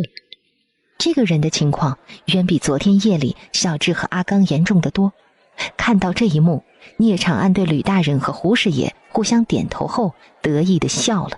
吕大人，昨天夜里小智和阿刚受的是皮外伤，我可以将他们医成正常人，但是这个人的情况绝非皮外伤这么简单，所以不能一概而论。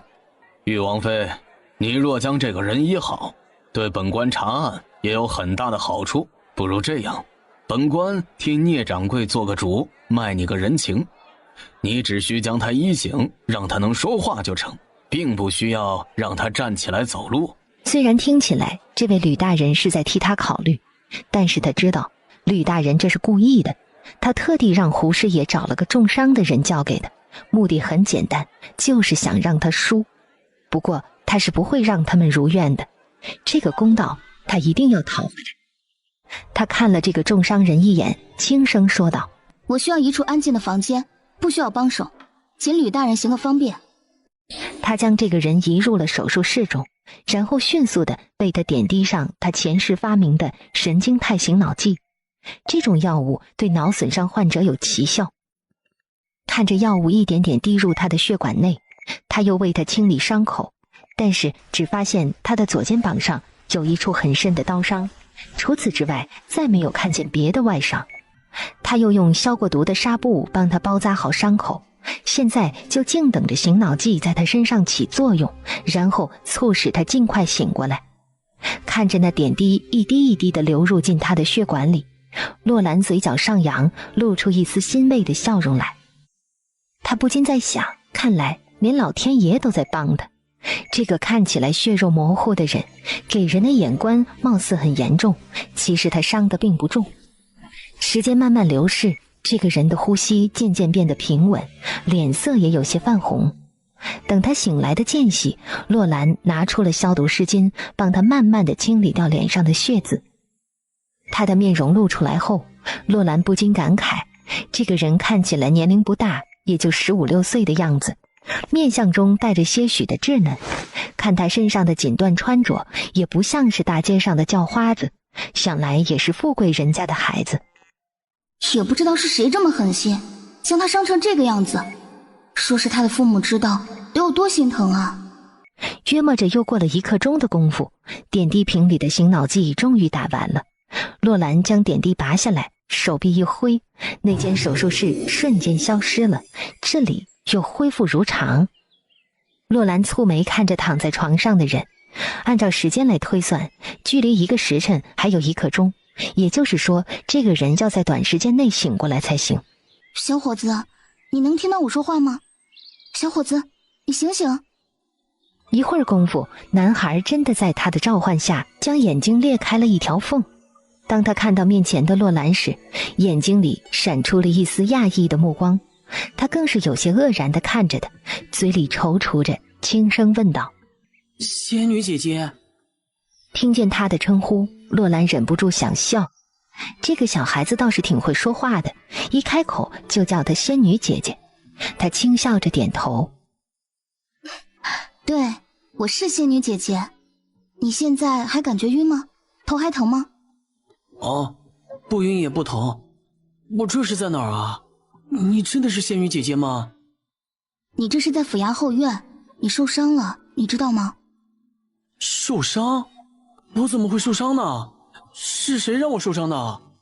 听他这样说，洛兰突然半睁着嘴巴看着他，试探性地问道：你知道你叫什么名字吗？你是哪里人？你家里还有什么人？男孩看了一眼床沿，鼻子用力地紧了紧，轻轻摇头：不知道，我是谁啊？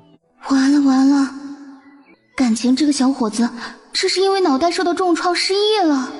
天哪！他有些无奈地苦笑，好在他醒过来了，能说话了，他也算是在众人面前证明了自己。于是他对他轻声道：你是谁的事一会儿再说，现在我带你去一个地方。仙女姐姐，这是哪里啊？我怎么在这儿？看到这一幕，在场的所有人皆是一阵愕然，百姓们开始惊讶地纷纷议论：这怎么可能啊？那人都快死了，真让他医活了。是啊，这真是太神奇了，这可真是神医转世啊！玉王妃那医院怪不得叫回春堂啊，真的是能让人起死回生啊！这下好了，等着看聂掌柜跪地认错吧。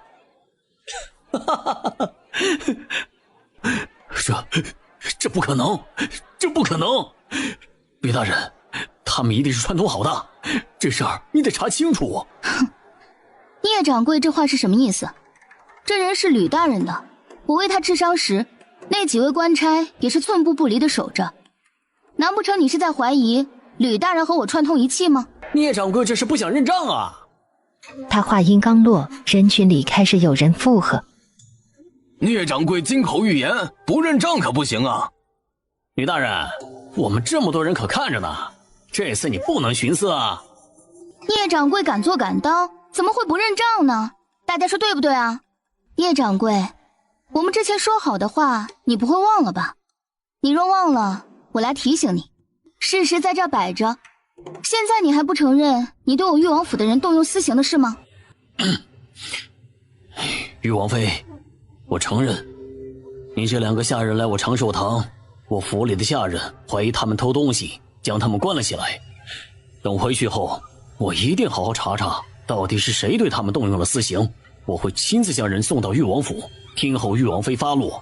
哼，聂掌柜这是准备当着这么多人的面出尔反尔吗？1个时辰前，咱们对赌的话，大家可都听着呢。如果我将这个人医好，是你本人亲自给小智和阿刚下跪认错，并且接受我誉王府的5大板子，以示对你动用私刑将人打伤的惩戒，你不会忘了吧？没错没错，我们听得真的。对，我们也都听到了。聂掌柜，下跪吧！聂掌柜，快下跪认错吧！下跪认错吧！下跪认错吧！聂长安此时已经气得七窍生烟了，他用力地握紧拳头，皱紧了眉头看向吕大人，想要他为自己说句话。吕大人刚要开口，洛兰直接将他打断，对他道：吕大人，刚才聂掌柜的话你也听到了，现在当着大家的面，你这个父母官可不能徇私啊，不然就算告到皇上面前，我也要讨回这个说法。他拿皇上压的。吕大人犹豫了一下，于是他清了清嗓子，对聂长安轻声劝慰道：聂掌柜啊，男子汉大丈夫，一言既出，驷马难追。人的韩信尚能忍胯下之辱，廉颇也能裸身负荆请罪，聂掌柜跪一跪又能如何？没准你这一跪……住嘴！吕大人，这些年你没少受我聂长安的好处，怎么这个时候不替我撑腰？那我聂长安日后也没必要讨好你了，你就等着瞧吧。哎，聂掌柜，你想开溜不成？让开，不然有你们好果子吃！不让，你输了就要下跪认错。言罢，他快速转身到他身后，用力地在他小腿处踢了一脚。聂长安只觉得双腿一软，来不及多想，直接跪倒在地。道歉。阿后的举动让聂长安有种暴跳如雷的感觉。早上来时，他仗着自己和吕大人的关系，并没有让府里的家丁跟来，而是一个人大摇大摆的来了。他以为没有人敢动他，早知如此，他何不带些下人来呢？可是现在他却被誉王府的一个下人压制着。君子报仇，10年不晚。誉王妃，你给我等着！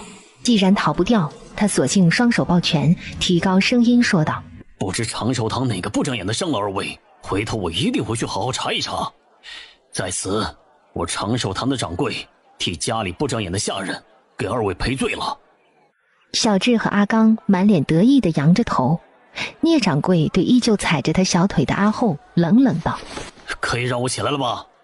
不可以。大川，拿板子来。聂掌柜还欠小智和阿刚5个大板呢。誉王妃，做事不要太过分，你这样为难我，对你有什么好处？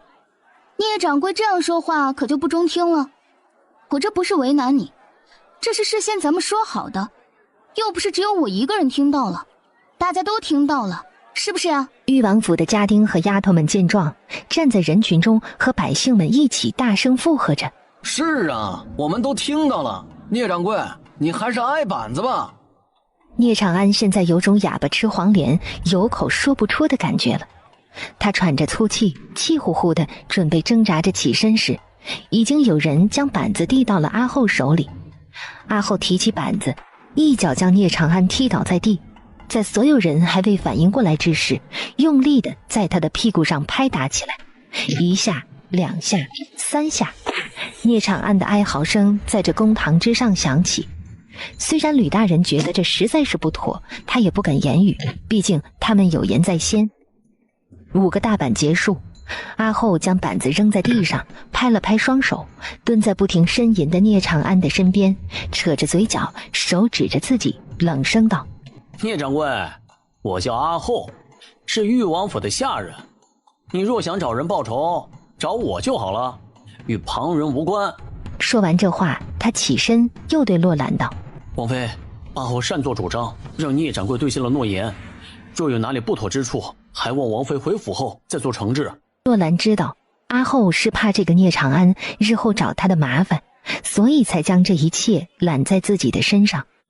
他不禁在心里暗想，阿后做了他想做却不方便动手做的事儿，看来回去之后要好好的赏赐他才行。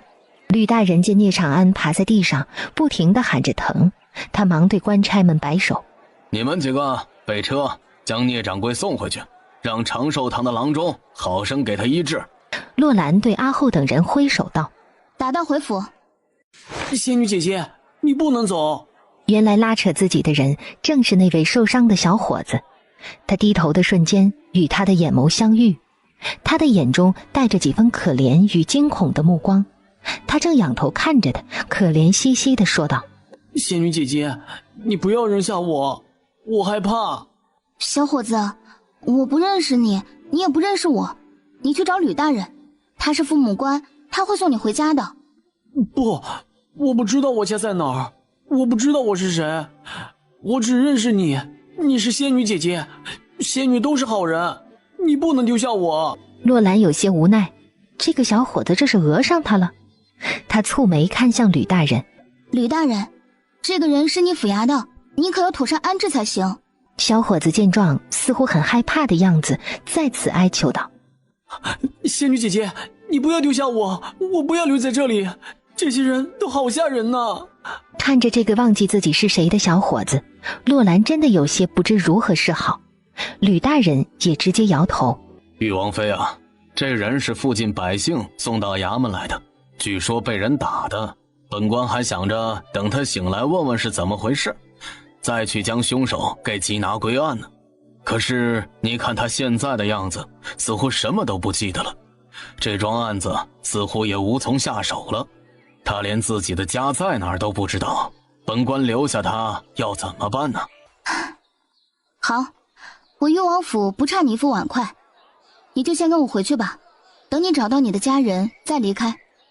听到这话，这个小伙子顿时眉开眼笑起来，他毫不掩声地上前拉起小智的手，高高兴兴地说道：以后咱们两个一起玩吧。看吧，他的年龄有14、15，可是却因为脑子受了重创，心智直接却回到了6、7岁的样子。小智突然仰头看着他：你叫什么名字？小伙子摇了摇头：我不知道。他又看向了洛兰：仙女姐姐，我叫什么名字啊？他忘记自己是谁了，自然不知道自己的名字。洛兰更不会知道了，于是他沉思冥想了一会儿，然后挑眉道：咱们府里有小智，暂且叫你大智吧。大智，大的志向，我有名字了，我叫大智，我叫大智。兰儿，你回来了。对呀，我回来了。我告诉你啊，今天我们打了一个大胜仗。言落，他坐在床沿，开始眉飞色舞的和他说起今天发生在公堂之上的事儿。越听，冷玉的脸色越难看。直到他讲完经过，冷玉才一脸凝重的看着他，严肃的说道：兰儿，你让聂长安丢了这么大的人，他一定不会善罢甘休的。他一个郎中倒是不能怎么样，我怕那白太爷和狗太子找你麻烦。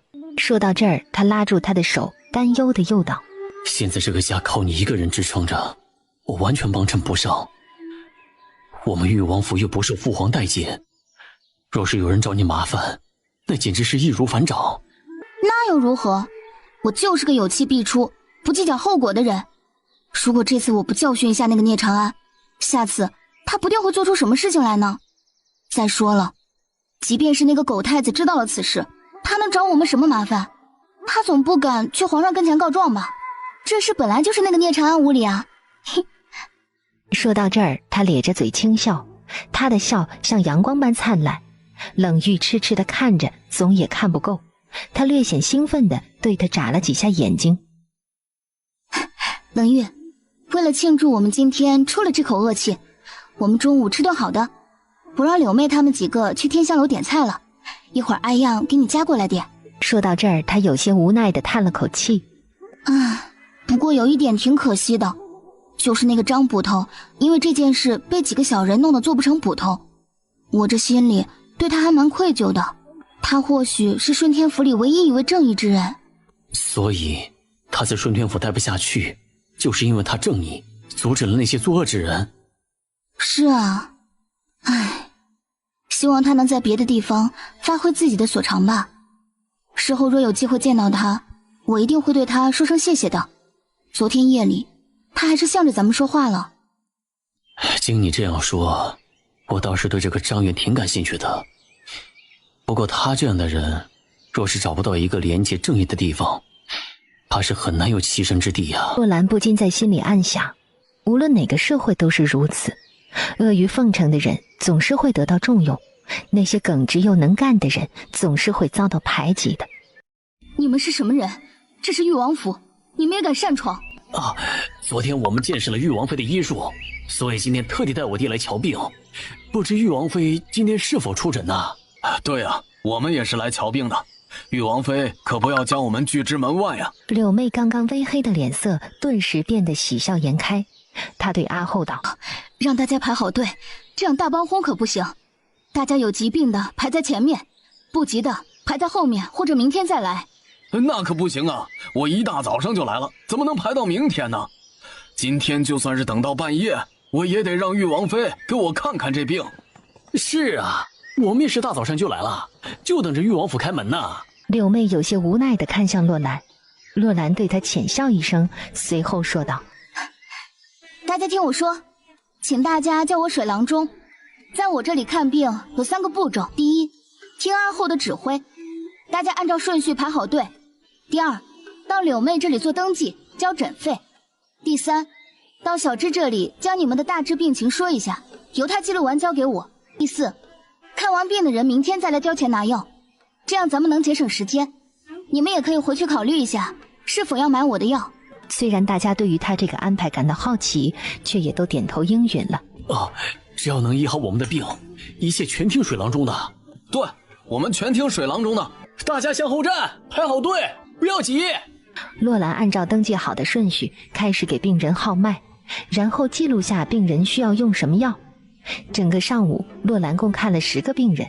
送走眼前的病人，他沉吟了一会儿，对柳妹道：柳妹，一张草纸折成小方块，然后从1写到50，让阿后按照这些人的排队顺序依次发放，前10人留下，其余的人明天再来。每天我最多接诊20个病人，危重病人除外。一会儿给大家发完牌号码，让大家先回家吃饭吧。中午我要休息一下，不然身体吃不消。以后没有急重症病人的情况下，中午都要休息。其实他不是特别累，他是着急给冷玉送饭，无论多忙都不能让他饿肚子。还有他的腿部伤口已经痊愈了，他打算今天开始给他针灸加按摩，每天早晚2次，为了让他早日站起来，这是以后每天雷打不动的事儿。来看病的人刚刚散去，洛兰准备起身离开，便有人大摇大摆地来到他的面前，手里摇着折扇，满脸玩味地看着他。洛兰蹙眉，将这个人从脚跟看到头顶，这不正是让他讨厌至极的狗太子吗？他视若无物地对柳妹道：妹儿，把桌子收拾一下，我去看看王爷。誉王妃，这是待客之道吗？哪里有客？洛兰毫不在乎地左顾右盼后耸耸肩：我这里是医馆，只接待来访的病人，你若有病我可以给你看，但是你也得等到下午了，上午的号没了。你才有病呢！太子身边的一个下人对他努了努嘴：这是太子爷，誉王妃不会不认得吧？你知道我是誉王妃，还敢这样对我说话，可见你真是缺少家教。誉王妃，真是没有想到，你不仅嘴厉害，这手也厉害。听说你有让人起死回生的本事啊！既然如此，想必也能给我那4弟医病。不知道他现在怎么样了？他挺好的，玉王爷的事不劳太子殿下费心。太子若有事便说，无事请回，我没空陪你。言落，他准备离开，他则侧身，闪身一步挡在他的面前。水郎中，本太子要看病。我刚才说过了，来我这看病得领号排号，今天和明天都排满了，最早得后天了。太子半眯着眼睛，突然低声嘶吼道：那就后天。小柱子，给本太子排个号。洛兰没有想到，他真的就让他的下人去柳妹那儿取了号，捏着小柱子递过来的号，他邪淫地笑道：水郎中，本太子现在是你的病人了，你可要对你的病人温柔一些哦。他说话的语气和他的眼神让洛兰十分不爽，他对他冷声道：太子既然有病，就回去休息吧，别没等到来看郎中，直接病入膏肓。言落，他不顾他诧异的眼神，直接出了正堂，向后院而去。看着他的背影，太子半眯着眼睛，眉宇间多了几分意犹未尽的神色。他邪魅地转身，对身边的下人道：回府。言落，他快速转身，阿后见他要走，大声在他身后喊：恭送太子殿下，走好，不送。皇宫御书房内，皇上看着手里的奏折，眸色紧了紧，捂嘴轻咳了几声。皇上，您可要多休息才行啊，最近天气凉了，您这咳嗽症结又犯了。唉，朕这身子是一天不如一天了，可是朕这心总是悬着呀。皇上是在担心太子？能不担心吗？允儿虽然是太子，做事却总是不得体，朕最近总是受到参奏他的折子，他竟然去民间抢百姓家的女子。你说他是太子，有什么样的女人没有？为何要做出这等让人鄙夷又下作的事呢？皇上，也许是别人造谣呢。太子府里除了太子妃，已经有几房侧妃了。他就算是看中哪个民间女子，也总不至于去抢吧？那民间女子还不上赶着巴结？这不是空穴来风，这也不是最主要的。最主要的是，他还杀了民间女子的丈夫和一个3岁的孩子。他这是疯子，他就喜欢夺人所爱。这一点像极了死去的皇后，她的亲娘。说到这儿，皇上再次叹了口气。那这奏折，除了御史于大人，谁还敢参奏他呀？这位于大人是朝廷中胆子最大、最刚正不阿的人。正因为如此，朝中大部分人对他敬而远之，少部分人对他肃然起敬，还有一部分人对他深恶痛绝，这其中就包括太子冷允。刘公公看着皇上将奏折放下后，轻声道：皇上，夜深了，今天去哪位娘娘的宫里啊？常贵妃为您准备了燕窝羹，喜贵妃为您准备了桃花浴，荣贵妃……好了，朕哪里也不想去，就在这御书房睡吧。朕想清静清静。老奴明白，老奴给皇上铺床。言落，他准备向御书房后面走，皇上突然叫住他：刘喜啊，裕王府这几天怎么样？回皇上话，裕王妃昨天在顺天府与那长寿堂的掌柜对簿公堂了。听说他逼着那个聂掌柜给他府里的2个下人下跪，具体为何，老奴没有多问。他这么做总得有原因吧？不过他既然懂医术，那玉儿……提到冷玉，他的心揪得紧。刘公公再次劝慰道：皇上，裕王妃的情况老奴不知啊，据说常贵妃也有些日子没去探望了。唉，罢了，玉儿做下错事，让天下人耻笑，朕不该多问他。说完这话，他似乎想到了当年冷玉拿着长剑指着他的场面，若不是允儿及时出手阻止，想必他早已死在他的剑下了。那个场面他经常在梦里梦到，时至今日他依然记忆犹新。王妃，你快看，这上面的人是大志。对，我看着像大志。不过这上面说什么了？原来阿离是看着头像熟悉，所以才将这告示带回来。他不识字，根本不知道这上面写的是什么。这是大志家人贴的寻人启事，你和阿红按照这上面留的地址，去客栈将大志的家人接来这里。大志虽然失忆，却也是他们的家人，也许在家人的刺激下，他能想起来一些什么。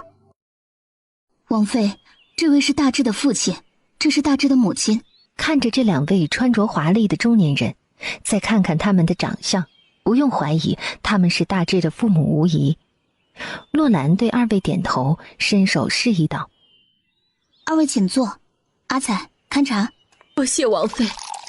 刚刚这两位姑娘去客栈找我们，说是知道童儿的消息，我们就急着赶来了。童儿在哪儿？能让我们见见吗？你口中的童儿，应该就是我们叫大志的孩子，不过他也许不认得你们了。为什么？童儿怎么了？怎么会不认得我们呀？出什么事了？二位别急，我想问问你们来自哪里？大志就是你们所说的童儿，为什么会跑到京城来？而且他是被人重伤后才遇到的我。童儿他怎么了？他怎么会受伤的？你们别急，他现在没事了。你们先回答我的问题好吗？女人叹了口气，这才断断续续地和他讲述了事情的经过。原来他们是来自距离京城100余里外杜城的张姓人家。大志的家里在杜城有多家铺面，可以说是杜城的大户，家境殷实，这也导致大志这孩子从小娇生惯养。他从小便嚷嚷着要习武，但是父亲担心他的身体，也想着长大了让他接手家里的生意，所以一直没有满足他的心愿。就在1个月前，他竟然给家里留下了一封信，说是要去闯荡江湖，找位高人给他做师傅。然后家里人开始四下寻找，到处张贴寻人启事。找了1个月之后，终于找到了这儿。听完他们的话，洛兰有些无奈的苦笑。听你们这样说，我知道大志为何会被人打伤了，一定是他要逞英雄跟人打架，被人打成了那样。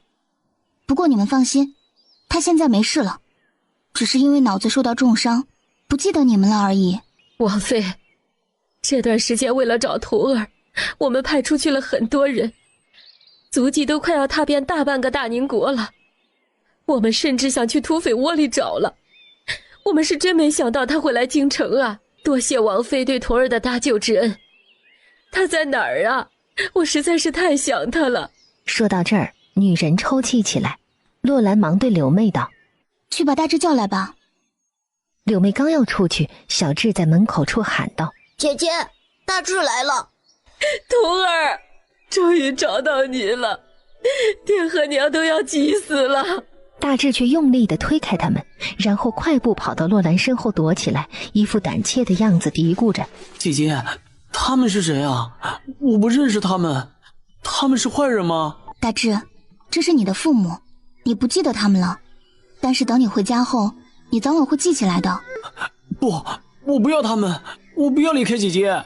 看着大志这副可怜兮兮的样子，洛兰有些不忍地对他的父母道：张员外，张夫人，大志可能一时无法接受你们，不如你们先住下，咱们一起想办法，看看怎么能让他恢复记忆。不然依他现在的状态，怕是他不会跟你们走的。听到这话，张员外有些为难地看着他，随后对洛兰抱拳道：这样一来实在是会打扰到王妃，我们还是去住客栈吧，白天有空时再来看童儿。洛兰倒也没有再强留。好吧，大志这孩子身上的伤刚好，这几天我给他配了药，如果不出意外，养一段时间他便能慢慢的恢复记忆，到时他自然会跟你们回去的。我这里看病按号说话，没号的或者没到号的请自觉排队。按照他的预算，这个狗太子昨天排的号明天才能到，今天他却来了。洛兰这心里厌恶的感觉瞬间袭来，冷允却得意地拿出了一张号牌，拍在他面前的桌子上。看到了吧，今天下午第一个号是我。洛兰有些不解地看向阿后。怎么回事？王妃，他花了10两银子和第一个病人换了号。太子这么着急看病，不惜花大价钱抢号，看来一定病得不轻。请坐。冷允毫不客气地坐在他的对面。说吧，哪里有病？冷允挑眉看着他，捂着自己的胸口。我这里有病。洛兰知道他是来找茬的，他也懒得给他把脉，也不愿意给他检查。他直接拿起笔写了个方子，摔在他的面前。去吧，按方抓药。水郎中，你还没有给我把脉，怎么就乱开方子？难不成你这双眼睛会诊脉不成？哼，太子这里疼，应该是心疼。这心疼，我估摸着是你的心坏了，你得多吃点药补补，不然容易早亡。你……冷允手指着他，咬牙切齿。不过他很快恢复平静，对他戏笑着。我就喜欢水郎中这样的女人，泼辣而又不失韵味。我最讨厌对我阿谀奉承的女人了。你骂吧，骂得越难听，我越喜欢听。言罢，他抠了抠自己的耳朵，靠近他，压低声音，半眯着眼睛说道：实不相瞒，从见你的第一眼起，我就觉得你是个与众不同的女人。你这样的女人，本太子稀罕。我那四弟是个废人，什么事儿也办不成，让你守了活寡，我这个做哥哥的也是于心不忍啊。不然这样，你去我太子府……他话音未落，洛兰的巴掌便伸了过来，在即将打到他脸上时，被他用手握住。他色眯眯地看着他的玉手，淫秽的轻笑。水郎中的手好嫩啊。一旁的柳妹和阿后、阿彩、阿红等人见状，准备上前动手。洛兰对他们摇了摇头。现在外面还有病人在等着，若是在这府里和狗太子发生了肢体冲突，到时候不好向外人解释。于是他压低声音，转动着晶莹的眼眸对太子道：好啊，既然太子有此想法，那就去和皇上说吧。如果皇上的圣旨下了，让我去你太子府，我便去。真的？冷允突然有些兴奋地看着他。你不是在开玩笑？我怎么会开玩笑呢？能去太子府，我就不用在这里开医馆赚银子这么辛苦了。这是多少女人梦寐以求的事啊！我等你的好消息。冷允听见这话，顿时乐得合不拢嘴。他得意地摇着手里的折扇起身，对洛兰轻声道：等我的好消息。留下这句话，他竟然闪身得意地离开了。冷玉的女人若是入了他的太子府，那他可真是给他死去的母后长脸了。看着他的背影，洛兰不屑地摇头：这狗太子果然是胸无大志又淫乱之人，这样的人怎么配当太子呢？见他走了，柳妹凑过来，有些担忧地问道：王妃，若他真去找皇上，皇上真下了圣旨怎么办？洛兰看着他，忍不住憋笑：你和那狗太子一样缺心眼吗？就算咱们玉王爷现在不受人待见，皇上也不会昏庸到让他的王妃去太子府的。这于情于理都不合，皇上若敢下这道圣旨，不被百姓们笑掉大牙呀！听他这样说，柳妹才若有所悟地点头。原来如此啊，那这个狗太子不会真的喜欢王妃，真的去找皇上求情。他若真去了，也说明他是个头脑简单、四肢发达的猪。其实我倒觉得他不过是仗着自己是太子，喜欢夺人所爱罢了。阿红在一边冷冷地附和道：如果这个狗太子敢去皇上面前，一定会招致皇上的辱骂呢，骂死他才好呢。阿才也在一边挥动着拳头：对，最好把他凌迟处死，让他死无葬身之地。洛兰不禁哑然失笑，看来这几个人都是看这个狗太子说话做事太过轻浮，对自己不够尊重，所以才会这样恨他的。冷允从誉王府出来后，兴致勃勃地准备入宫。小柱子边走边提醒：陛下，您真打算入宫求皇上吗？对，这个女人我势在必得。可是这不合适吧？她可是誉王妃。那又如何？冷玉有的，我必须有。小柱子有些胆怯地低声询问：太子，要不然您找吴太师商量一下？他不是告诉过你，无论做什么事都要问过他才行吗？住嘴！这么多年了，什么事儿都是他给我安排好的，这次我偏不听他的。你再跟我提他，给我滚！此时的皇上正在和护国公刘德昌说着什么，刘公公进来通报：皇上，太子求见。皇上的眉头紧了紧，随后对刘德昌道：刘大人，你先回去吧，这件事容后再议。刘德昌年逾古稀，看起来却硬朗的与年轻人无异。当年这些皇子中，他最看重的就是冷玉，谁想到他竟然做出了弑杀皇上的举动，这点让他感到惋惜。刘德昌并没有多言，直接行礼道：臣告退。在御书房门口，他与太子迎面相遇，他仅和太子点头示意，并没有停下行礼。对于冷允的所作所为，他是深恶痛绝的。他今天来就是为了向皇上揭发太子的行径。冷允也毫不在乎刘德昌的冷脸，他兴奋地来到皇上的面前，直接躬身行礼：儿臣给父皇请安。平身吧。父皇，儿臣今天来有一事相求，还望父皇准许。皇上蹙眉看着他，说吧。冷允犹豫了一下，来时他想了一路，这件事情不能直说，不然父皇一定不会准许的。他倒是想到了一个很好的理由，于是他清了清嗓子：是这样的，儿臣内府里的正妃侧妃共有7人，可是至今无人为皇家诞下一个子嗣，儿臣甚是着急。最近听闻玉王妃水落兰医术了得，儿臣想着父皇能不能下旨让她去太子府小住，顺道为儿臣府里的女人们诊诊病啊。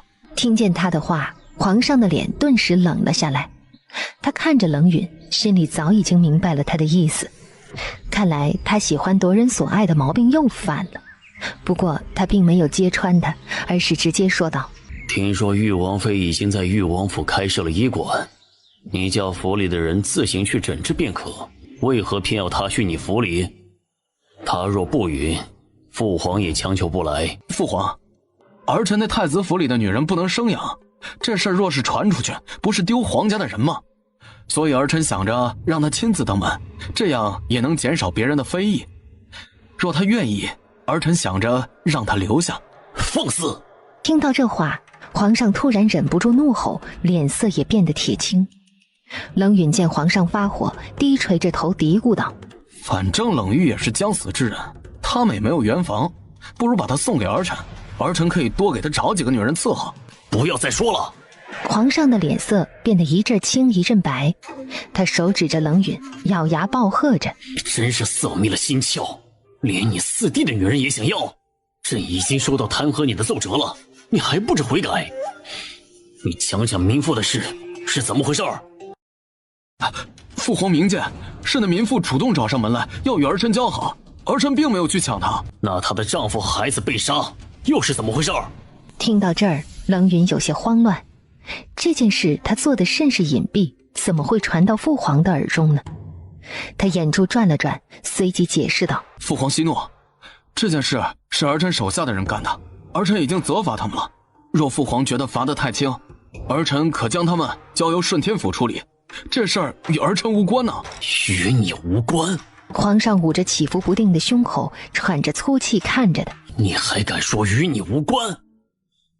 没有你的授意，你太子府的人敢做下这等恶事？不是如此，你家里的女人们在街上看中什么拿什么，从来不给钱，百姓们叫苦不迭，这事你也不知吗？听到这话，太子蹙眉，这件事他确实不知，看来是这些女人们狗仗人势了。于是他用力地摇头：这事儿儿臣确实不知，儿臣一定回去好好教训这些女人，让他们长点记性，并且让他们悉数退还拿过的东西，还望父皇不要生气才是。皇上微微喘着粗气，紧闭双眼，对他摆了摆手：下去吧，朕不想再收到有关你在民间作恶的奏折，如若不然。说到这儿，他停下了即将出口的话。他若说出废了他太子之位的话，怕是吴元璋和吴红都会来御前威逼加求情的。现在他不想撕破这层窗户纸。冷允顿时没了来时的气焰，抱拳行礼，轻声回道：儿臣告退。冷允今天这趟不但没有请到父皇的圣旨，反倒惹了一顿骂。裕王府虽然现在是晚秋时节，有阳光照进来的屋子依然很温暖。那儿等我腿好了以后，我们走吧，离开这里，去一个没有人认识我们的地方，过安静的生活。好啊，到时候我们找一个有山有水有花的地方，你种田我织布，你打猎我顾家，那样的日子也是不错的。话虽这样说，他心里知道，等他站起来那天，他是不会这样善罢甘休的。3年的自由，3年人不人鬼不鬼的生活，他会轻易放过那些害过他的人吗？答案肯定是不会的，所以给他留个幻想，让他的思想单纯些也是好事儿。冷玉，你心里可以有仇恨，但是你不能让仇恨影响你的生活。你可以去找害你的人报仇，但是前提是你要先自证清白，不要用愚蠢的方法，要让这大宁国的人都知道，你冷玉不是个会弑父的人。虽然不知道他当年为什么会剑指他的父亲，但是他相信他说的话，他说是被人陷害的，一定就是。兰儿，你是郎中，你懂得多，你告诉我，到底有没有一种可以令人置换的东西，喝的、闻的或者吃的，让你觉得你面对的人是个野兽，他对你笑时，你觉得他要张开血盆大口吃了你，让你想要一刀砍了他。洛兰低垂着眼眸想了一会儿，在现代社会，这样搅乱人神经的药物有很多，但是在这闭塞的古代，什么东西能有这个作用呢？沉吟一会儿，他忽然仰头看着他。有一种花叫曼陀罗，它的根、茎、花、叶，哪怕是种子都有毒，它可以令人致幻，闻了它的味道或者食用后，会让人四肢发软，神志不清，做出一些平时不敢做的事情来。对，冷玉如梦方醒的点头，就是这种感觉。这是我3年来一直没想明白的问题。经你这么说，我明白了。3年前父皇寿宴的前一天，我房中的熏香味道变了。当天早上，郎云又请我喝了一杯清茶，我当时还觉得那茶的味道有些古怪，上面飘着的白色叶片，他说那是他从西域得来的茶叶。说到这儿，他握紧了双拳。我真是愚笨至极，对人没有防备，不然何至于此啊！兰儿，我以前恨所有人，也恨这所谓的权势地位，恨自己的张扬和放荡不羁，恨自己轻信于人。但自从遇到你以后，我觉得这是上天在怜悯我，把你送到了我的身边。我突然很想感谢这些陷害过我的人。为何？因为正像你所说，如果我不是瘫痪在床，你没机会来到我身边，我也没机会拥有你，那我此生不会遇到一个让我如此挂心的女人。走吧，带你去晒太阳。你做好准备去见这府里的下人了吗？这还是等等吧。不用等，咱们府里所有的下人都是我重新调教好的，与你之前府里的下人完全不同。他们不但不会轻视你，还会很尊重你。我已经让阿宇叫他们在前厅等你了，他们也该看看你这个主人的模样了。那我们让他们等了很久吗？没有多久，今天第一天见这些下人，他们很激动，咱也得给他们留下好印象。我去把前几天给你买的新衣裳拿出来，给你换上。今天为了让你出去晒太阳，我上午停止接诊，中午时你也在前厅吃饭吧。以后你也可以像正常人一样生活了。兰儿，当初父皇下令让我永远禁足在誉王府，所以我不希望我现在的状态让别人知道。我知道你的意思，你是怕被人知道你的身体有见好的迹象，引来不必要的麻烦，尤其那个狗太子。你放心吧，今天上午府门大关，外人不会知道府里的情况。我不是怕他，我也知道你是怕给我惹麻烦，这里是你的家，你什么也不用怕。现在准备好了吗？一切听兰儿的。得到他肯定的回答后，他推着他向门口走。玉，这是阿宇、阿后、阿彩、阿红。4个人在看到冷玉的瞬间都有些讶然，这个瘫了的王爷和他们想象中的完全不一样。他们以为他在屋里待了3年，一定会是一个满目无神、脸色苍白、蓬头垢面、呆滞痴傻之人。可是眼前的王爷看起来精神飒爽，眉眼冷峭，面部线条干净利落，一张如刀削的脸，完美到无可挑剔。除了长时间不见阳光，脸色有些苍白之外，与常人并无异样。他的身上自带着让人不敢小视的威严。4个人齐声躬身行礼。王爷吉祥。洛兰这才招呼阿宇和阿后过来，将他抬下了台阶。他又对阿宇道：这段时间一直是你守着王爷，你来推王爷吧。多谢王妃体恤。言落，他来到冷玉的身后，双手扶着轮椅的后背，长舒了口气。冷玉轻声道：不用紧张，早听兰儿提过你，这段时间你辛苦了。王爷可别这样说。阿宇有些结巴。这是我们应该做的。洛兰看着阿宇紧张的样子，抿着嘴笑了。阿宇，以后你要常伴王爷左右侍奉，你总是这样紧张可不行。王妃请放心，阿宇一定会照顾好王爷的。看着他喜滋滋的样子，阿后啧了一下嘴。瞧把你美的，我现在的位置也很重要，是吧，王妃？洛兰知道阿后的醋劲儿犯了，他抿着嘴点头说：对，你们每个人都很重要。以后白天照顾王爷的活就交给阿宇和阿彩，阿红和阿后白天时跟我在医馆干活，你们的位置都是别人不能代替的。你们4人是我和王爷最信任的人。听到这话，雨后彩虹的脸上都露出得意又兴奋的笑容来。他们很庆幸自己没有跟错人。他们一行6人来到前厅时，王府里所有的人都等在前厅。这位就是这裕王府的主人，裕王爷。自打你们来到王府以后，并没有见过他。他的事你们也许听说过一些，我也并不想瞒着你们。但是我要你们知道，你们在外面听说的并非为真，裕王爷早晚会自证清白。但是他现在的状况，我不允许你们对外人多言一句。若谁敢违抗我的命令，出去乱嚼舌根，别怪我对你无情。都听清楚了吗？听清楚了。这些下人齐声回道。冷玉看着这些人一眼，然后将目光落在小智的身上，见他也正看着自己，对他点头道：你是小智？对，我是小智，给王爷请安。你叫兰儿为姐姐，为何唤我如此生分？看着他冷着脸，声音清冷，小智有些不知所措地看向洛兰。柳妹忙推了推他，小声说道：叫姐夫可以吗？小智用胆怯和询问的眼神看着洛兰，洛兰对他重重的点点头。当然可以，你和大智都可以这样叫。听到这话，大智有些兴奋，直接躬身唤道：姐夫好，姐夫长得真好看。听到这话，小智也咧着嘴，怯生生地叫着：姐夫好。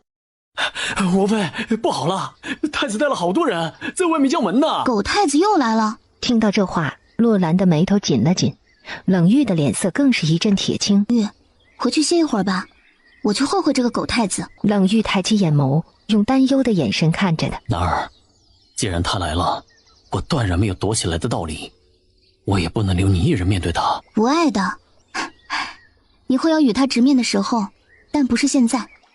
现在是我在保护你，我不想让一条狗来影响你的心情。言落，他表情严肃地对阿宇道：带王爷回去休息。阿后，去开门，我倒要看看他又来干嘛。兰儿，你要小心，不要与他有正面冲突。他这个人不可怕，但是他身后的人很可怕。我知道，放心吧，先去休息一会儿，等我忙完咱们一起吃午饭。虽然冷玉很担心他，但是他知道现在自己没有能力和狗太子正面相对，与其在这儿给兰儿添乱，不如回去了。于是阿宇推着他向后院走去，阿后去大门口开了门。玉王妃，好清闲呐！玉王妃，我接到百姓的举报，你擅自行医，弄一些不知道是什么的药水来坑钱，已经吃死人了，你可知罪？你哪只眼睛看到我坑钱了？又是哪个人吃死了？冷允并不恼，而是不急不慢地眯眼道：有人去顺天府击鼓鸣冤，那顺天府尹不敢来你这裕王府问罪，所以告到了我那里。身为大宁国的太子，这事儿我得管，你说对不对？洛兰看着他那张让人生厌的脸，一字一顿地说道：原来如此，那太子殿下要怎么管呢？见他的声音有些和缓，冷云挑着眉轻笑：告状的人去的是顺天府，你跟我回顺天府受审。哼，你是太子，你不知道皇家的规矩吗？就算我犯了错，那也归皇上亲审，归刑部问案。你让我去顺天府，谁给顺天府的权利？是你还是皇上？听得这话，冷允愣了一下，他没有想到这个女人懂得还挺多的，她会这般不好糊弄。于是他捂嘴轻咳一声，随即说道：这点小事儿就不劳烦父皇费心了，有我这个太子代劳。你若是想去刑部，本太子也可以如你所愿。洛兰再次扯着嘴角看着他，厉声问道：太子怕是对皇上御审这几个字有误解。我是誉王妃，皇上的儿媳妇，就算我真犯了不可饶恕的错误，也应该是皇上御审，不是太子御审。难道太子现在就想提前行使皇上的权利吗？水郎中，本太子不是骗你，现在你有2条路可选。第一，顺天府会将这件事情上报朝廷，然后父皇亲审，结果就是将你交由刑部处理，你的下场不会好到哪里的。第二，你从了本太子，将来本太子荣登大宝之时，封你个贵妃做做，如何？洛兰轻蔑地对他轻声却带着严苛的语气说道：我水洛兰行得正，走得端，到皇上跟前也不怕。倒是你，身为太子，竟然想着要霸占你弟的媳妇，你这种人这辈子也坐不上皇位。冷允本来以为他会对自己说几句服软的话，没想到从他嘴里说出来的如此难听。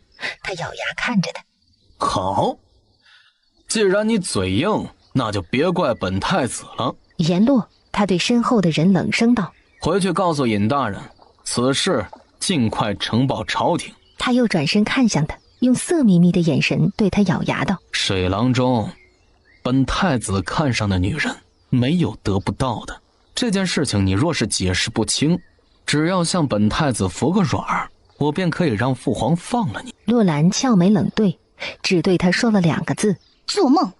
言落，他对阿后大声道：阿后，送客。眼神里闪过一丝阴暗，而后转头大步离开了。刘公公3天后端着圣旨来到了誉王府，洛兰等人跪在堂前，静等着接旨。他这心里这几天一直在打鼓，可是他没有想起来到底哪个病人会吃他的药致死。这几天的病人也没有重症病人，他以为是狗太子在吓唬他，没想到圣旨真的来了。刘公公看了他，清了清嗓子，随后扯着嗓子念道：奉天承运，皇帝诏曰，朕收到顺天府上奏，誉王妃行医时无视病人的病因，胡乱开些不知名的奇异怪药，导致徐天虎的母亲病亡。此事朕不能坐视不管，现宣誉王妃即刻进宫问罪，钦此。